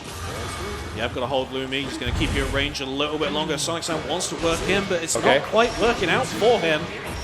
There we go. Great buttons being pressed again. Check those runs. Oh, close. This is rough. Yeah, Sonic Sen in a very bad position now against Nevlr. No anti-air again. Does take Yeah. the throw. This time Overdrive is going to go punished. No kill, unfortunately. But such little HP left here. Can't chip him though, because of the overdrive state. Nevlr just away chilling. from Oh death, no, and that's not what he wanted! The miss input cancel. Oh, so you unfortunate. hate to see it. Yeah, Nevlr moving into Grants, but I don't think anyone, not even Nevlr himself, wanted to advance on a mistake like that. But you know, everyone makes mistakes. Very unfortunate for Sonic Sen that it happened right in that moment. But, But yeah, we'll be seeing him on the loser's side of things. Where he'll be Yes. playing the winner of our next set, which will be Dudeakoff. Dudeakoff versus Svampen. Svampen. Yeah. Oh, a So- run back. Yeah, it's going to be a run back, and it's interesting to see because obviously this is the matchup Svampen has practiced the most. Yes. I wonder how, you know. Shout out to you, I someone. suppose. Yeah. Shout outs to me. Oh, I also get shout outs. Yeah, you get shout outs as Nice. well. Yeah, so obviously I've played thousands upon thousands of games with Svampen, so there's nothing here that is unfamiliar with character-wise. Like, there's no matchup unfamiliarity in that sense. But obviously, all of us Metara players play different. I don't play the same way Dudeakoff does. And Dudeakoff did send him to losers earlier, so definitely not... Like, Svampen knows the matchup. That's not the problem. But that doesn't mean he has it in the bag. Yeah. That just means he has all the right tools to deal with this. And then we'll see if he manages to use them correctly. As for Dudeakoff, I don't think his match record against Svampen is that good, except today, right? Yeah, Today's what today counts. is, I feel, more the exception to what his normal track record is. Of course, massive shout-outs to that. It's a fantastic win. Absolutely, yeah. But So having to gotta fight do it Svampen twice. again could be a bad thing, or it could also be a good... Maybe he has his number today. we'll have to say, but also, Svampen's also got a load of sets that he's just watched, you know, him up there. Yeah. You've got to take notes of those habits and just hope that, you know, those habits come into effect against Absolutely, yeah. I don't think Dudeakoff is necessarily high on Svampen's, you know, watch list in that sense. But after losing to him, he automatically becomes that. Yes. And because of that, now maybe Svampen has been looking at, okay, what is Dudeakoff doing? What was I doing wrong? What do I need to adjust here? And, you know, taking a sip from that Red Bull, gaining some energy. Yeah. Let's see if it... Shout outs to Rebel for sponsor. Oh, yeah, absolutely. Was the best feeling ever when I went up to the stage to play. They were like, "Oh, you can grab a Red Bull if you want." It's great. Bro, It's been excellent really? for me. Obviously, I didn't get too much sleep last night because, you know, up all night grinding Granblue and totally not doing the Lumeras until 3 in the morning. You know, I've got to get that energy back in me. Yeah. And I decided the best way of doing that was to come here at Red Bull. Yeah, I mean, shout outs to Red Bull. They know their audience, right? Yeah. Like, we're tired. FGC, competitors and commentators. All right, so appreciate yeah, no surprises here. Seta versus Metara, like there was zero indication there would be anything else.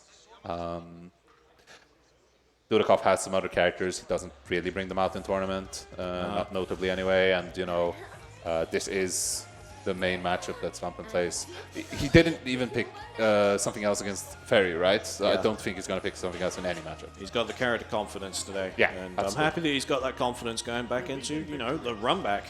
Yes, and you see, Svampen skipped his part of the intro there because he wants to get straight into it. So let's see what the game plan is. Okay, trying to move in slowly but surely. Yep. Of course, Matera, the zoner, keeping you at range.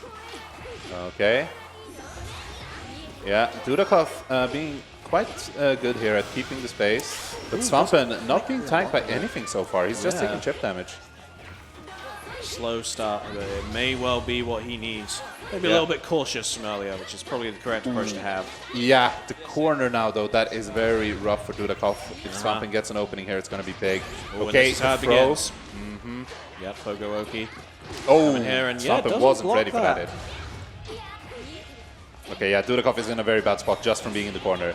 Like, okay, he gets out. That was perfect. Good. Yeah. Very, very well done there from Oh, Dudeakoff. just spear of other straight into his don't face. test him on that. Don't test him on that. Oh, and big anti-air from Svampen. Too far away to get a conversion, I believe. Okay, butterflies are up, but Rhapsody to get out. And Svampen now putting the pressure on Dudeakoff here. Gets an overhead. Yeah, the angles Svampen are approaching from here are really good. But Dudeakoff getting a Zephyr there. Gonna get the EX knockdown into regular. Nice. But he mashed? hold out! Svampen with the high level mashing there. That is it. It's a sign of confidence. Yes. And going into this set, you know, the set that you lost earlier, the set that put you in losers with that much confidence. Yeah.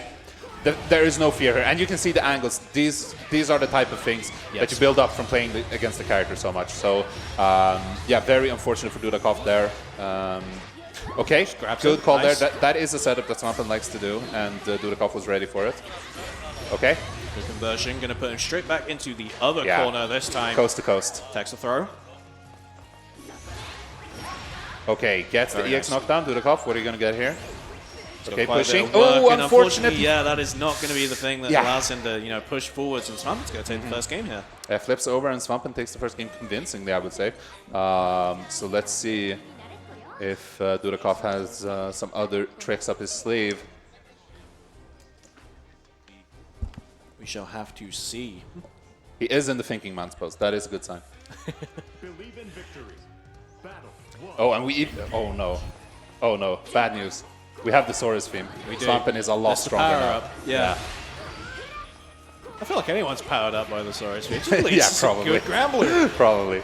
Okay, good start here from Dudeakoff. Oh, unfortunately, flips over. Still wants to make use of the butterflies. But yeah, he puts himself in the corner by doing so. A little bit greedy to go, like, I get it, because the butterflies are out and you're like, no, I really want to get some usage out of these, you know?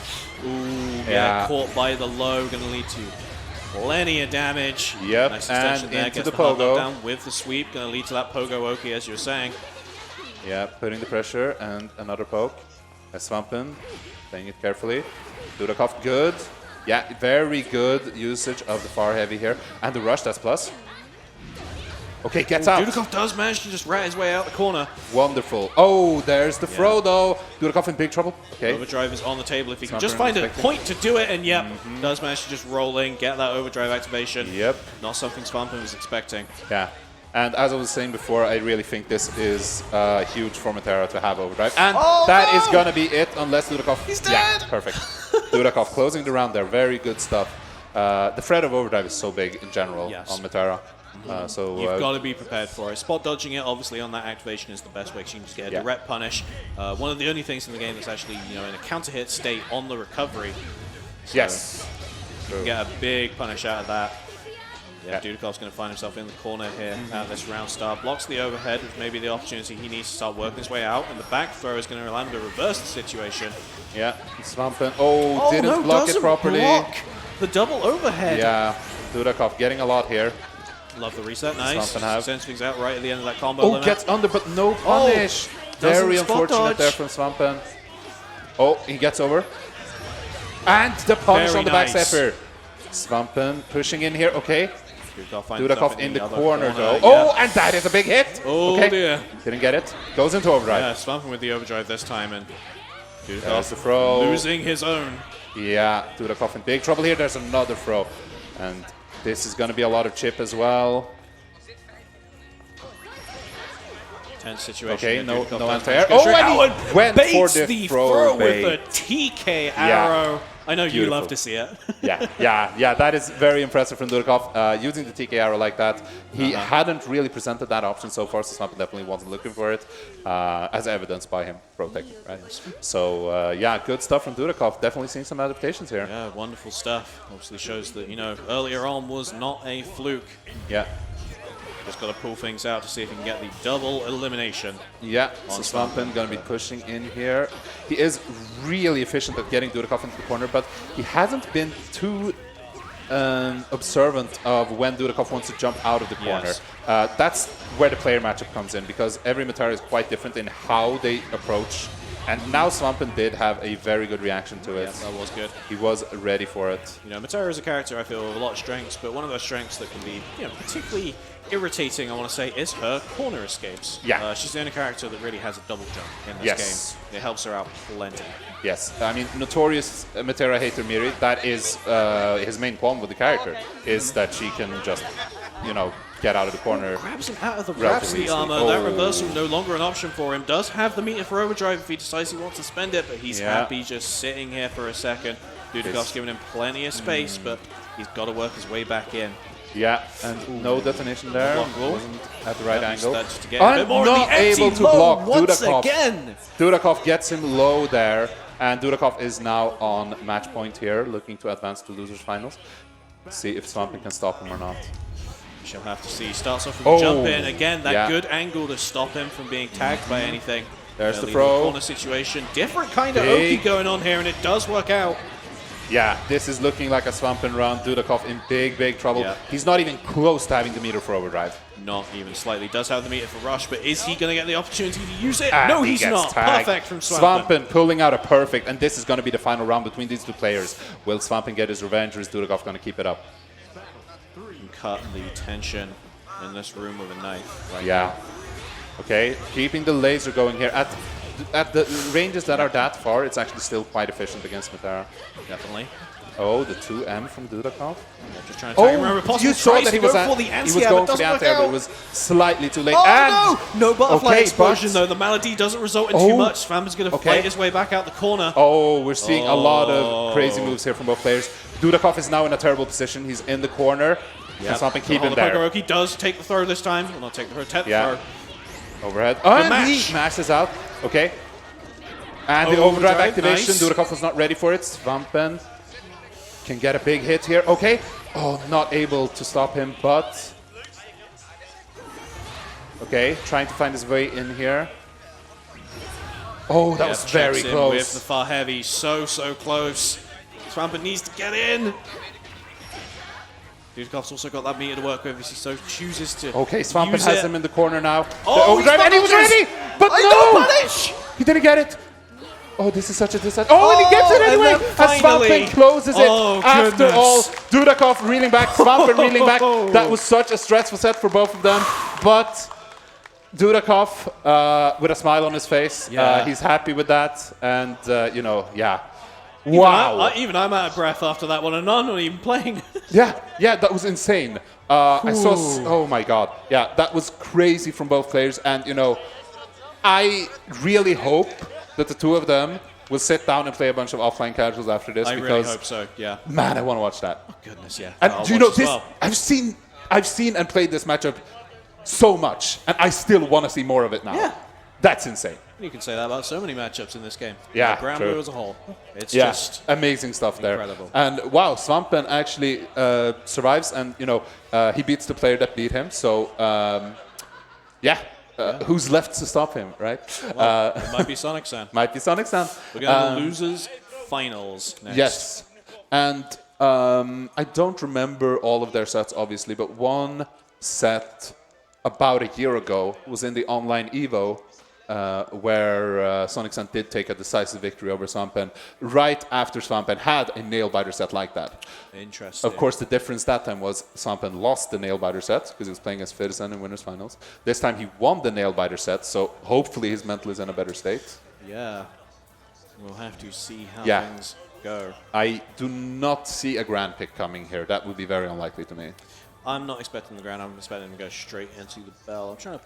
Yeah. Not on the character select yet. I can't take a sneak peek. Shoutouts to... Oh. You know, good stick up. Yeah, really nice. So yeah, these players do have a long history against each other.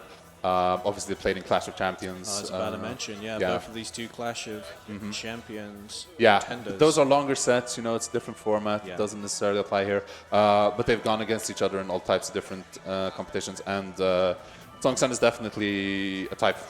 Well, not a type of player. I should say Sonic-san, as a player, is someone that Svampen definitely respects. And you know, Svampen isn't a cocky guy, so he's never going to say, you know, oh well, this is free or whatever. But with Sonic-san in particular, he's that type of player where he's always like, anything can happen. Yeah, and it really can. We've seen it quite a few times from Sonic-san, you know, throughout this event so far. He can make a lot out of just a little. Yeah. All of these different situations might be the key to victory here. Yes, he is picking the bell straight away. Definitely what we expected. Losers Finals. Brussels Challenge, Major Edition 2022, Granblue Fantasy versus Svampen and Sonic-san. It's so nice to see Granblue shine on the offline stage. I love it. We've been waiting. I've had a smile on my face this whole time. Yeah. This has been an absolute pleasure. Yeah, thank God. All right, so Sonic-san and Svampen gonna get up against each other here. As we were saying before, anything can happen. I know that Svampen obviously preparing for Belial specifically a lot. He's been playing a decent amount with Dragoi, who's Good also for better practice. Yeah, exactly. Also an extremely good Belial player from Europe, one of the absolute best players in the region. Let's see here. Okay. Yep, starting things off slow, which I feel is probably the way it should be. Yeah, beautiful. You don't want a rush start off against Sonic-san. Yeah, okay.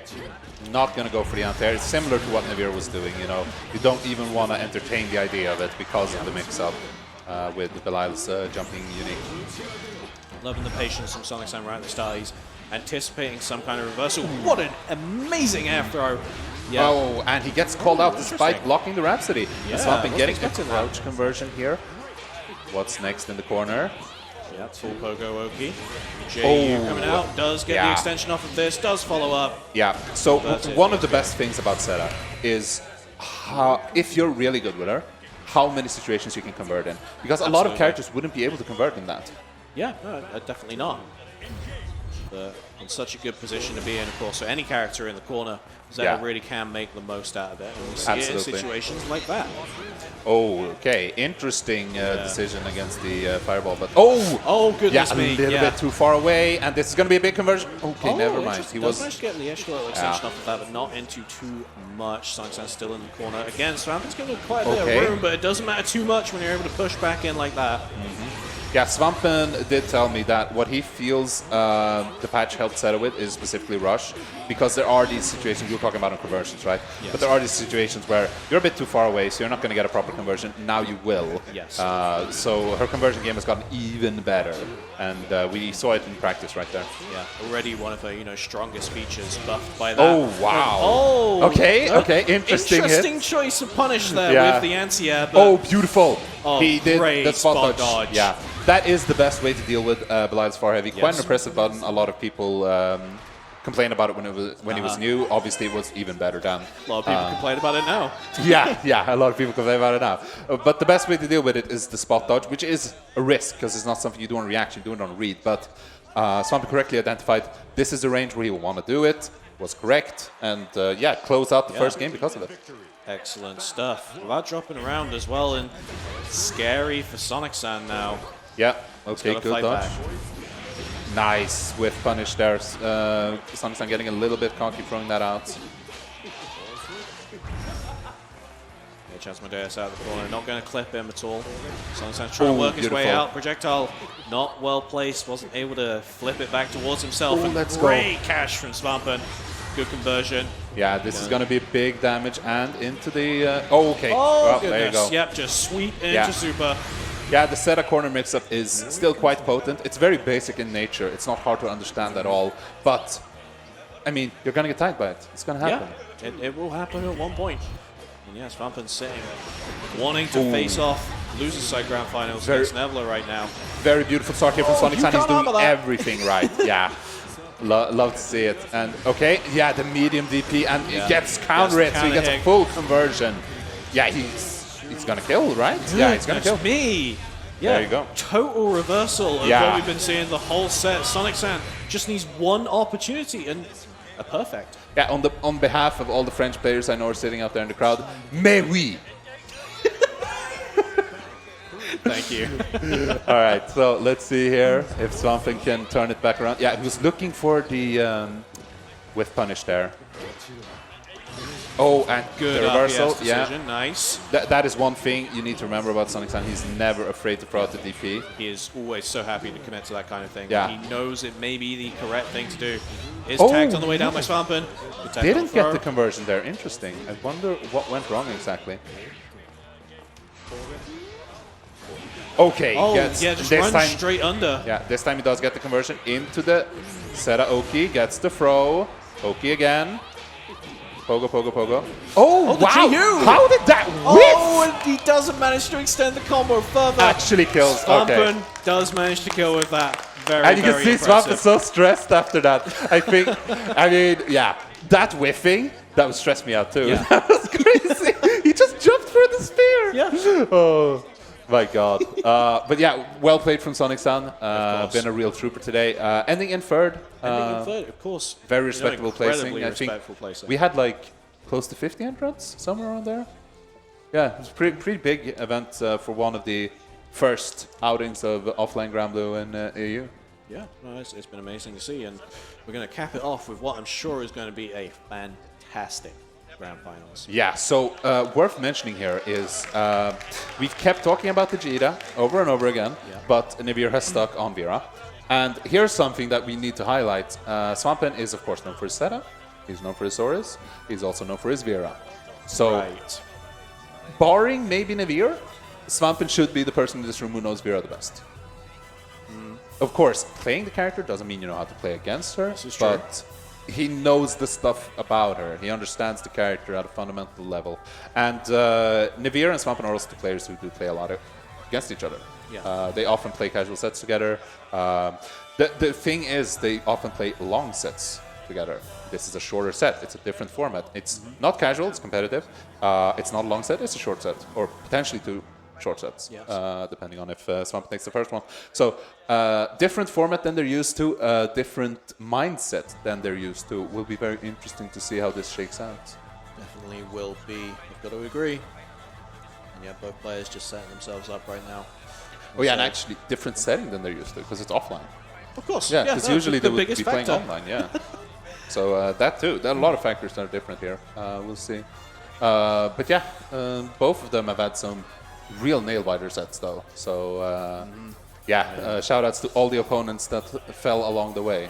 Well, shout-outs to everyone who's made it here today. Shout-outs to everyone who's watching the stream right now as well.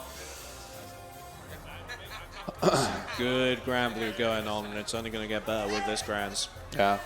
It's also just a funny thing is this is Nevlr referred to this as his like first offline major. He's been to a few in France, but this is still, you know, a different scale. He's actually traveling out of country to be at an event and play against all these people that he's known for years now, but hasn't actually met. Whereas Svampen, he's been going. I think his first year of tournaments was 2006. Yeah. He's been going to tournaments for a while. He's experienced fighting game veteran. Yeah, so I'm not going to say Svampen isn't feeling pressure. Of course he is. But I think experience in managing pressure is quite different between these two players. So definitely, yeah. One of them is a lot more experienced with this kind of environment. Yeah. I just hope it doesn't come down to something like that for Nevlr. I hope he can keep his cool and deliver play that he's proud of. Cool. So far he has, so should be fine. Let's see how things go. We're nearly done with our preparations here. I'm seeing one of them hovering Vera, and it does look like Nevlr. Yeah.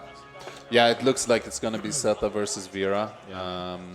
I don't know what Nevlr has played more in casuals. Like, all time, obviously, Jita, she's been out longer. But, like, lately, I don't know if he's been sticking to Vera in casuals or been playing Jita when they've had their sets. We'll have to see. Oh, goodness. Oh, I think it's probably a BGM request. Yeah, probably. Because I saw Svampen, if I read his mouth correctly, say, I don't care. So. Very nice. So it looks like we're going to be getting Colosseum and another Sky, I suppose, again. Probably. Yeah, it's a safe bet at this point. All right. Yep, it is time to the match. place your bets now. All We're right. going into our grand finals. On the loser's side sits Svampen, and on our winner's side, Nevlr. Yes, and I heard Colosseum there. Yep. All right, let's make some noise for grand finals. Give it up for grand finals. Brussels Challenge Major Edition 2022. Svampen and Nevlr. Yes. All right, so this is still a first to 2 setting, but with a potential reset. Yes. So if Svampen wins first to 2, then we get another one. We do get another set, and I mean, I'd be all right with another set of this. I'm sure it's going to be great. I would very much be up for another set. Okay, letting the intro rock. Let's see if Svampen, because Svampen was skipping through the setup part before. Like he was itching to get into the match. Oh, we're letting it rock this time. Okay. All right, let's kick things off. All right. This is exactly how I expected it to start. Just fairly slow. Yeah. Well-placed jump in from Nevlr is going to be the thing that gets the momentum in his favor first. Nevlr pushing here. Oh. Great rush conversion. Yeah, calls him out. That is one of the reasons I said Vera's reach is so good, is her standing medium. Yes.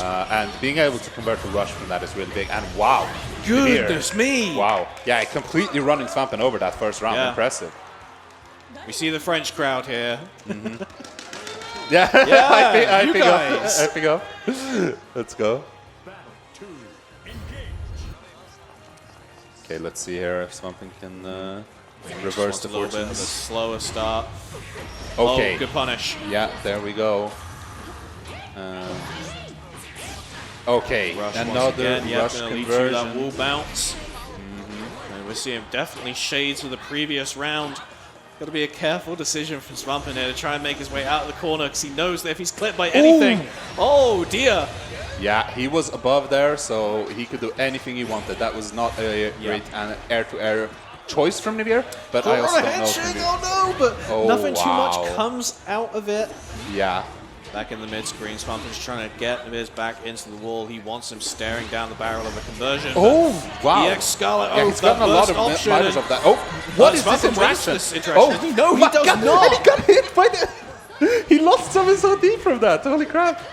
Yeah, it was still active. Yeah, we're seeing interesting interactions today that I wasn't prepared for. I love the fact that he went to just block all of that. He wants as much meter as possible because it might be the thing that makes the difference. Yeah. Svampen's trying to go in. He's got that extra chip damage on his side, but install Vera is here, and that's pretty potent too. Yeah. But if Svampen gets a good hit here, like the OD is still going to last for a while. Okay. Using that air dash from really Grace working View. with this chip here, and there's the rush. Yep. Establishes plus frames, gets a little bit more, but Habare. doesn't quite get the kill. Should Chip be is Chip. here, but also the overdrive goes Svampen's part, and the Rhapsody Rhapsody's armor. through. Knee to the face. Oh my god, what a round. Such a stark contrast too, because the first round, Nevlr was just rolling him over. Yeah. And this round was so close, it was almost a timeout. And yeah, again, we're seeing just these rounds are beginning with these very safe situations. Both one of these wants to get, a hit with like a far medium, convert it into whatever they need to, run their game plan. Okay. Oh, interesting and interaction actually a going there, punish. yeah. Yep, the Rhapsody armor again coming in handy. The throw There's is the going to be the throw. thing that puts Nevlr into the corner, and the Pogo Oki begins. Oh! However, excellently placed jump out. Yeah, hard call out on the throw attempt there. And yeah, Nevlr getting a big conversion here. Yep, EX Lumi is Svampen down. needs to block. Hold that, doesn't tech the throw. Svampen's got that meter on his side if he can find a place to burn it, but could be interesting to get into a situation like that. Okay. Just runs straight out, tries to get pressure in, but finds himself straight back into the corner. The sweep is going to connect though. Yeah, this is mid-screen, so it's not as scary, but... Okay, walking at him. Good block. I like it. Does press up. And the throw. This is a lot scarier. Nice. This is going to be corner. Oh, he was too far away, actually. Conversion and yes, Oh, does and manage to Nevlr just taking about game kill one. using the Rust extension. Nevlr's going to take game 1. Nevlr took game 1, but he's looking like he's the one who lost. That was only one game. Yeah, that's insane. I don't blame him. Yeah. All right. The gamer energy kicking in. It is.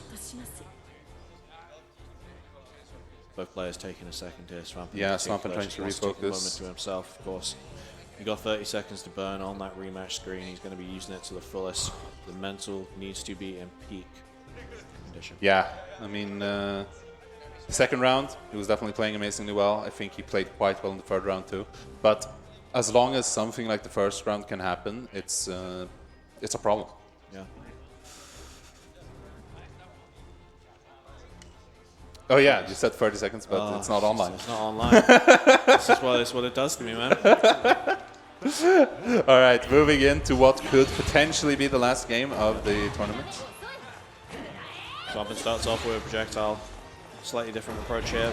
Oh, unfortunate. Maybe you wanted to get the punish there, but Oh, no! This and that is is big. not how you want a Yeah. round to start with that command grab. You don't want to be up against Vera with meter, and it looks like that's what's going to happen. Oh wow! Oh, Actually, side switch conversion. Oh yeah, just Okay, wraps that's the the armor Rhapsody. straight out, but And this OD. is rough. Yeah, very scary Good idea. situation for Svampen.